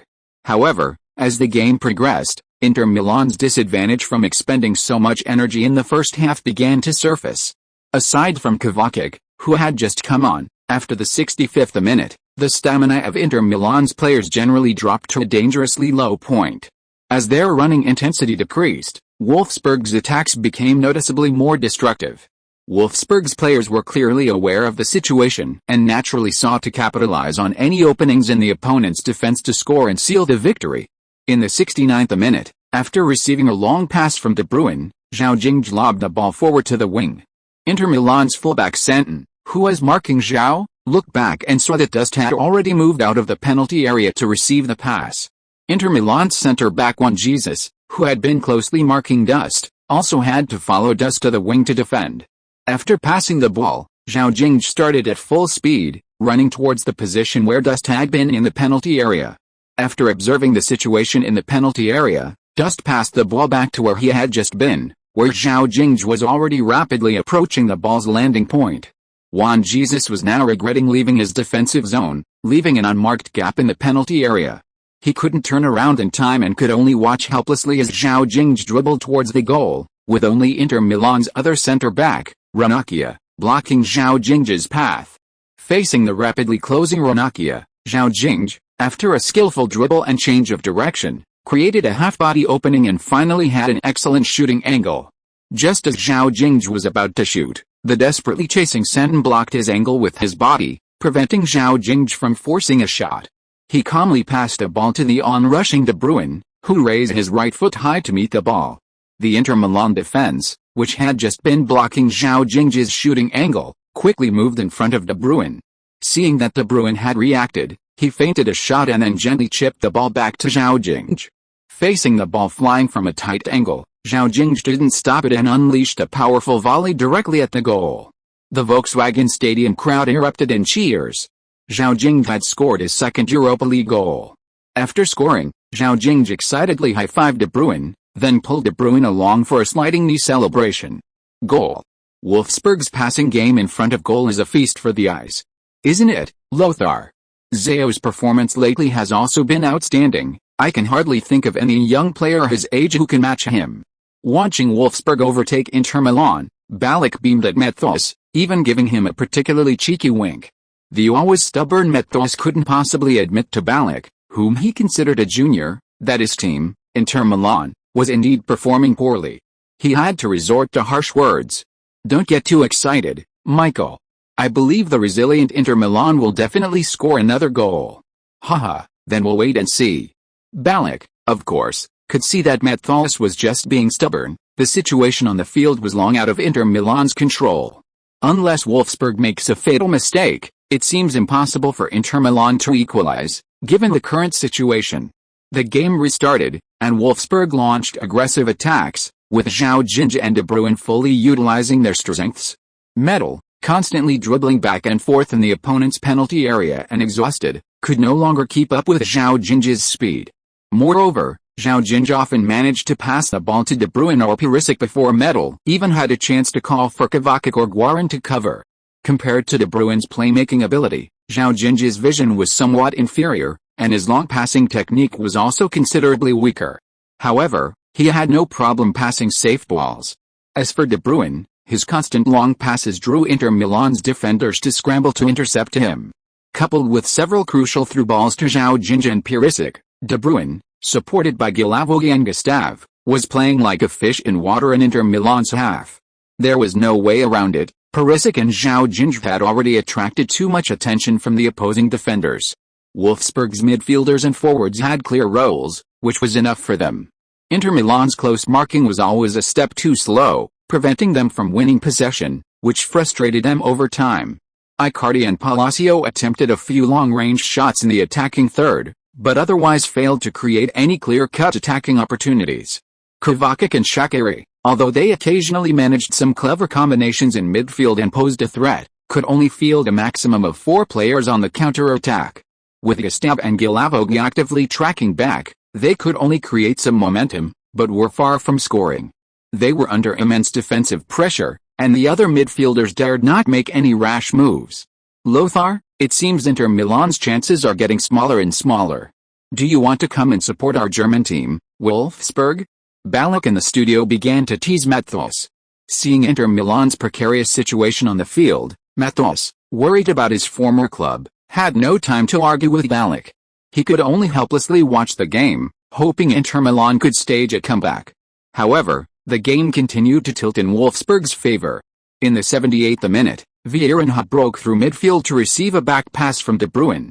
After passing the ball into the center, he didn't continue forward but instead turned back to create trouble for Kovacic. Rodriguez on the left wing made a rapid run forward as Vieira dropped back. Gustave's pass from the center arrived as expected.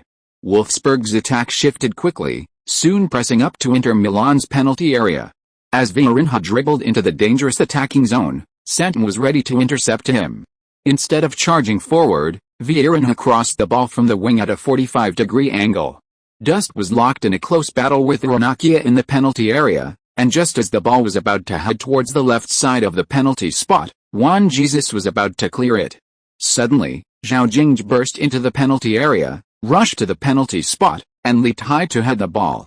The Inter Milan defenders, unable to keep up with Zhao Jinge's pace, could only watch helplessly as the ball flew towards the center of the goal, hit the underside of the crossbar, and bounced into the net. Goalkeeper Carrizo made a save attempt, but his raised hand was a step too slow and missed a ball. Goal. Zhao has scored again. He has scored twice. Now Wolfsburg leads Inter Milan 3-1. Ballack roared excitedly in the broadcast booth, while Matthias, resting his head on his hand, seemed to have given up hope for Inter Milan's victory.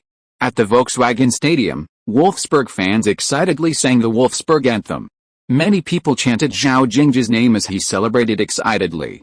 Hearing so many fans chanting his name for the first time, Zhao Jingge was overwhelmed by the cheers. Even from the not-so-standard 3 syllables of Zhao Jingge, he felt immense satisfaction, and excitedly waved to all the fans.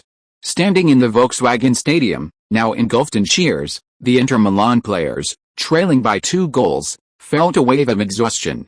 "We're Inter Milan, a powerhouse in Serie A," they thought, "and we've played like this."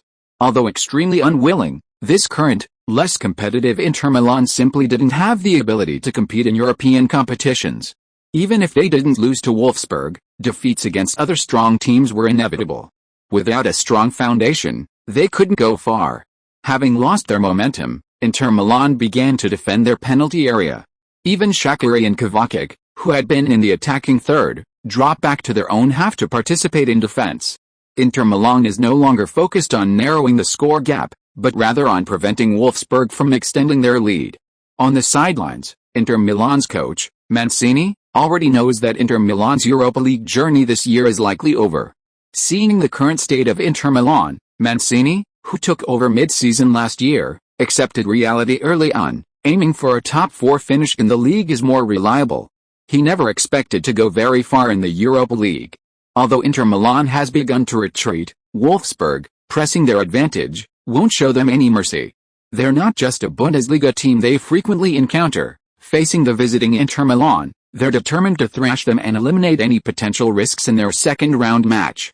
In the 81st minute, after Gustavo dispossessed Shaqiri, Gustavo delivered a short pass.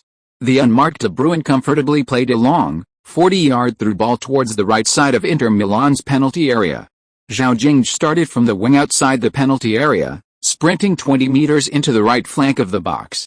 At peak speed, relying on exceptional coordination and explosiveness, he abruptly stopped and changed direction, controlling the ball at the perfect angle. After a brief pause, he started again, dribbling diagonally forward, looking for an opening to shoot. Inter Milan's defense was on high alert, but Zhao Jingge's speed was too great. They couldn't form a complete defensive line in time. A gap remained between the center-back and the full-back, and Zhao Jingge cut through this gap towards the goal.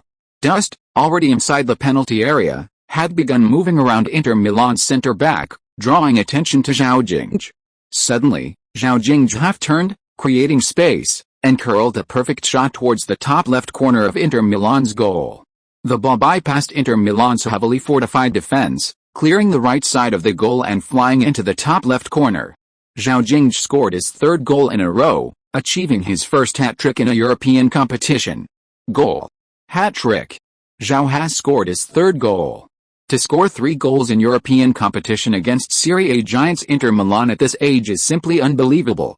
This time, not only Ballack but also Methalis excitedly shouted in the live broadcast room. A brilliant goal. De Bruyne's signature precise long-range through ball. Zhao, with his solo run, scored this goal. With this goal, we can already congratulate Wolfsburg. All the Wolfsburg fans watching the match applauded and cheered for the team's prodigy after Zhao Jingge scored his 3rd goal. Wolfsburg's most important player is De Bruyne, but the player with the highest potential is definitely Zhao. Ballack expressed his undisguised admiration for Zhao Jingge to Methalis. If he can continue to maintain this level, he can indeed reach that height. Methalis was still a little unconvinced. Who wasn't a promising young player back in the day? He couldn't say he liked this talented player who had just dealt a crushing blow to his former club. In the end, the match concluded with Wolfsburg defeating Inter Milan 4-1 at home, thanks to another hat-trick from Zhao Jingge. Please give me your favorites and recommendations, it really means a lot to me. Thank you everyone.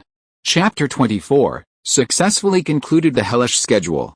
Zhao Jingge was naturally named man of the match after the game and once again accompanied Dieter Hecking to the post-match press conference.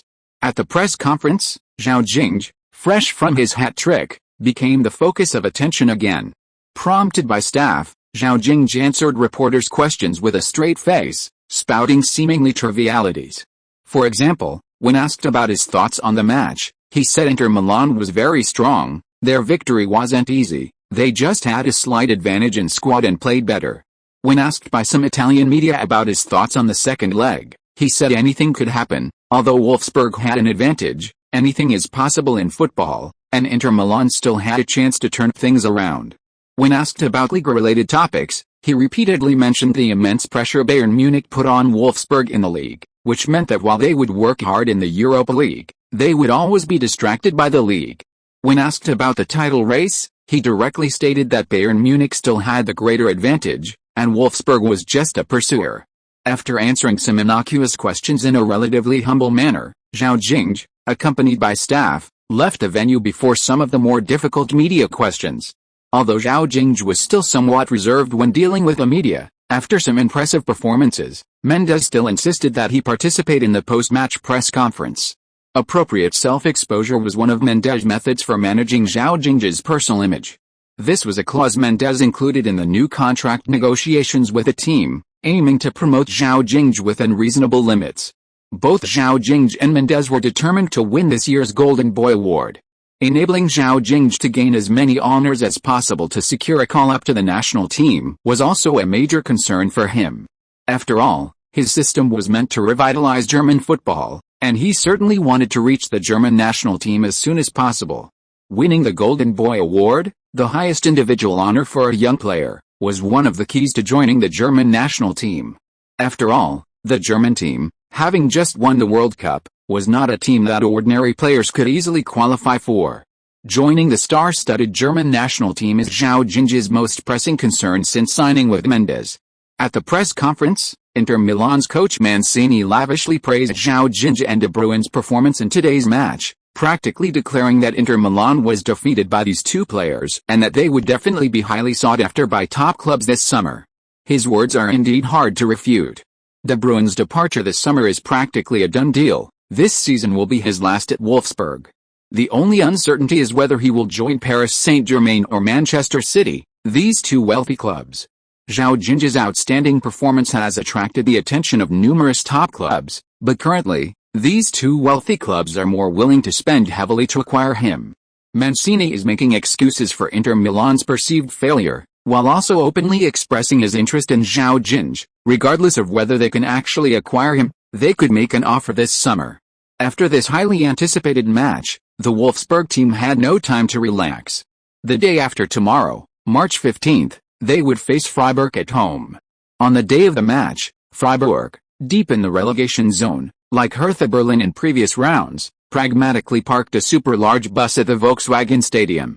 "We only need 1 point to avoid relegation," was the attitude of the entire Freiburg team. But facing Wolfsburg, who were fighting for 3 points to win the championship, a clash of offense and defense was inevitable. In this match, Dieter Hecking had to bench the tired De Bruyne. Schürrle and Arnold were appointed as the midfield playmakers, while Gustav and Guilavogga combined to distribute long passes from the back.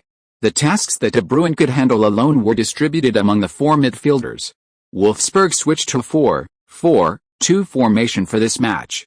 Zhao Jingge and Dest formed the team's two strikers. Facing a dense defense, having a tall figure like Dest in the penalty area was a huge advantage for the team. Zhao Jingge also avoided being surrounded by the opposing defense alone. Bayern Munich's recent form has been too strong, and Wolfsburg, with its players fatigued, needed to maximize its attacking capabilities. A win was a must. In this match, the entire Wolfsburg team performed exceptionally well. With Zhao Jingge and Dest drawing most of the defensive attention, Wolfsburg's attacking midfield repeatedly ravaged Freiburg's defense with their overlapping runs. In the first half, Schürrle broke the deadlock with a shot after a pass from Zhao Jingge. In the second half, Gustav's powerful shot also found the Freiburg goalkeeper's defense. With Zhao Jingge adding the finishing touch in the final moments of the match, Wolfsburg secured a 3-0 victory over Freiburg at home. Meanwhile, Bayern Munich also thrashed Werder Bremen 4-0 at home. This victory, however, brought little joy to Wolfsburg, whose lead over Bayern Munich had stagnated after narrowing the gap to just 2 points. Bayern Munich's dominance against lower-ranked Bundesliga teams was on full display. Aside from a few top teams, they almost never dropped points. Wolfsburg, closely chasing them, were now feeling the strain, as their squad depth simply couldn't match Bayern Munich's. After a few days of rest, the entire Wolfsburg team flew to Milan, fielding a largely reserve squad, with the first-team players remaining on the bench. Inter Milan, playing at home at the San Siro, fielded their full starting lineup. Kovacic and Shaqiri anchored the midfield, with veteran goalkeeper Handanovic also in the starting 11. This time, the situation on the pitch was reversed compared to Wolfsburg. Inter Milan, with their full-strength squad, dominated the game against a Wolfsburg team fielding mostly reserves. However, Wolfsburg's substitutes mirrored the previous opponent Freiburg, parking the bus at the San Siro. Although Inter Milan, playing at home, ultimately won the match 2-1, Wolfsburg still advanced to the next round of the Europa League with a 5-3 aggregate score. At the draw following this round, Wolfsburg learned their next opponent, Napoli, another strong team from Serie A. Napoli currently sits second in the Serie A standings, vying with Juventus for this year's Serie A title. Compared to Inter Milan, who have fallen into the Europa League qualification zone, this Napoli team is clearly stronger. Having just returned to Wolfsburg from Milan on March 22, the team had no time to rest before arriving at Mainz's home ground, the Opel Arena. The 26th round of the Bundesliga began as scheduled, marking the final match of Wolfsburg's grueling March schedule. Wolfsburg visited Mainz, who are still fighting to avoid relegation.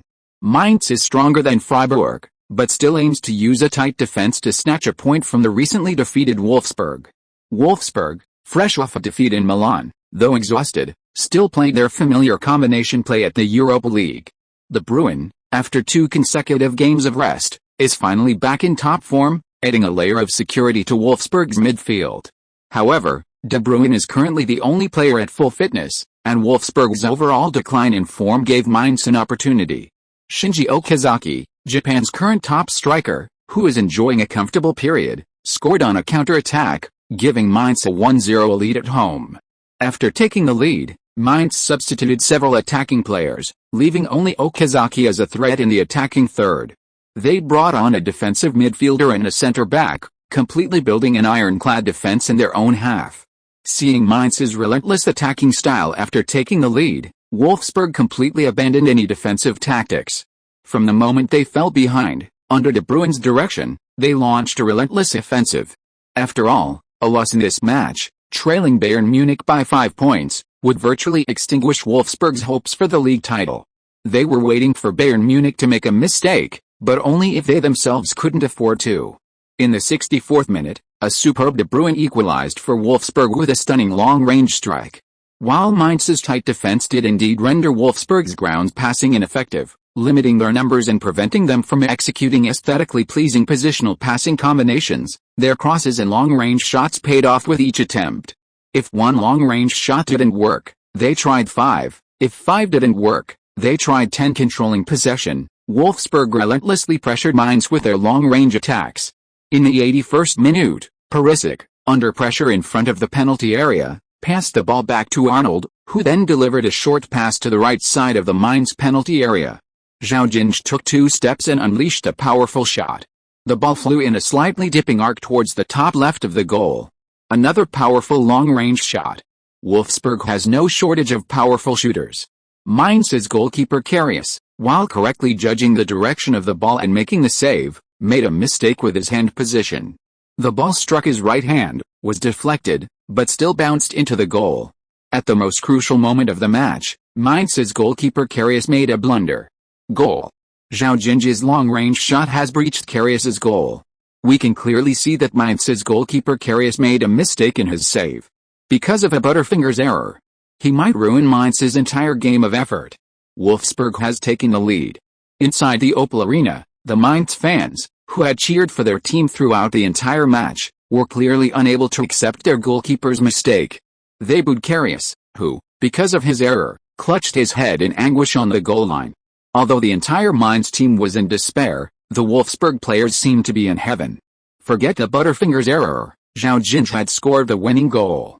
And that was enough for their wild celebration. If they could win this game, they would still be chasing Bayern Munich, and as long as there was hope, they would fight until the very last moment of the season. The match was nearing its end, and Wolfsburg, having taken the lead, faced a Mainz counter-attack, using the same tactics against them. Mainz, having parked the bus in their own half and lacking attacking players, had no answer for Wolfsburg's defensive strategy. Facing Mainz's relentless pressure, Wolfsburg calmly adopted a defensive counter-attacking approach. In the 89th minute, Zhao Jingge launched a counter-attack with a quick run up the pitch. Dust constantly moved and observed within the Mainz penalty area, clearly preparing to stop and provide support or cover. However, he didn't expect Zhao Jingge, who had found his rhythm, to unleash a long-range shot from 32 yards out. Dust instantly abandoned the idea of rushing out of the penalty area to cover Zhao Jingge and immediately sprinted towards the goal, seeking a follow-up shot, a striker's instinct.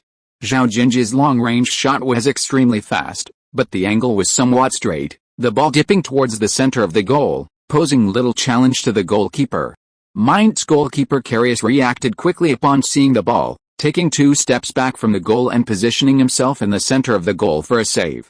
However, he failed to reach the ball, which should have been easily saved. The ball bounced through his hands. He had made a mistake, dropping the ball. Seeing this golden opportunity, Dust didn't hesitate, calmly tapping the rebound into the net. This goal shattered Mainz's hopes, and Wolfsburg led Mainz 3-1. From trailing by 1 goal to leading by 2, Mainz goalkeeper Karius made 2 enormous, monstrous errors, and he was subsequently the subject of intense media scrutiny. Regardless of Karius's performance, Wolfsburg secured 3 points in this match. They ended the grueling March schedule with a relatively perfect result. I worked overtime today, so it's a bit late. I apologize to all my readers, and thank you to Reader for the generous donation. Thank you also to all readers for your monthly tickets. Thank you so much for your support. Thank you everyone. Chapter 25 The Sprint in April. After their match against Mainz, Wolfsburg won't play their next game until April 4th. These 10 days will be enough for the exhausted Wolfsburg team to regain their best form. At the post-match press conference, although Zhao Jingge was still the focus of the media's attention, their questions were all centered on Karius, who had just made a major mistake. Faced with these questions, Zhao Jingge could only say that everyone makes mistakes, and everyone should be more forgiving of Karius. He urged everyone not to launch personal attacks on players, as this would greatly affect their careers. After finishing this press conference, which had little to do with him, Zhao Jingge and Dieter Hecking received some fantastic news upon returning to the locker room. Bayern Munich had lost to their old rivals, Borussia Mönchengladbach, in their match later that day. True to form, Mönchengladbach, known for their dominance over Bayern, had decisively defeated the Bundesliga giants on Bayern Munich's home turf. After the conclusion of the 26th round of Bundesliga matches, Wolfsburg finally climbed to the top of the standings, leading Bayern Munich by 1 point. Upon receiving the news, the Wolfsburg players danced and sang in the locker room, and Zhao Jingge and Dieter Hecking, who had just finished a press conference, joined the jubilant crowd. With ample time and the good news of Bayern Munich's loss, Dieter Hecking generously allowed the players to skip the overnight trip back to Wolfsburg. They could stay overnight in Mainz for a good rest before returning to their home stadium the next day. The players readily agreed, and a local restaurant was booked for a celebratory dinner. While Wolfsburg was jubilant, Bayern Munich, having just lost at home, were far from happy. In a post-match interview with various media outlets, Guardiola could only regretfully state that Bayern Munich had ceded the initiative to Wolfsburg.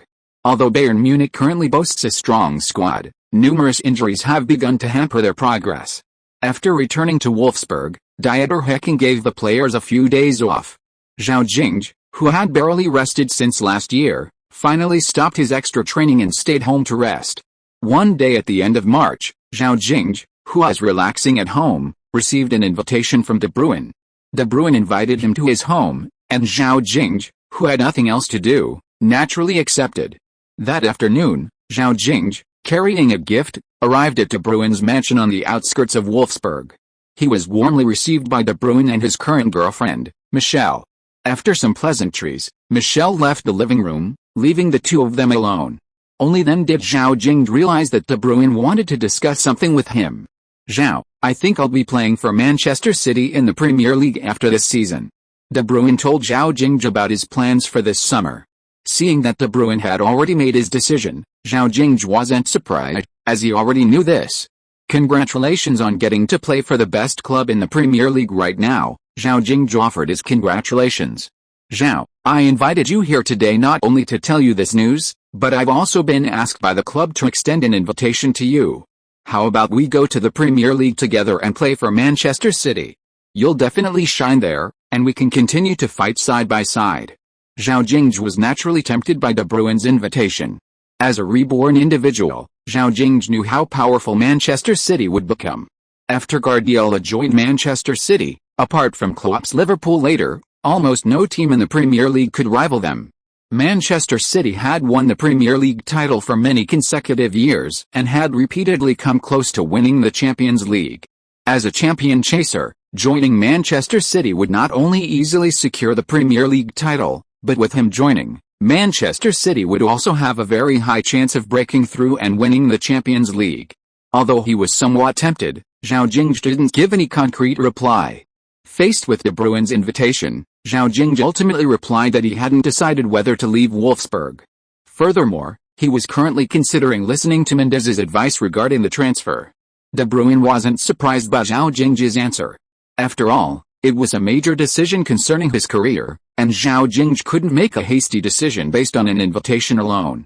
Besides, he was only inquiring on behalf of Manchester City. Whether there was any substantial progress wasn't important. The two then discussed Wolfsburg's team goals for the year.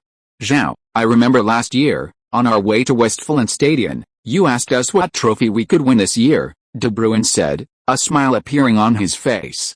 Back then, I really didn't expect that we would be leading the league table now. These past few days, I've dreamt several times that we've won the league title. I'm extremely happy. If we can really leave with a championship, it will be a huge affirmation for both me and the team. De Bruyne desperately wanted to win a significant trophy to prove himself. He wanted to join Manchester City with the honor of a championship. Kevin, we'll do it. Not just the league title, but we'll also fight for the German Cup and the Europa League. Zhao Jingge's words surprised De Bruyne. Zhao, I didn't expect you to be even more confident than me, even wanting the German Cup and the Europa League. I'm not as greedy as you. If I can just secure the league title, I'll be very satisfied. The two talked until dinner time, when Michel, who had prepared dinner, came to call them. After a pleasant dinner, Zhao Jingge, back home, also spoke with Mendes by phone. April was approaching, and summer was just around the corner. Mendes needed to start working on Zhao Jingge's transfer. Holidays are always short, and Wolfsburg quickly returned to their regular training. On April 4th, they would host Stuttgart in the 27th round of the Bundesliga. The match against Stuttgart was jokingly referred to by fans as the Bundesliga's Car Wars. Although not a clash of titans, it still garnered widespread attention. Stuttgart, a Bundesliga relegation contender, faced a formidable Wolfsburg side and had few options but to rely on a tight defense, hoping to salvage their chances. Dieter Hecking, watching the opposing team's defensive wall, felt a sense of helplessness. For mid to lower table Bundesliga teams, facing Wolfsburg was like facing Bayern Munich. If they had to play these kinds of tough matches every day, Wolfsburg, who had finally regained some form, might soon be struggling again. Dieter Hecking really didn't want to face these difficult opponents during the final stretch of the season. Faced with their opponents, Wolfsburg, with no other choice, resorted to their usual three-pronged approach against a tight defense, crosses from the wings to find the tall dust, hoping he could win the first ball in the box. If a header was possible, they would head it, otherwise, they would clear it for a long-range shot from midfield. Their wing play became more decisive. If they couldn't break through, they would create more set-piece opportunities. Having tasted the sweetness of long-range shots in the previous match, Zhao Jingge, in addition to his breakthroughs, also occasionally unleashed a powerful shot. He fully utilized his ambidextrous shooting ability, repeatedly testing Stuttgart goalkeeper Ulrich's defenses with unexpected long-range strikes. Ulrich, true to his reputation as a frequent contributor to goalkeeping highlight reels, followed in the footsteps of the unfortunate Karius, gifting Zhao Jingge a goal. In the 31st minute, after breaking into the penalty area, Zhao Jingge, while making a lateral movement, suddenly unleashed a powerful shot that caught Ulrich off guard. Somewhat flustered, he tried his best to deflect the ball away from the goal, but the high-speed rebound deflected off a Stuttgart defender and into the net. An own goal. Although not a long-range shot, this goal still sent the entire Wolfsburg team into a frenzy. Breaking down a tight defense is most difficult when scoring the first goal. Once it's in the air, it's the weaker defender who has the headache. Zhao, have you been blessed by lady luck with your long-range shots lately? Last time it was Karius, this time it's Ulrich. You've been incredibly lucky. You guys are so tactless. Is that luck? It's clearly my long-range shooting technique that's good. Zhao Jingge has now made long-range shots his regular attacking method, and he doesn't want his teammates to attribute his long-range shots to luck. Stuttgart fell behind and gradually intensified their attack in the second half. Facing a Stuttgart team that no longer defended so fiercely, Wolfsburg played with more composure, going toe-to-toe with attacks. Wolfsburg isn't just bragging in the Bundesliga. As Stuttgart's formation expanded, Wolfsburg gained more space for passing and movement. Various tactical combinations combining the wings and the center created many good opportunities for them in attack, and they frequently used positional attacks to tear apart the opponent's defense. In the 57th minute, Scherl organized an attack in the attacking third. Zhao Jingge and Perisic followed up on the wing, with De Bruyne lurking behind Dust. Wolfsburg's fluid attacking offensive unfolded once again in Stuttgart's territory. Zhao Jingge surged down the right flank, orchestrating a tactical play, with Dust acting as a pivot and passing the ball back. De Bruyne followed up, delivering a perfect lobbed pass, and Perisic, after penetrating the penalty area, crossed the ball near the byline. Zhao Jingge volleyed home at the near post. Wolfsburg 2-0 Stuttgart. Dieter Hecking on the sidelines breathed a sigh of relief. It seemed the match was easily won. Just halfway through the second half, Dieter Hecking substituted both Zhao Jingge and De Bruyne, two key players. With the addition of two defensive players, Wolfsburg skillfully transitioned to counter-attacking formation. On the visiting team's bench, Stuttgart's coach couldn't help but curse, leading by 2 goals and still playing counter-attacking?